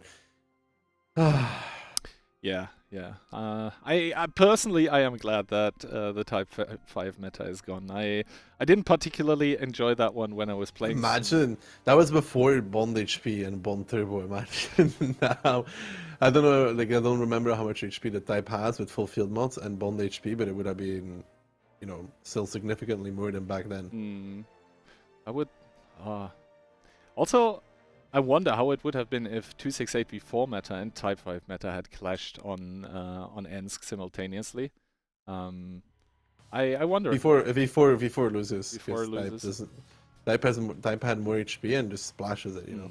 Plus, this was before the HE changes. Yeah, and so you do like 400-500 damage. If you shoot the upper part of the 268, like the superstructure, it splashes onto the engine, just like. And then you set on fire. Like I remember with the Type 5 aiming for the lower part of the mouse turret, just so you would. Yes, so it splashes into, onto the engine deck. Yeah, I remember. That were. I'm not necessarily sure whether it was good times. It was certainly interesting times to be playing. Getting rolled by a 60 TP for like 400 HP with HE? No, it wasn't a good time. Yeah, I feel like sometimes you get into that mindset of like, oh, everything used to be better, but when you actually you only remember the good things. Yeah, exactly. When you actually you don't remember. It's like the people asking for, like, what was this map called? The one with all the plateaus. Is it Dragon's Ridge? I think Hidden Village. It was either Dragon's Ridge or Hidden Village. I think it was Dragon's Ridge, but I'm not sure. You know, the Chinese map with a lot of plateaus, right? Do you mean the winter themed map or the jungle themed? No. It was like jungle-ish, and it had like plateaus, like so. Like where the rice fields would be almost, where you grow rice on with like water, that. Yeah, that was Dragon Ridge, yes. It's such an awful map, and people are always like, oh, yo, I want Dragon's Ridge back. Or Comarine, oh no.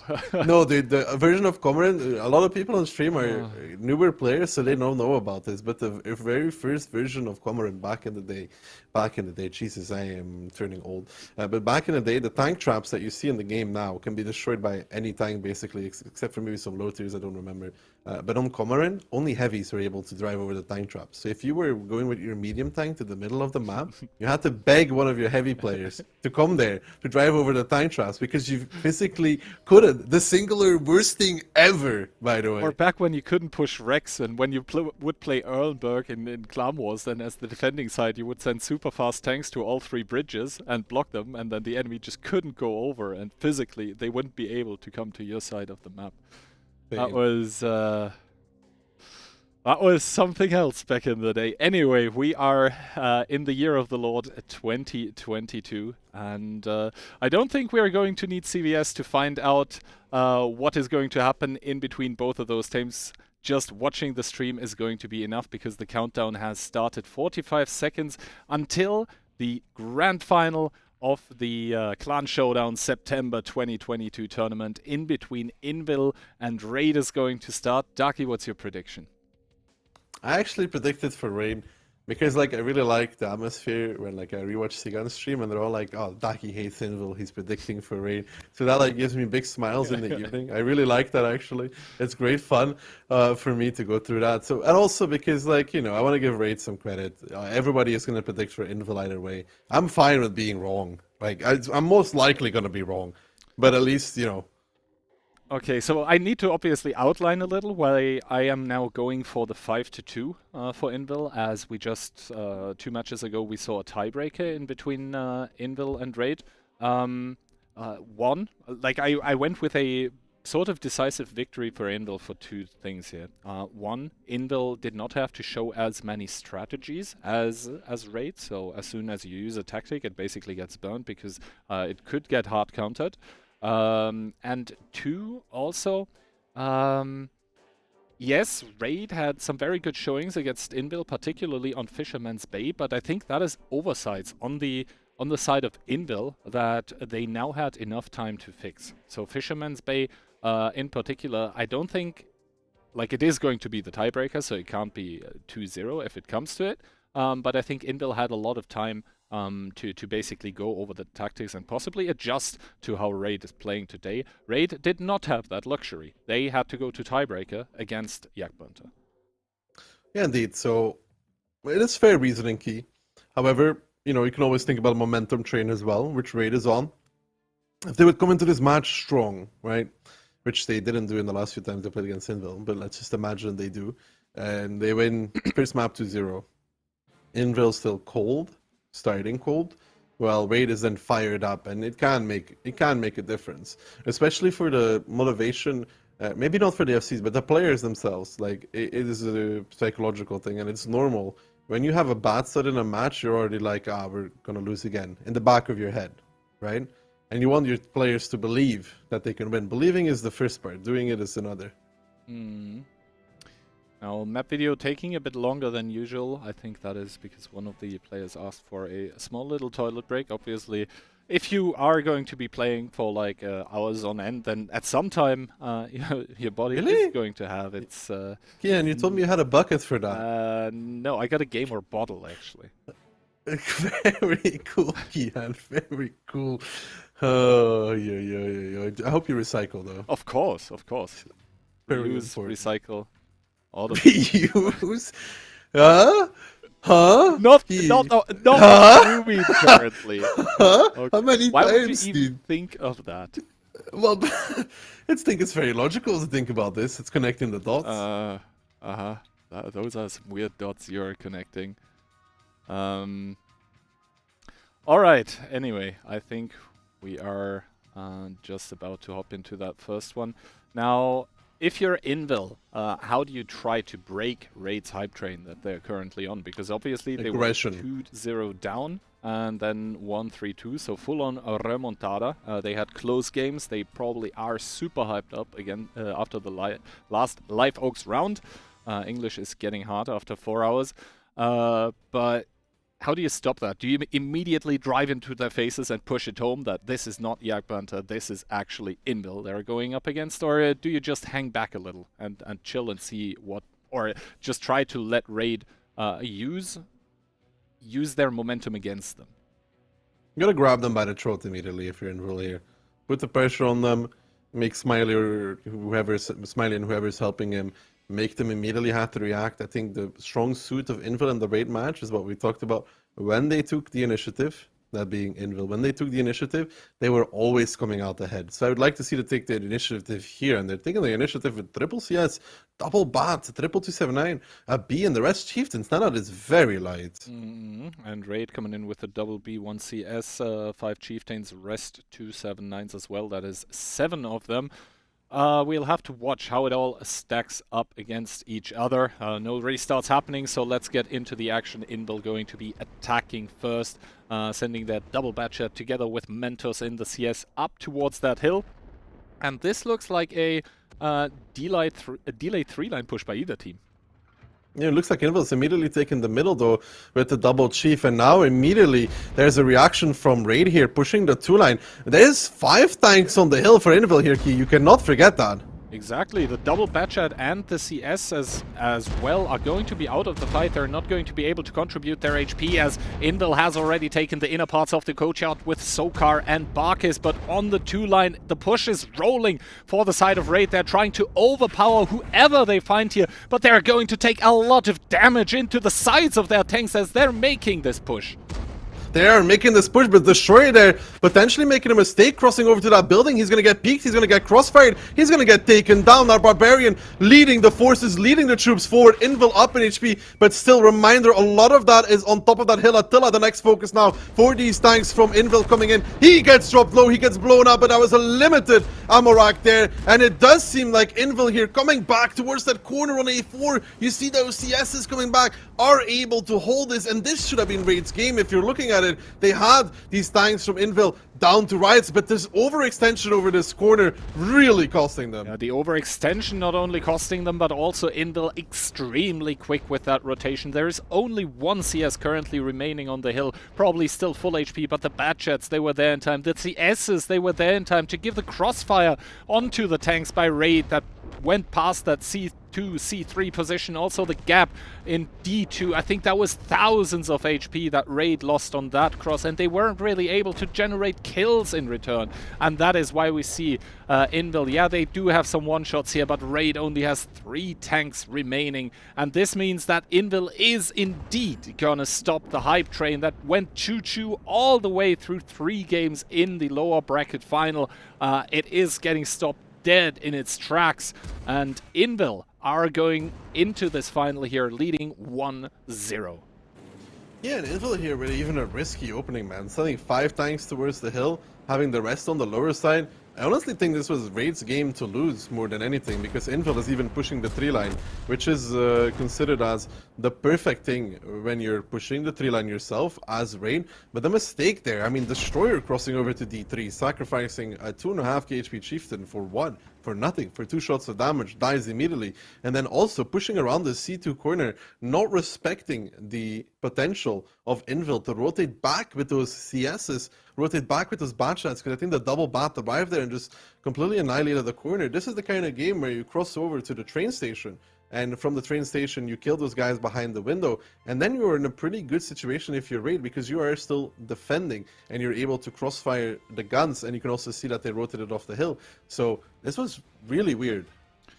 Yeah, it was really weird, but I guess good reactions from the side of Invil, as we do see the damage dealt, and you can already see that Ali in his 50B 4-4-1, that's not what you want to see, but I guess he was also very easy to focus out because he wasn't really protected throughout that whole push. You could see just the tanks not being able to use the armor that they had effectively during that push. They were just losing so much for it, and then the Batchats came into the sides. The CSs were also shooting into the sides, and yes, we mentioned it already, the 279 armor pretty great frontally, but as soon as someone's in your side, not only does he penetrate you 10 out of 10 times, also you're always in risk of losing your ammo rack and losing your turret in the process. Yeah, and I think Raid here realized and respected that Invil had the hill and reacted a bit accordingly to it. I honestly I don't know how you lose this fight. Like, it's weird to me losing this fight when there's 5 tanks out of the game and you're basically fighting against, because there was 2 Chieftains and a 50B pushing the 8 line against 2 from Raid, 5 on the hill. So 6 extra tanks on the 3 line in the beginning of the game. Well, I guess props to the Invil players for just retreating where it was necessary, not giving up more than they needed to, but respecting where they couldn't stay anymore. And that is also why we saw a lot of a lot of lesser players. They would try to hold and defend the position they are in, sacrificing their life in the process. And yes, it's a commendable thing to try to defend the position that you're being sent to. But if in the grand scheme of things it doesn't make sense, and your players are able to realize that for the whole team just makes it so much easier to react accordingly, because your guns are going to be in the game for longer, and the enemy will have a harder time killing your people. And then the reinforcements that we saw with the CSs and the Batchets are just able to come in time. And then you also have the problems, like you already started focusing the heavy tanks. You should be focusing the mediums now because they're clipping and they're DPMing. But the heavies are so far down in HP that you rather focus on those for the time being. You have higher chances to bounce those, and it just spirals out of control from there. Anyway, Raid now are going to be attacking as well. They're doing so with 5 Chieftains. Then they have double 50B and 9. 8 279s, excuse me. Invil then, triple 50B, double CS, 5 Chieftains, following it up with 5 more 279, so a bit faster, more mobile, a little bit autoloader heavy as well. That double CS will give them a lot of info though if they decide to use it. Alright, opening wise from the team of Raid, they're sending Attiquel directly through the middle. Probably going to take a window. T-Check's shot not connecting. They have a lot of people on 2 line. They have a lot of people on 8 line. And remember what you said earlier about the first rule of the 8 line. I mean, in this regard, Raid is maybe playing on a bait here, because those 50Bs and CSs, if they push down, they're going to get stuck immediately. They spot it, and that is not good for Invil. Rishik immediately taking some shots, pulling back behind their corner, but Rishik down towards 300 HP immediately here, and there's not a single tank for Invil on the hill, and that is not good stuff from them. They try to do some split of their own, but look at the result of this. White Rock takes a tremendous amount of damage on this crossing, does not want to continue. Now Invil is going to be rotating towards the hill, though. Raid has to put back on the pressure into the middle of the map. They don't have a choice, because Invil will take back the hill. Exactly, you can already see Monster in the CS trying to go as far or as fast up that hill as possible. In the meanwhile, the Raid able to completely take control of the courtyard, take those additional angles in the 5 line, and that will be almost 15 tanks from Raid that could be converging onto the southwestern part of the streets of Himmelsdorf, where there are a lot of Invil tanks. Barkis, Rexa, Barbarian are going to be the first ones that get pushed upon, but once again, Ali, the first one into the fray with his 50B, eating a lot of shots, but now possibly safe here, able to clip out onto Barbarian. He should have one more, so that's the FC from Invil gone, and Raid right now, they're trailing a bit in HP, but I would say they have more tanks in the fight.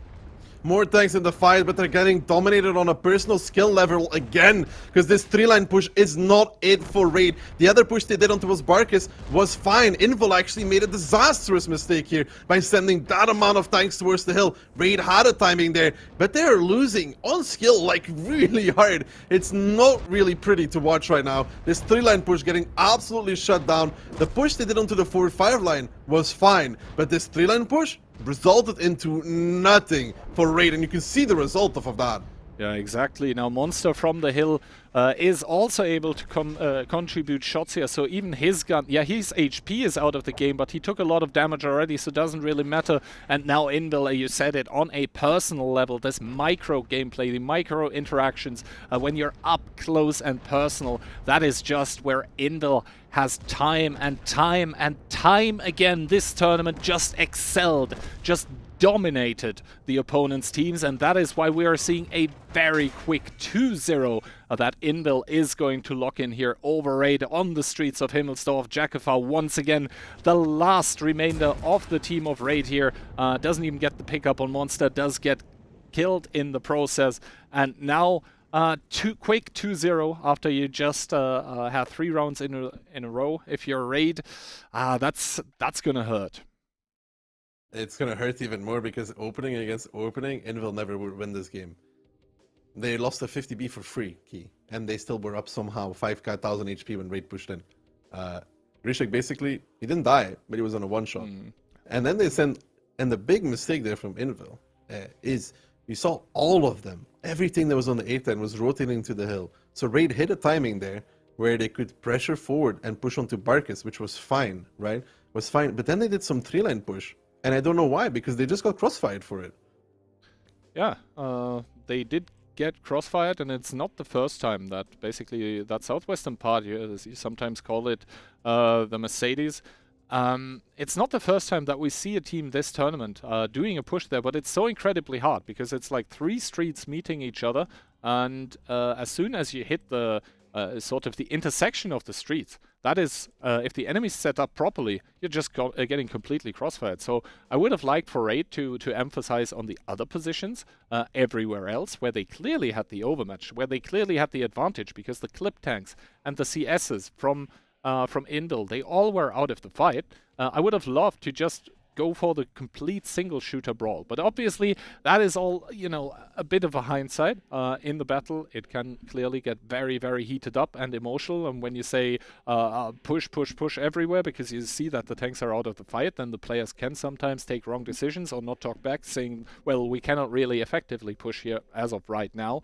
But yeah, that is just what happened, and Invil's map pick here 2-0 first of all, but that is also how the last match started in between Raid and Invil. Remember, it was on Cliff back then, where Raid got completely wrecked, but they still ended up going to Tiebreaker. So not everything is lost, obviously. Also, this is a best of 9, so going down 0-2 is not as bad as in a best of 7. You never want to do that anyway, but if it happens, it isn't as bad. Now, Sand River. What do we expect from that one?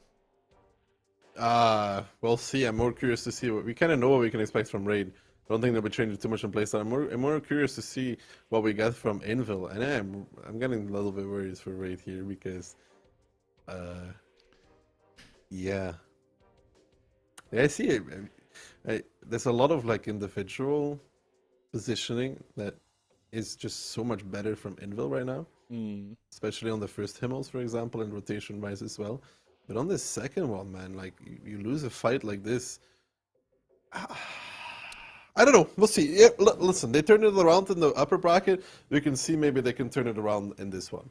Yeah, Raid so far with a lot of comeback performances in the upper bracket final, in the lower bracket final. So they are, I mean, it's probably not a nice thing to say, but they seem to be used to being behind and coming back. They have demonstrated that at least they possess the mental prowess to be able to come back from those kind of scorelines.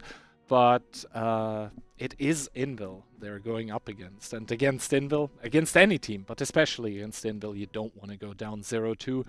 Now, lineup-wise, we do have 1 EBR for Raid, then we have triple 907, that is 1 CS, and that leaves 10 Chieftains.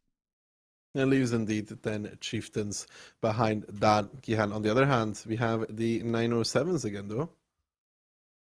Yeah. That's a curious thing that they did not change those 907s, because I don't know how good they are. They're matching up against a really heavy lineup with that double 279, the CS, the EBR, and the rest Chieftains behind.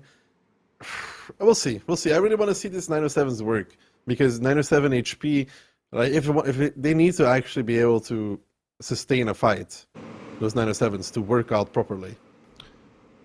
Okay, so opening-wise, Raid is sending their 907s towards the north. However, they do get immediately spotted, so good stuff coming out from Mentos here. And also the Chieftains from Invil do get spotted by that CS in the middle of the map from Raid.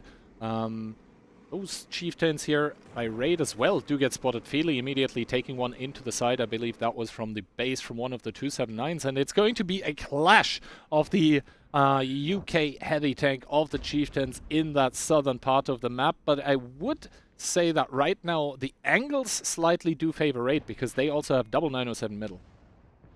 Sadly, I don't know if I completely agree with that, because there is the base reinforcement from Invil with that CS coming back in the 279 and Kubash as well, and I do believe that Raid is going to have to make They have to, man. They don't really have a choice, Kihan, but there's so many tanks waiting for this. Again, Raid trailing 4,000 HP. I mean, Barbarian makes a disastrous peak there, which costs him, but Attila in the meantime getting shredded before he even arrives. Yeah, Attila down to 462. That is a possible Chieftain one-shot. Whiterock and Itox saw what happened to him. They're not going to continue through those houses.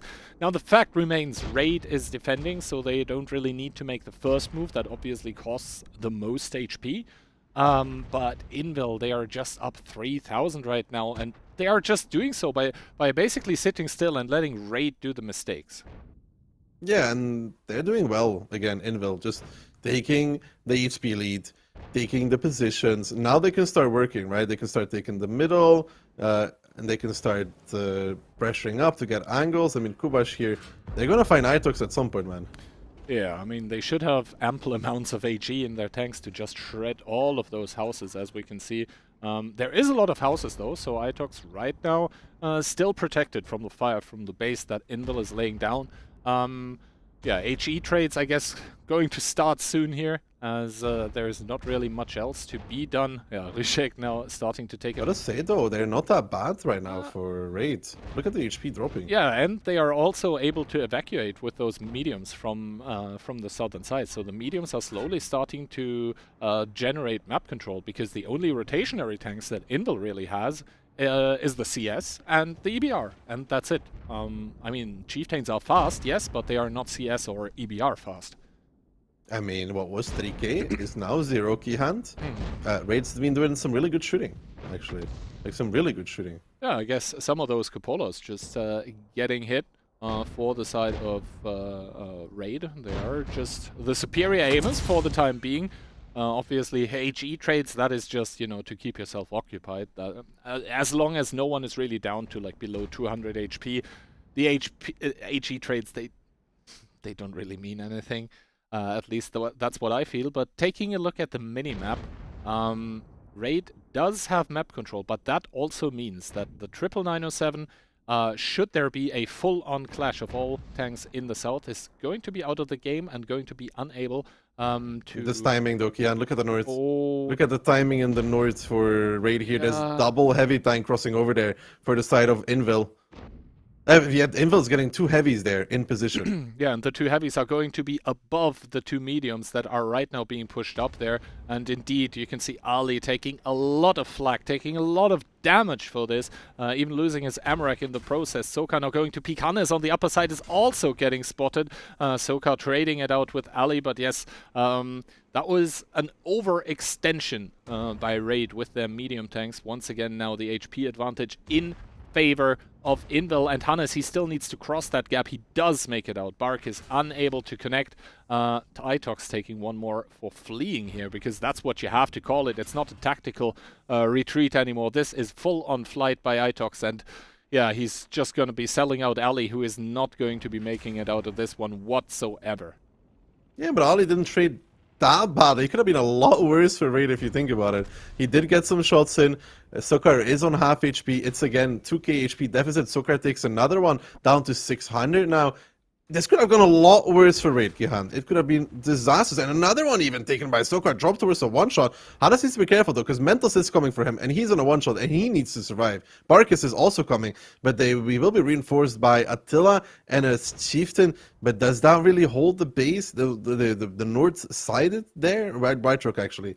Does that really hold the north? I'm not sure about it. Yeah, the Chieftain is going to just contribute 2.2k HP here. Now Smiley, that's actually important. Oh, Hannes is going to get complete... Oh, Mentos did not kill Hannes there. Smiley is going to peek. He gets him! And he does pick up Mentos. That probably was a re-intuition to HE right there, just to secure the kill onto the EBR. So well played by the team captain of Raid for now. Still, though, HP disadvantage for Raid, but they are defending. And the timer has hit now 4 minutes and 15 seconds. So sooner rather than later, Invil will have to do something, and Barkis is sort of getting isolated, but he does still have people from the base covering him. But Invil, rotation, they need to do something. Yeah, but they're rotating back towards the K-line again. Raid is getting a Chieftain in the middle, another one, who is going to take above. And I think Raid is... Actually, Whiterock is pushing down here. He wants to get Barkis. that is a brave play from Raid. I mean, I gotta say, it's a brave play. Attila and Nighthawks are coming as well. Whitetruck is just fancying himself a little bit of Barkus. This is Raid just actually good. I mean, Attila and Nighthawks, one of them might die here, but like, they realize the rotation's coming south. Like, they hit a gold tier timing here. Exactly, that was a free chieftain if I've ever seen one. Meanwhile, though, the trades in the south have been going on, and now Inbuild realize they need to pull the trigger on this one. They are starting to make a go. There is basically two groups of chieftains that they have to push into. Those are the Destroyer Justus Baron Feli group, and then also the one we see at the left where Alexandros is also bailing to the right, but now the overpeaks start happening. Destroyer immediately gets annihilated, YOLO falling in turn, and Inbuild actually losing a lot of HP. It's now almost even.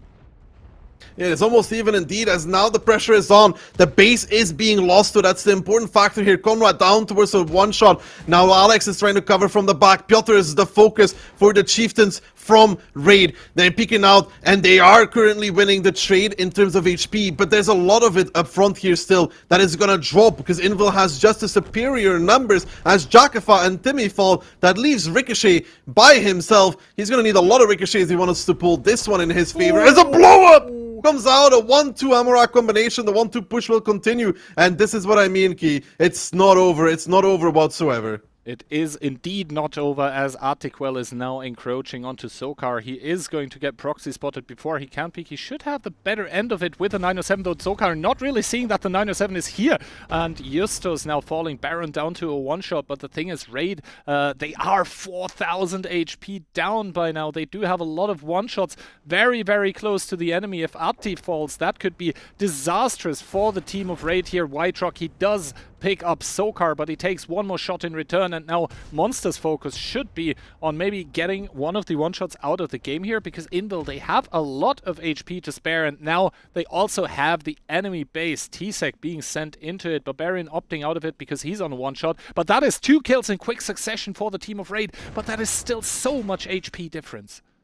Yeah, and they don't really have a potential here to do much with it. Smiley is coming to help Alex. He wants to get a reset. I think he hit that on the move, but he gets picked up by the 1-2 from Rexar and Panzer Fury, and that leaves just Hannes to reset the base. And again, Ihan, I gotta say, man, Invil's not winning on strats here. They are winning on players for what seems to be 3 games in a row, because this one here, again, this was down and out, but they just play better together, man. Like, they're just pushing well together, focusing out Raid's gun, and Raid is not reacting to this push whatsoever on the K-line, you know? Like, they're just sitting there in 2 groups instead of at least dispersing, taking safe positions, because they were winning the base. They know where every tank from Invil was. They had the perfect opportunity to run away from J1 into G1 and defend from there and win the base in the meantime. They are defending, Key. Yeah, exactly. The reactions just not really on point by the team of Raid. Hannes tried to get one more reset, but I think it was just that little bit of a second too late. And this means that Invil, and I completely agree with you, for the 3rd game in a row, are individually just showing that they're the better team. Yeah, because their rotations were interesting. Let's put it that way. Normally, you take the middle back, for example, to start cross-riding into the chieftains on the June. They didn't that. They tried some north re-push afterwards, and then they pushed back in. And Raid had all the information, but just didn't react. And I also just think that they just played better as a team. Also, when the push in the south started happening with all of the chieftains by Invil, I felt like there wasn't really any damage being inflicted for them having to close the distance. No, it didn't. The issue for Raid is that these 2 groups have real issues supporting each other. Like, they have real issues actually supporting each other, because you have the group on the left and the group on the right. What Invil is doing is that they're kind of bypassing the group in front of them, the close one, to go for the back one. And the back one got overrun by superior numbers, while the front one is getting crossfired and is deciding to not play together and run away. It doesn't really make much sense when you have 2 groups of chieftains and some of people are sitting there to fight, like for the close group, and the other people are trying to run around the outside of the June, because we've seen it a few times now. If you run away from that June and you go further down, it doesn't really give you anything. It just means you die at a later point in time. They had to consolidate all their tanks and fight Invil head on when they actually pushed over, but they didn't do that. They could have pulled all their chieftains towards that corner key where they were fighting, where I think Timmy got Amorak. They could have put all of them there as soon as they see the push happening and then play together off of that while the base is being won. Would have been much better than some people dying, some people not, because Invil would have to overpeak to punish this run. Yeah, and Invil has to send tanks towards the base because, as I said, it was being lost by Invil at that point in time. Very, very good timing. That raid hit on that push in the north. But in the end, once again, that Invil team, the strats maybe not the 100% entirely best, but the individual skill and also, just the cohesion in the team, like how the players play together. It just seems like they are reacting as like sort of a hive mind, even though that team is not a thing anymore. But that's just how it feels. Like that is how connected, how good the communication is for the players that are from the mostly Polish team of Invil. It is very, very, very frightening to see if you're a Raid fan currently. And what's also frightening is the scoreline. Because, I mean, you lose the map that you didn't want to play against the team 2-0, okay, but then it goes onto your own map pick, and it just looks like the other team has the better players, which is never a good sign. Well, we'll see, Key. 3-0, I've seen stranger things happening, but it's not really looking too good to me right now for the boys of Raids. I think mentality-wise, they're pretty down and out at this point as well, but we'll see, man. Double 907 and SCRV and ABR are the best chieftains for Raid. And for the Invil side of things, we have one EBR double CS, and that leaves a 12 chiefs as well for the side of Invil. So one chieftain more. Jackifar, once again, in the STRV, going to be sniping a lot here, I guess. But Invil, they always pick, it seems like an amount of tanks with which they can always threaten that K-line straight over push. Yeah, and you can see them drive. They're actually driving with what seems to be everybody, like literally everybody. 14 tanks there outside of the EBR. Yeah, so K-line commitment as well by the tanks of Raid. Jackifar, did he get boosted up into that position? Not entirely sure because they. I didn't see. Yeah, because no, I don't think he got boosted. I think he is. No. I don't think so. But yeah, Invil immediately crossing over towards the south. Everyone is spotted. So Raid, right now, at this point in time, Raid has all the information they could need to make a decision to maybe not commit to this one. They seem to be quite content with doing it, though. Conrad already taking a lot of damage on the cross here, but that is still a big blob of red tanks that is going to crash into the yellow ones of Raid. Yeah, here comes the push from Invil. YOLO is sticking true to his name as he's the first one to fall. White Rock comes with him to the grave. Now everybody getting joined into this fight. Alex coming in as well from the outside. The STRV even driving closer. It's fight left, right, and center, and currently Raid edging themselves ahead, but HP is dropping for both these teams. You can see Alex arriving from the back lines. Ali, Attila trying to support their teammates, and all of this Invil team is currently in the K-line, and you can see the trades, they're starting to go their way. It starts to be a little worrying here for Raid. They have that HP out of the fight. They need to start making the kills. There we go. The STRV finally starting to make some difference in this as him and Alex are starting to pick up some kills. Even 3k damage being hit on the STRV and Invil here. They're trying, they're pushing, they're trying to play together, but it seems that for the first time in this match, Raid might just have enough to hold on as Hannes will get blown up. The dust settles. Raid is down in tanks and they're gonna lose Attila, they're gonna lose Philly. It's not over just yet. 4k HP separate the two. It should be Raid's game, but we've seen Invil pull off the impossible before. Just now peeking over, wants to pick up Arcus, and he does that. The trade is not that good for it though. 5 tanks left from Raid standing against the 7 from Invil. Destroyer now getting crossfired by Mentos, getting picked up by Kubash. Alex going into the fray to get a kill, but the trade he gets from that, minus 800 and more to follow. Monster now down towards the one shot, and Jackify here in the STRV, forced to come closer, forced to contribute to the fight. Alex in his 1v1 against a Barbarian doesn't look like to be winning. He does barely. Orchik on a one-shot 7 HP, and now the STRV, he has to try to make a kill as Ali picks up Orchik. Now Drakenfire here, trying to make the difference. I think he got tracked once already. He's now focusing on Panzer Fury in that SRV. He's going to get rammed by Kubai. So Panzer Fury down towards a one-shot. Drakenfire, can he do it? It does look like he's a track. Can he get the shot on towards Panzer Fury? Ali is still coming in. Mentos is still alive. Kubash is trying to protect his teammates. Can he get the shot? No, he can. As now Kubash and Panzer Fury left there, but Ali pushing in. Mentos coming as well. And it's not going to be this way as Ali pushes in. He takes one, he takes two, he takes three. And it's Invil to put themselves on match point in a game that they should never win, but somehow pull ahead.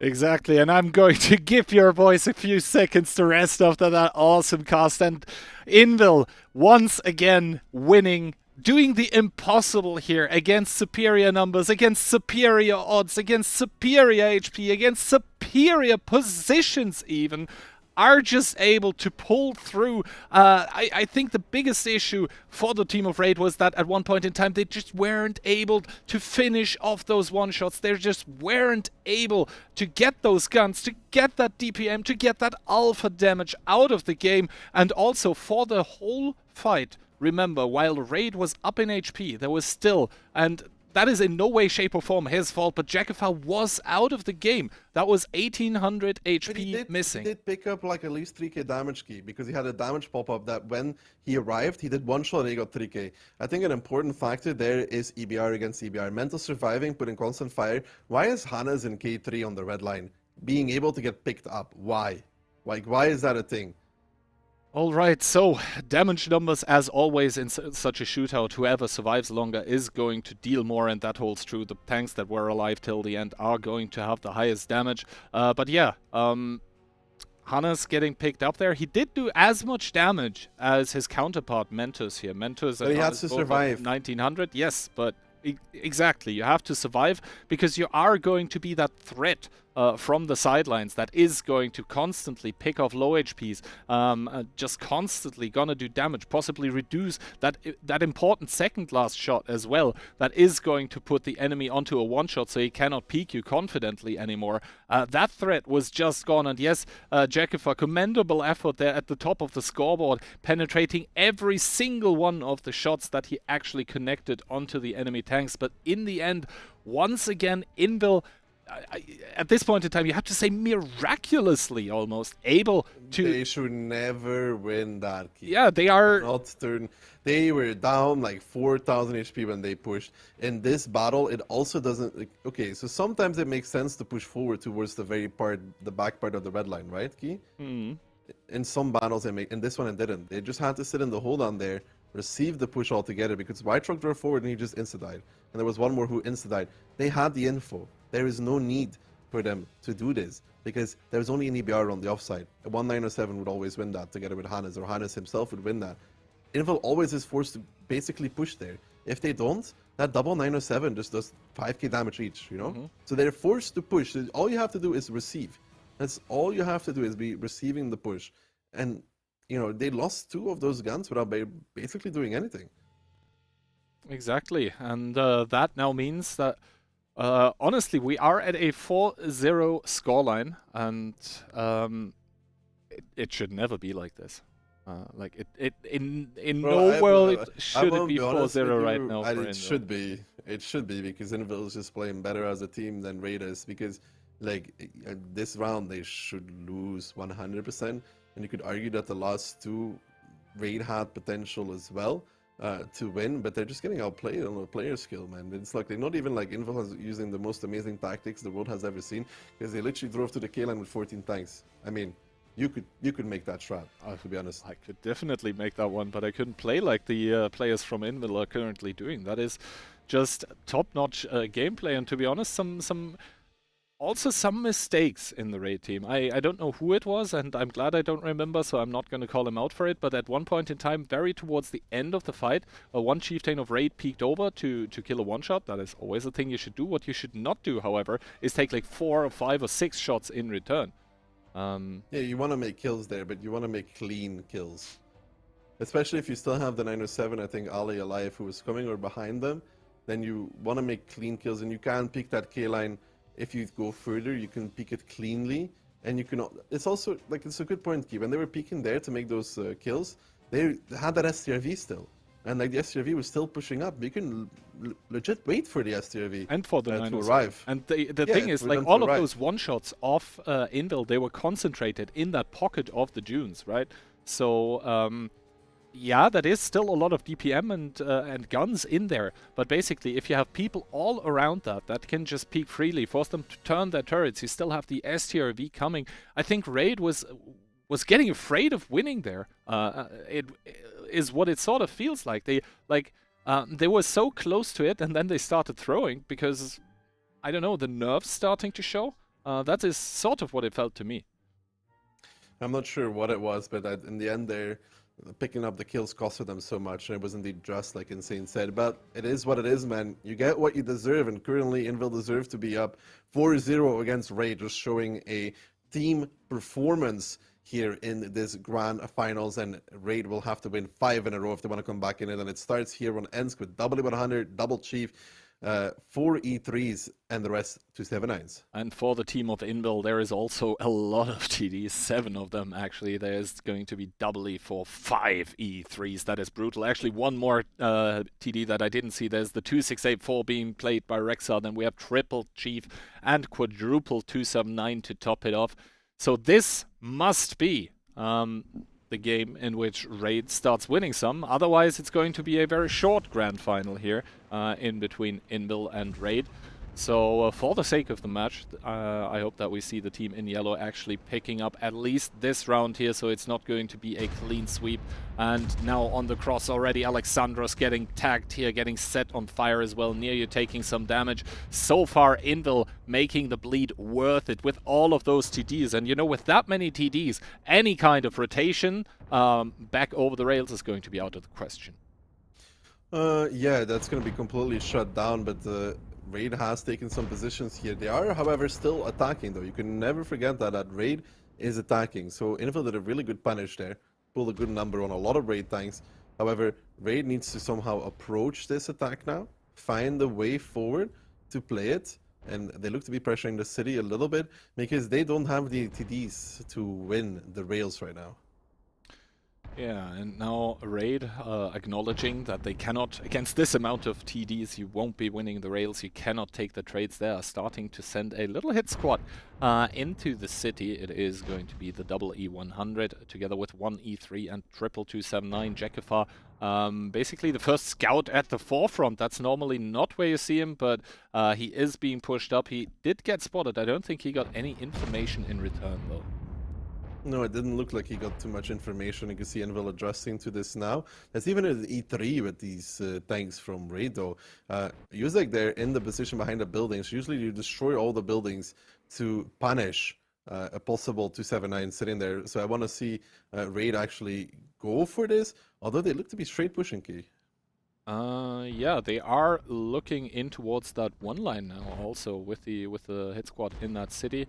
Right now on the field, yes, there is tanks firing, but not really a lot of HP being traded. Now, however, the E100 Artiquel is already spotted on the crosshair, and with that many E3s and E4s, I expect the punishment to be brutal. 16, 1700, 1800, 1900 on the cross. Now Jekifar driving in here, trying to basically compromise Conrad's position, but Yuzek, he's able to angle up in that corner with his 279, and basically to compromise him, they would have to drive through the fire of all the E3s and E4s, but that's not happening apparently currently, as Yuzek picks up Jekifar for the second kill of the game, and now we are probably going to see some Invil reaction towards this aggression that Raid had planned in the city. Yeah, now, Invil still chilling, though, at this moment in time. They are defending. I think they have an issue, though, that Yuzek is going to fall. Like, if they stay like this, Yuzek will fall in that 279. Raid, in the meantime, is progressing a little bit down the first rail to counter this crossing. But you see Yuzek's position key, those are destructible buildings.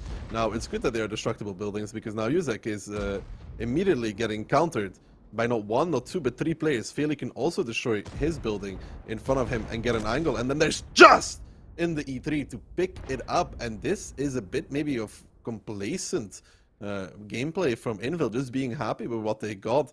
And in the meantime, though, Hannah is dropping to 92 HP. You gotta wonder how.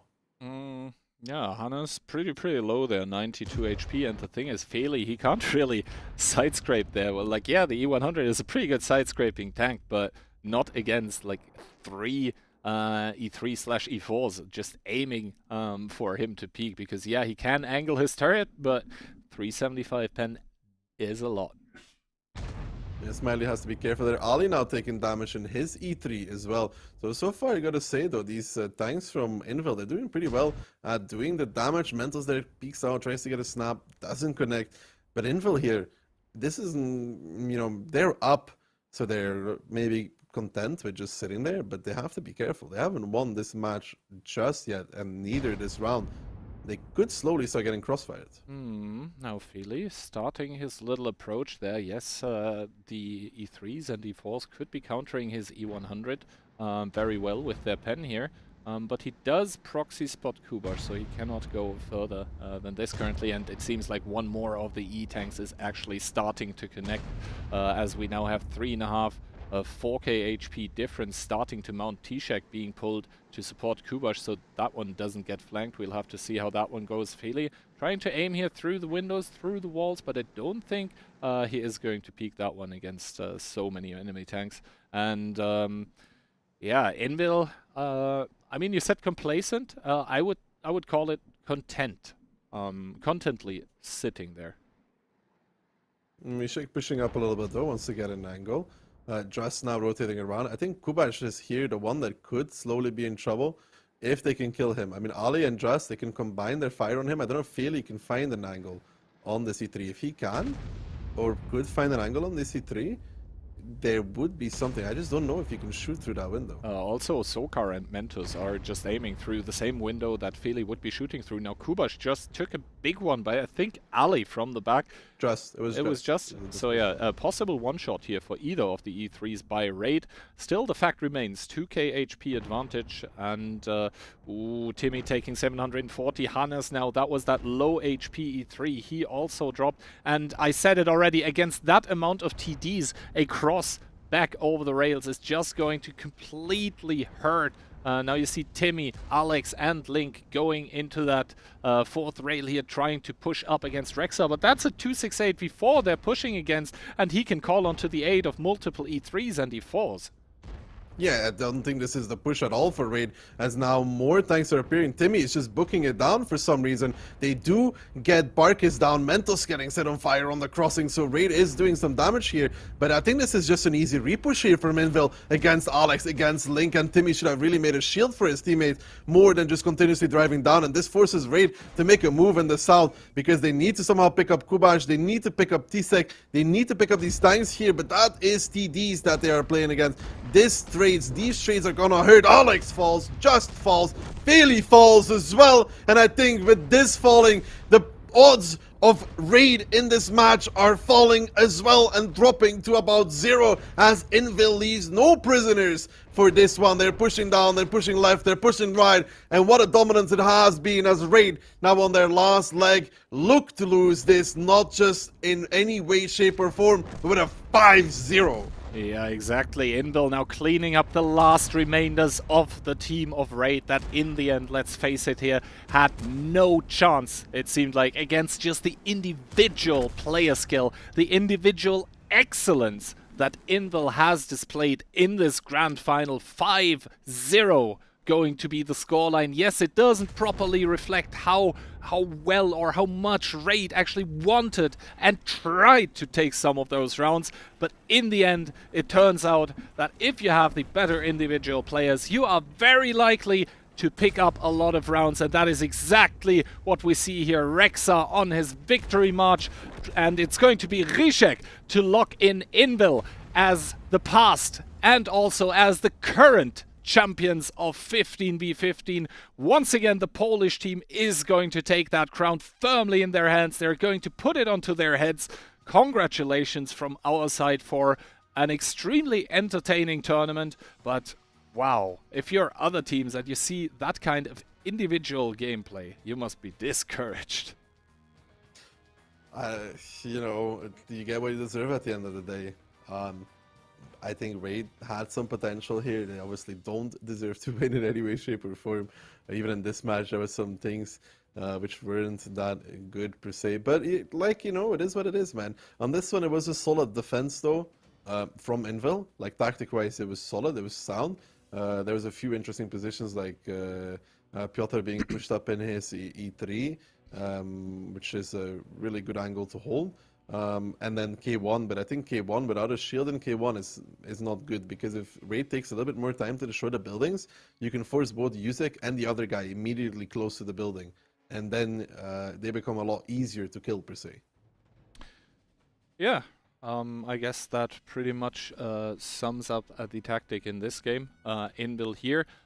Playing, I would say, also a lot more disciplined than in the other games that we saw. But then again, you don't really need a lot of discipline in if the players just play so well together. Like that was actually honestly crazy to see. I think for Invil, this was they should be very happy. This was a very major team win. Like in terms of player skill, I think they brought back a lot of rounds that other team would lose. Let's another team.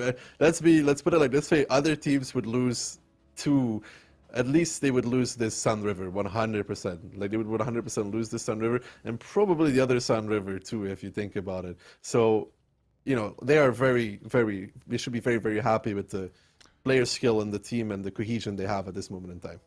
Exactly, and I think with those words, Ducky, it's time to thank you for an awesome cast, an awesome weekend. We are going to bid our goodbye, and yeah, have a wonderful evening. Let's see what Insane and Toxic have to say about this. Well, yeah, thanks a lot, guys, for the casting over the weekend. And Toxic, that is it. Invil, for the four times in a row, are champions for the Clan Showdown tournaments. Yeah, and what a convincing victory, 5-0. I think it's been quite a while since we saw that. If I'm not mistaken, 3 tournaments ago, Invil versus Raid was the last time we saw a 5-0 victory in the grand final. And I really gotta say, this almost looked like some mismatched advance on a Saturday evening, where just a way too good team plays versus another team that is also good, but not quite on the level. I mean, they were very prepared for that match, as you could see, but also Raid didn't perform that well. I mean, like he mentioned, it's tactic-wise, sometimes they could win, they should win. Invil was behind, but their skill, their cohesion, their communication, it actually worked, and it was starting already in Himmelsdorf. You could see that push was not that bad for the side of Raid, taking some control over the 1-2-3 line straight. You could see Invil had to rotate with 4 tanks from the hill to cover, to get back on the lower side and cover that push. But good stuff from Invil, holding strong, good focus fire, good shooting, and you could see Destroyer making a mistake there. Yeah, and it's these kind of small personal mistakes which really make the difference in these kind of matches, because Invil is a team that will see your mistakes and they will punish them, and they will punish them every single time. And I think that's what we saw throughout the entire match happening, that every small mistake that Raid made, Invil just used it to their advantage and brought the games home in a very convincing manner. I mean, just watch the way Raid played. They were so splitted, they had tanks all over the place. In return, Invil is just moving with a solid group of tanks together, focusing out the tanks one by one. So yeah, you can see like a big difference in terms of cohesion, also gameplay, playing as a team, brawling as a team, the shooting is on point, and maybe that's something Raid was missing a bit today. Yeah, and we can see in the second match actually a split push from Raid. I think catching Rishek in the 7-8 line off guard, getting very good initial damage, even being ahead 2000 HP. So that's a great start from them, but what did they make out of it? Well, Invil didn't have the whole info on the Raid tank, so they had to actually go for the hill, and then they just realized that Raid was over pushing, so they just had to come back pretty fast and get on time over the 5 line. It actually worked out for them, because from the side of Raid, this push is just not working. Those tanks from Invil, those guys playing, they're not missing a single shot. They held so strong, and this push over the 3 line, it was actually in a huge crossfire. You could see all of those tanks around the H3 position. They made massive damage.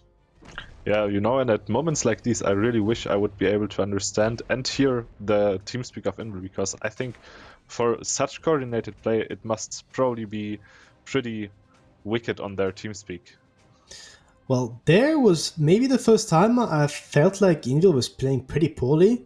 Maybe Barbarian forgot that that side is attack on Sun River and that we're playing on EU, because that was very passive and you didn't have any plays from the side of Invil apart from trying to rotate over the north, which they did, but they got caught. And then we all expected Raid to be in a very cool seat in this match because they had the hold over the KJ line and they had the kills over the north, but Invil somehow pushing, managing to get the kills and taking the victory there. Yeah, this was the first time we really thought Invil might be shaking up, because they got caught off guard in the northern side and they had to repush into, I must say, pretty good positions from Raid, but the tanks from Raid just fell so quickly. The Invil focus fire was amazing. They managed to pick up one tank instantly, the second one falling to half HP, and they just keep on over pushing onto these 3 now isolated tanks and take down those tanks, getting themselves into an advantage. Yeah, it was complicated for Raid to possibly try a cup there, and Invil they only had to keep pushing and keep the overmatch there. You can see they are even gonna get the armor rack on Ricochet to make it easier for them up here. And then Raid, they had not really any options. They tried to keep playing, but that was just not working in their favor. And next, Invil again pushing, not respecting Raid skill-wise. We're like, hey boys, we're pushing these 14 tanks. We're just so much better. We can do whatever, we're gonna win. And guess what? That worked. Yeah, and this is exactly what I was saying. Like, this is sometimes what a Saturday evening advance looked like. You are just 3-0 up and you're just like, whatever, we'll just push in, it will work out. And it didn't look like it will work out in the start. We can see Invil being down quite some HP. And with the Stritzwang of Jackifa rotating in, there's a huge amount of DPM coming in for Raid. And you can see that being reflected in the HP. But I think there was some issues with picking up guns at the start. I mean, what's good for the side of Invil there is that they are committing with 14 tanks and they only have the EBR. This is just coming super fast to get some crossfire angles. In return, Raid had 4 tanks out of the fight. They had the Chief, at the STRV and the double 907s at the mid. So actually Invil managing to get the overmatch and keeping all those tanks grouped together all the time. It has been happening almost in every round Toxic. Invil is capable of keeping grouped tanks, and from the side of Raid, they're very splitted all the time, and for that, Invil is capable of having a better focus fire and taking down guns easier. Yeah, sometimes maybe simplicity works out better in your favor because it just makes the communication and the team speak way more clear. Calling targets is way easier if you just have one side rather than like from 3 different flanks. And even if from the side of Raid they had massive amount of damage on that early push, you could see at the end having the STRV full HP with no turret was just super hard to play with. And next you had that defense from Invil. I think it's a pretty solid defense. I would only change something. I would make the shield at K1 because I think that's the only really weakness they had. But early they get so much damage with all of those TDs down the rails. And then you had that interesting position over the 7 line with the E3. Yeah, but despite there not being a shield here on K1, I think Raid still dropped a lot of HP for it. Oh, yes. They also, I think, dropped 2 or even 3 tanks for it. So even at that point, it's still worth it for Invil to commit these 2 tanks in here, lose them, but the 2 tanks? I think 1 would be enough, to be fair, because at the end of the day, they have to push the same way to take him down, and they would take a lot of damage for it. The issue with Yusek there is that he's dying for free later on, but later on, Toxic, like, Raid had no answers to what Invil proposed, and they actually went for that push over the rails against all of those TDs, and you could see Invil, they were on point, holding strong, winning everywhere on the map. What a domination from the Polish team. Yeah, and at this point, it's really, once again, just cleaning up from Invil's side. Maybe what I said earlier was true, the 15-0 we saw in Ensk in the match number 5. Maybe was just a taste of what we got to see in the final, and indeed it was a 5-0 clean sweep. And besides from the Sand River matches, there was really no good showing of Raid, in my opinion. I mean, I have to say I'm pretty disappointed because Invil's playing well, they're pretty strong, they're solid, and they were super solid on that last one on Ensk, but I think they have been sloppy also, many times, like the decision making. And I think they got carried a ton by the players. They are the team they have the team with the best players right now in the 15-15 Showdown tournaments on the European server by far. And this is working in their favor in this tournament a ton, because in all of those brawls, when you had the feeling Raid at the upper hand, the experience, the positioning, the cohesion, the communication, the skill, all of that carried Invil so much. Yeah, and that really was the difference here in the match between Raid and Invil in the end. Invil just punished all the mistakes that Raid made, whilst Raid let Invil slip away with almost everything, where there was definitely some mistakes that they made that could have been punished and even led to a victory from Raid's side. But I didn't ever really feel like Raid took advantage of those and really, showed that they wanted this victory. Well, congratulations to Hinville. It's the fourth time in a row they're taking the victory in the Clan Showdown tournament. So, well deserved, guys. Good stuff. Good job. Well done. And I think that Raid is going to be seeking for revenge again in the next tournament, because we get to see them all the time. Yeah, definitely. I don't think this is a stop for Raid. This might be just some more fuel in the fire, there is now a reason to train more than ever, to show everyone, hey, we didn't have the great showing last time, but we don't feel defeated yet by Invil, so we want another try and break their series at 5. Well, everyone, that was it for the Clan Showdown tournament, September 2K22. We hope you had a great time watching all the matches over the weekend. Don't worry if you didn't get the drops yet for the watch time, because we will be hosting Daki shortly when it's over. And also keep in mind that in less than 3 weeks, we'll be covering the WOT 7 tournament on the 6th and 7th of October. Thursday and Friday, so make sure to be there. And Toxic, do you have anything to say to finish? All I can say is that this was a great evening. Thank you for having me, and we'll see you guys in the next tournament. Have a great night, everyone.